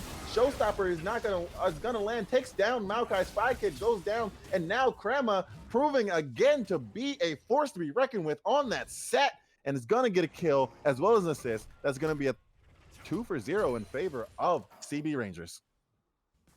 Definitely not the right call to go for that extended play going in there. They didn't have quite enough damage to eliminate, nor the tankier stats to be able to withstand the amount of damage that Krama could put out. And there was kind of a lot when you saw that he just kind of popped the haymaker, and you know, their jaws are hurting now. Absolutely, and that's kind of the difference that we're seeing in the junglers a little bit. We're seeing a little bit of just decision making coming into play. You were mentioning that Maokai had that level lead and that CS lead, but however, Black Eyed Peas seems to be opting into a more help my laners first, kind of I am here to support you, as opposed to kind of getting myself ahead. And we're seeing it pay off with this frequent ganking. As we saw in bot lane, Lucian and Nami really can't press their advantage that they've had, their aggressive advantage from that Lucian and Nami synergy. And Zach with the return and the top lane again. Down goes Unaware Idiot, kind of looking like an unaware idiot with no wards in that top lane, as Zach does pick up the third assist of the game and the second kill for set. We're seeing Krama get up to that speed that we saw in that second game that we saw earlier tonight. Yeah, and it's a scary thought to think that you might see the possibility of a 10-0 set again. That being said, though, Maokai is coming up here, and he has the ultimate. This is kind of a signed deal here, looking at the potential for damage. Calling out, down goes far, as it is going to take 3 ultimates on the side of the side, take down, but it's going to long as that Lucian is getting ahead, even in the slightest, as they start head over to this mountain dragon. And taking that will actually be a pretty big play for solidifying a little bit more of the lead here, considering they don't have, at least it doesn't appear at this moment yet, they don't really have much of a dedicated tank. They kind of have some, it's like a pseudo drain tank, and then they have like a partial bruiser diver coming out of Camille, And I guess like Maokai will be an AP bruiser at this point here too. So those tankier stats from the Mountain Drink definitely help. Also, being able to scale up and grab these objectives a little bit earlier on definitely can start to explain that they may be grabbing some of this this early lead from that way as well here too. That being said as well, Lucian Nami not working out quite as well as you'd like it to be. Leading into this mid game here at this point. It will be strong for the next couple of team fights. After that, though, it definitely gets edged out over by this MF. Yeah, I think the Lucian is definitely going to be down. However, Lucian has received some changes so that he does scale a little bit better into the later games. I can't exactly remember what they are, but I have played a good decent amount of Lucian to know that as long as you're not behind, you're kind of okay. You're definitely going to want to look towards that Kraken build as opposed to the Gale Force, which might help you. We are seeing some lethality come out for the side of Lucian as well. But if he can pick up a kill or two, or maybe just get some power plate and gold, he'll be just fine going into that mid game, especially when you have a Camille and a Vladimir to help you out with that damage in the later parts of the game. I would be a bit more worried if he was the solo carry. However, it looks like he's more so going to be like a supplemental support and more so just in place to make sure that they have the early game advantage so that they can secure some of these early dragons. Very true, very true.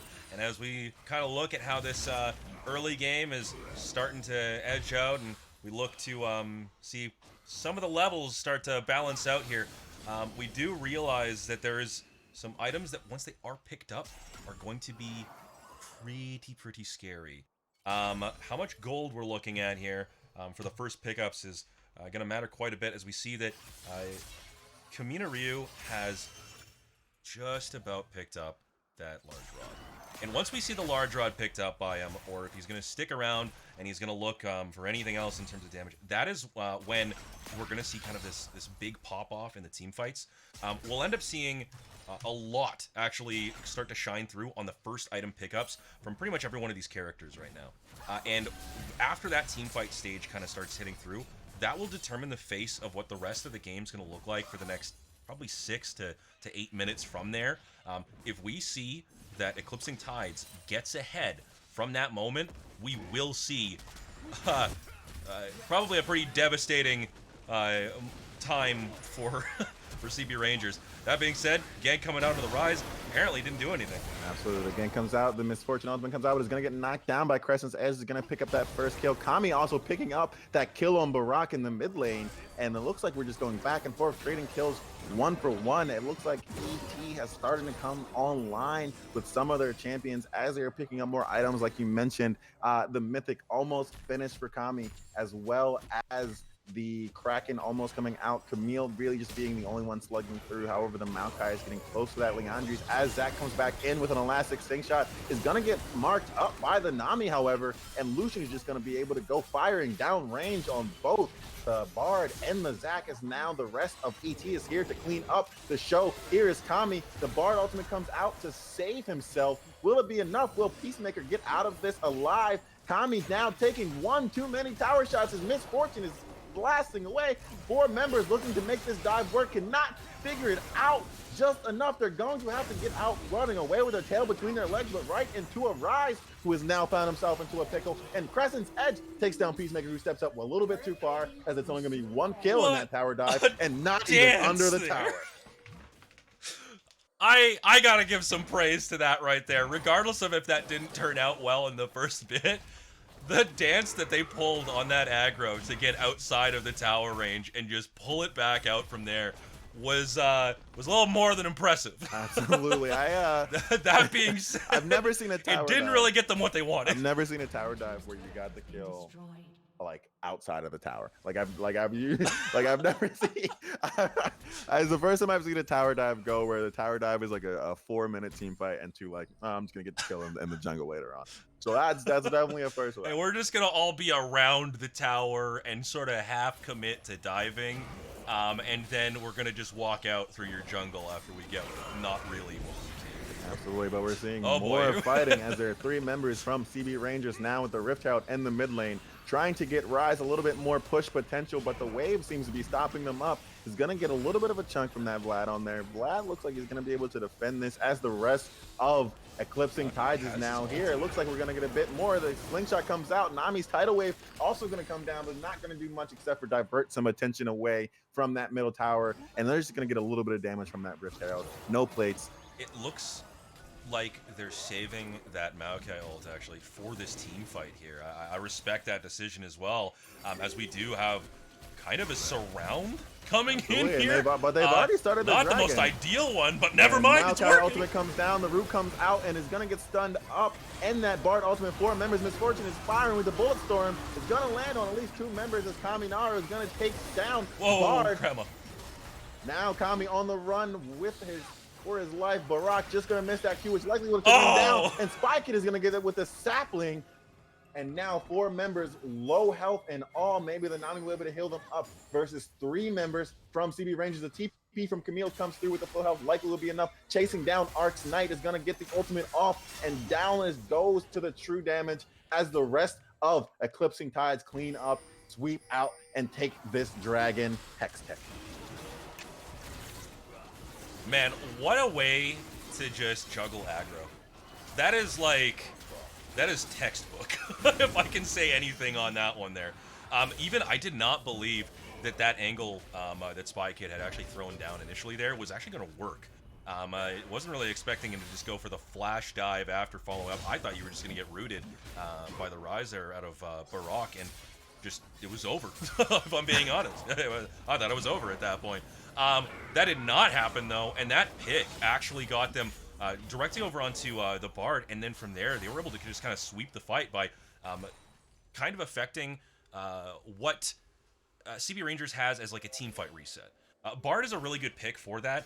It's not something you actually see too often, especially in some of these lower elo leagues, where it's able to be picked up not only as the roaming potential that it has, but also for the ability to kind of like restart a team fight and then reposition and get it so that you're in an optimal position, so where you can kind of take the fight for your terms. By picking out the Bard early on in that fight, and him having to save himself, yeah, it kind of delayed the fight, but everybody on Eclipsing Tides' side was actually just still ready to go from where they were at.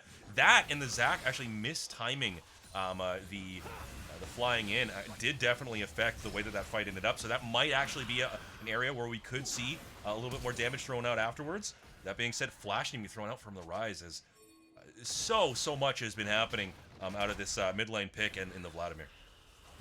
Absolutely, as the Vlad is really just starting to come online, completing that Hex Tech proto bout.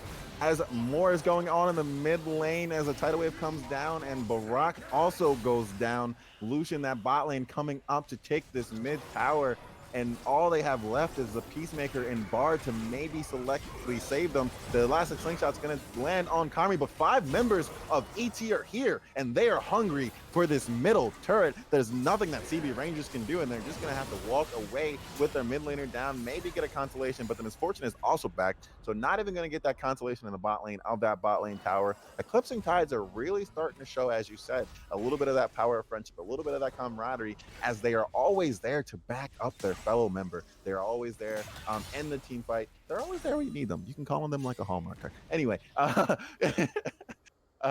who are you gonna call? Eclipsing Tides. I do need to say though, it was a valiant effort from the Bard to kind of realize that there was something that was going to end up happening over there, pulling out the rotation and saying to Barak, saying, "Get down, Mr. President," but it was a little too late because he was already dead. So that being said, it didn't really work out for him, and we ended up getting the result that was the tower gone, and as well as nothing really negative happening over for Eclipsing Tides. That being said, though, if we're going to talk about what the power rankings kind of were coming out of this tournament here, I do believe that CB Rangers were sitting very much at the top of the power rankings, directly leading into the Invitational. If I'm looking at that, and I look at what's happening right now, I need to say that Eclipsing Tides is probably playing some of the most clean entry into comp League of Legends that I've seen in a long time. And as I make that statement, as across the map they are stopping a lot of advances that are coming out of CB Rangers. we're looking at a dive onto a set, which is normally not exactly the greatest idea, but let's see how it plays out. It's starting to look like not a great idea already. As the showstopper comes out, one haymaker, and it's all it's going to take to shut down that Maokai. Now Grandma, the TP's coming through for the Rise, but the Camille is going to pick up this set. The Rise and Vladimir have showed up in the top lane, as well as Arcsknight on the Misfortune making their way from the other side of the map up here. Is going to be just back and forth with the Rise and the Vladimir as those two carries sit in the back line. And now Kami under the tower, maybe just one more auto attack is all it's going to take. The ultimate comes out for Camille. No. Is it going to be enough to save them from the tower shots? Will they be able to dive this Misfortune now? And no, they will not. And that's going to be a 2-for-1. Don't speak too soon. Look who's coming on the map. No, the Lucian has made his way up here. The Culling comes out and down goes 3 members of CBR, as again the rotations are just all out on the map, as now again all 5 members have made their way, just systematically rotating through these towers, as now the top lane has fallen victim to the power of friendship from BT. And I can confidently say that they are popping off in the chat as far as it goes, and talking about how well they played that. That being said, though, I do need to wonder what kind of angle we'll need to see for CB Rangers to get back into this game, because we're looking at a 4K gold lead and bounties are coming up because of that. There is definitely an issue that has been put on the table from Eclipsing Tides, with it being them. They're kind of a big deal right now. And if there's going to be any way to get back into it, it's going to be on picks, and it doesn't even look like they're going to get that if they want it.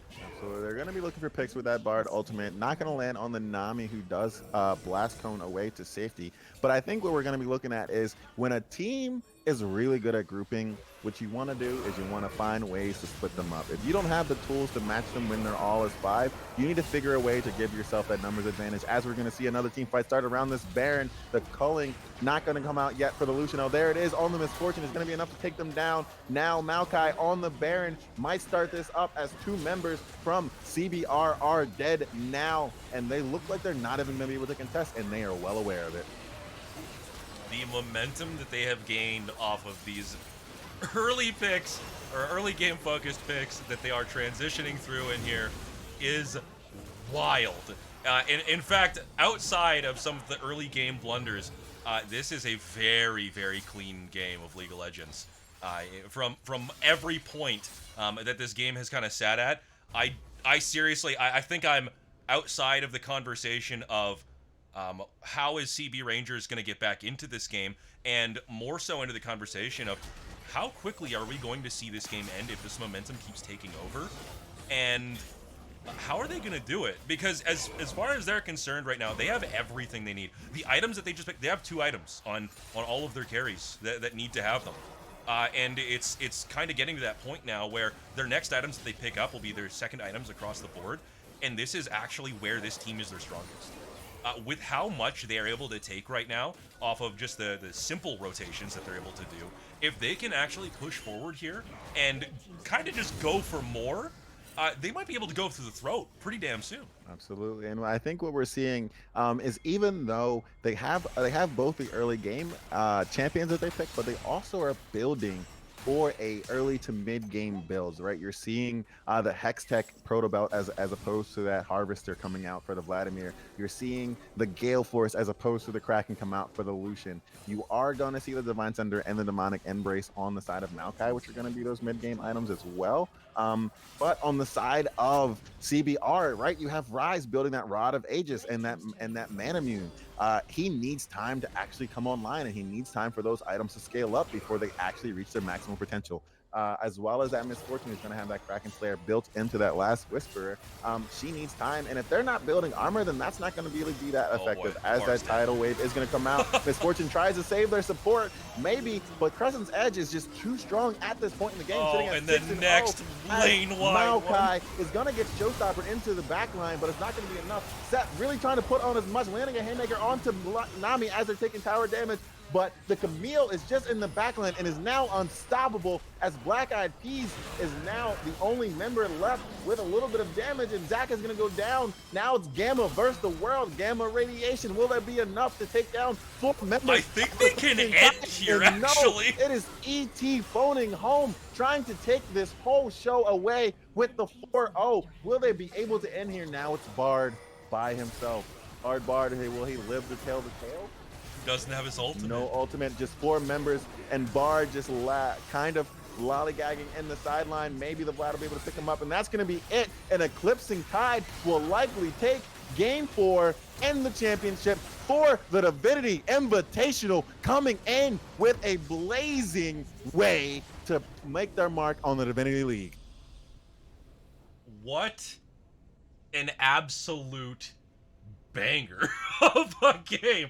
I don't know how else I could even, like, state that. Like, that's just... wow. Yeah, if there was a statement to be made before this game, I'm pretty sure it's been said at this point. Like, it's kind of all there. We can talk about all we want, or we could just take a look at the graphs and kind of see where a lot of these leads were kind of like being produced from, and it really showed with how they played together here that this is a team to be reckoned with. Coming in, we're coming into not even the first week.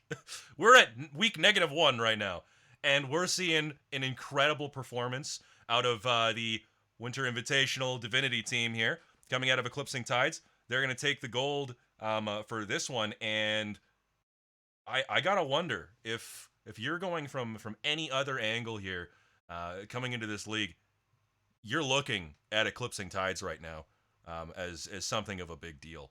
The amount of damage that was actually outputted throughout them, that likely is, if I'm going to take a look here, let's go to our tool and check out to actually see where this damage is sitting at. As I need to do this live. Absolutely. I think without a doubt, Eclipsing Tides has definitely made their mark, made their statement in this invitational tournament, not dropping a game and taking it and like divine fashion in a 24-minute almost. You said it's a banger. I call it a stomp. I think Stevie Rangers definitely put on their best showing in that early game, but after about 10 minutes, it was just a Kami Crescent show. With both of their carries coming online, Camille and Maokai doing their role in the back line, and then Nami being pretty much unkillable while we're keeping their team alive. So definitely Eclipsing Tides has made a little bit of a statement, but I think also with that being said, I want to definitely give them their grace, but I also want to keep a reminder that these are best of ones, and in the Divinity League, it's best of 3s. So this is the first time that these teams, in particular for all of them, are facing each other this year. So there are going to be a lot of surprises. There are going to be a lot of things that go happen, and there's going to be a lot of stumps. And what I think this doesn't allow for is it doesn't allow to showcase a team's ability to learn. So while CBR definitely does go down in this 24 minutes, I don't want to doubt that they have the ability to learn and overcome and fix their mistakes throughout the league. So definitely do not be discouraged there. But again, giving these props to Eclipsing Tides, giving the props to Karmi and Crescent and their jungler. And I got to get these names down, and the Nami and the Camille in the top lane. They definitely decided that they wanted to let everybody know when they were on stream that they were the ones not to be fucked with this season, and they definitely did that today. Oh, they definitely did. They made a statement, and it has been read very clearly by everyone that Eclipsing Tides is here, and they came to fight.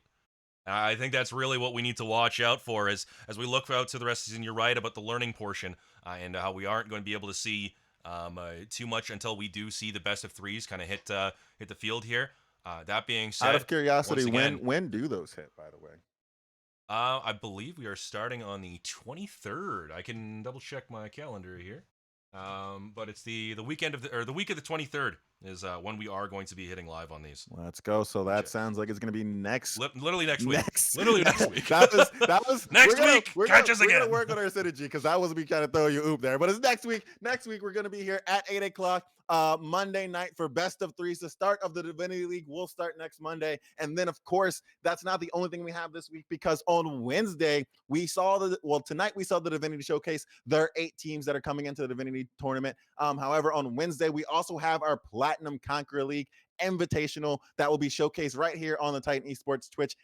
8 p.m. So you definitely want to tune in for that. And then, of course, tune in next week for the start of the Divinity and the Conqueror League for both all the Titan Esports. If you don't join the Discord already, make sure you join that Discord. Shout out to Lucan holding it down on the production aspect as well as hopping in on these casts. My name is Goose, and I believe unless we have an interview, that's going to do it for us tonight here on Titan. Let me know, Lucan. What's up?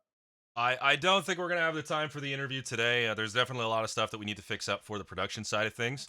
That being said, once again, catch us on Wednesday, and we'll have a lot of those fixed up, a lot of those issues gone. Hopefully we don't have the aliens calling in midway through the game. That would be a little awkward to have. We might actually be able to pull in one interview here, as we might be able to just drag somebody in, but no cams, unfortunately. No cameras just coming through. Let's see who we got here. We'll pull in somebody from Eclipsing Tides, and we'll do it. Let's see. Whoever says me first in the chat from Eclipsing Tides is gonna be the one who's dragged in. I'm waiting for a me. I don't see a me happening here. Oh well, okay, it's Zach. Too late for Zahn to come in, I guess. It's not happening. All right, here we go. We're going to bring in the 80 carry from... here live on air. We're going to bring in the 80 carry from Eclipsing Tides to have a brief discussion and have a little bit of a interview with him. How's it going, Crescent? Pretty good. How about you? I am stressed and sweaty and looking to end the cast. I cannot see possibly why you'd want to end this cast, bro. Let's run another game. Come on. We need to ask some questions across the board, but I'll let Goose take the lead on this one. Right. In terms of what he wants to ask, Goose, what do you have to say to the 80 carry of Eclipsing Tides? Goose is gone. Goose is gone. Interesting. All right, I guess I'm interviewing. I just realized that he's no longer in the channel. Oh. Okay, well, if we're going to be really getting down to it, then I'll bring in the entire bot lane, and I guess we'll just go from Let's there. go. If we're having a conversation here, live on air. All right, how's it going, Zond? We got the incredible bot lane set up here from Eclipsing Tides. I do need to ask, if I may, what brought on you guys to joining the competitive league here? I know that you guys have some kind of like staggered experience across comp. Do you mind if I tell the story, Zach? No, go ahead. You answered that terribly for me, but so we've been playing League together, me and Zach, for about 3 years now, and we never took it too seriously, but we always kind of developed this like really tight knit friendship slash like we did that thing that I'm sure some of you out there have those duos where you can just kind of understand how the gameplay works with that person. But one of the things that kind of pushed us to doing competitive is we actually because this year or last year they hosted Worlds in America, I got tickets as a surprise for Zach to go see him live, and it really sparked this like we were there. We maybe watched 1 or 2 of the games, and Zach was like, I want to get into. It was hella motivational. I saw I the had done like crowds and comps in shit, and the I was like, past. yo, let's fucking go. Yeah, it's very exciting. I had done comps in the past, and I was like, trying to find some old connections, and everything fell through. And then we happened to stumble across like some of our friends, and like Lucan, and he pointed us in the right direction, and we kind of just had fell into the right place at the right time. I definitely say that might have ended up being the case, especially considering, to my knowledge, outside of Zach, the rest of this team, you haven't played with before. It was kind of just a newly formed team that kind of happened right over towards the end of this season here, and you guys were trying out for teams left and right, but they weren't really fitting. And then finally, you ended up getting put together on a roster with all of these guys, and it's just kind of clicked. I guess sparing talking about the whole story of all that. What are your thoughts on your teammates so far going into this invitational and going forward into Titan here? Oh man, so we said originally that if Kyle ends top, right? But he said this season, this session, these games that he was not gonna troll top lane. You know what he did? He did not troll top lane, so we won him. We're so And proud of him. I think yeah, I'm so proud of my boy. Nah, shout out to the whole I team. think- X No, yeah. has so over the past few weeks, X has really like picked up our ability, like picked up where a lot of us, like a lot of the areas that we were slacking in. He Yeah. shored up a lot of the areas of communication that we seem to struggle with. He really cleaned up some of our drafts, and he's Kyle also is there and just performing out of his ass, and doing amazing work, both on comfort champions and on things that he hasn't played much on. So he's just this super adaptable, wonderful Yeah. person to play with, and I can't not give credit to Cam. Cam's always there. He's just he's kind of that guy who's willing to support you no matter what. I feel like you could be on a sinking ship with Cam and he'll see the life rafts where they are, but also try to restore it. He's always positive, and that's one of the things I really like about our team as a whole is like the mental is just great. Honestly, It's just impeccable. Cam was super consistent today. I think everybody was pretty much consistent. We had one hiccup in the game 2, because they blind picked Irelia, and they kind of punished us for that. But you know what? It all went well anyways. And I think it's another thing that we can just learn from and kind of take in and become and improve better. Yeah, for sure. For sure, for sure. I guess the last thing that I'll mention here is kind of a final question for you guys. Considering you guys went 4 games, no losses, didn't drop a single one of them, what would you say to all the teams that you ended up going against today? And as far as it goes into going ahead into Titans season here. That game 2, I don't remember what team that was that we played, but I wish that was streamed. That was a really, really fun game. So I would say totally GG, well played to them. And I enjoyed really all the games. I think they're all have talent, and I'm just looking forward to playing more and playing against these teams again. You can't say anything better than that. I mean, Yeah. everyone performed well, and obviously we all have room for improvement. But I hope to see all of us both get better and be able to put on a really good show for everyone at home. Yeah. Awesome. Well, I think with that, we're going to close it out here for the broadcast. And we'll talk to everybody next week when we get back to it and we start to see how the regular season will play out, how these best of 3s will end up playing out, and how these teams will all fare against each other next Monday. Until then, if you want to actually bring us out, Zach and Azad. Good, GG. GG, well played. GG, well played. All right. Okay. That's it from us here over at Titan Esports. We'll see you next week.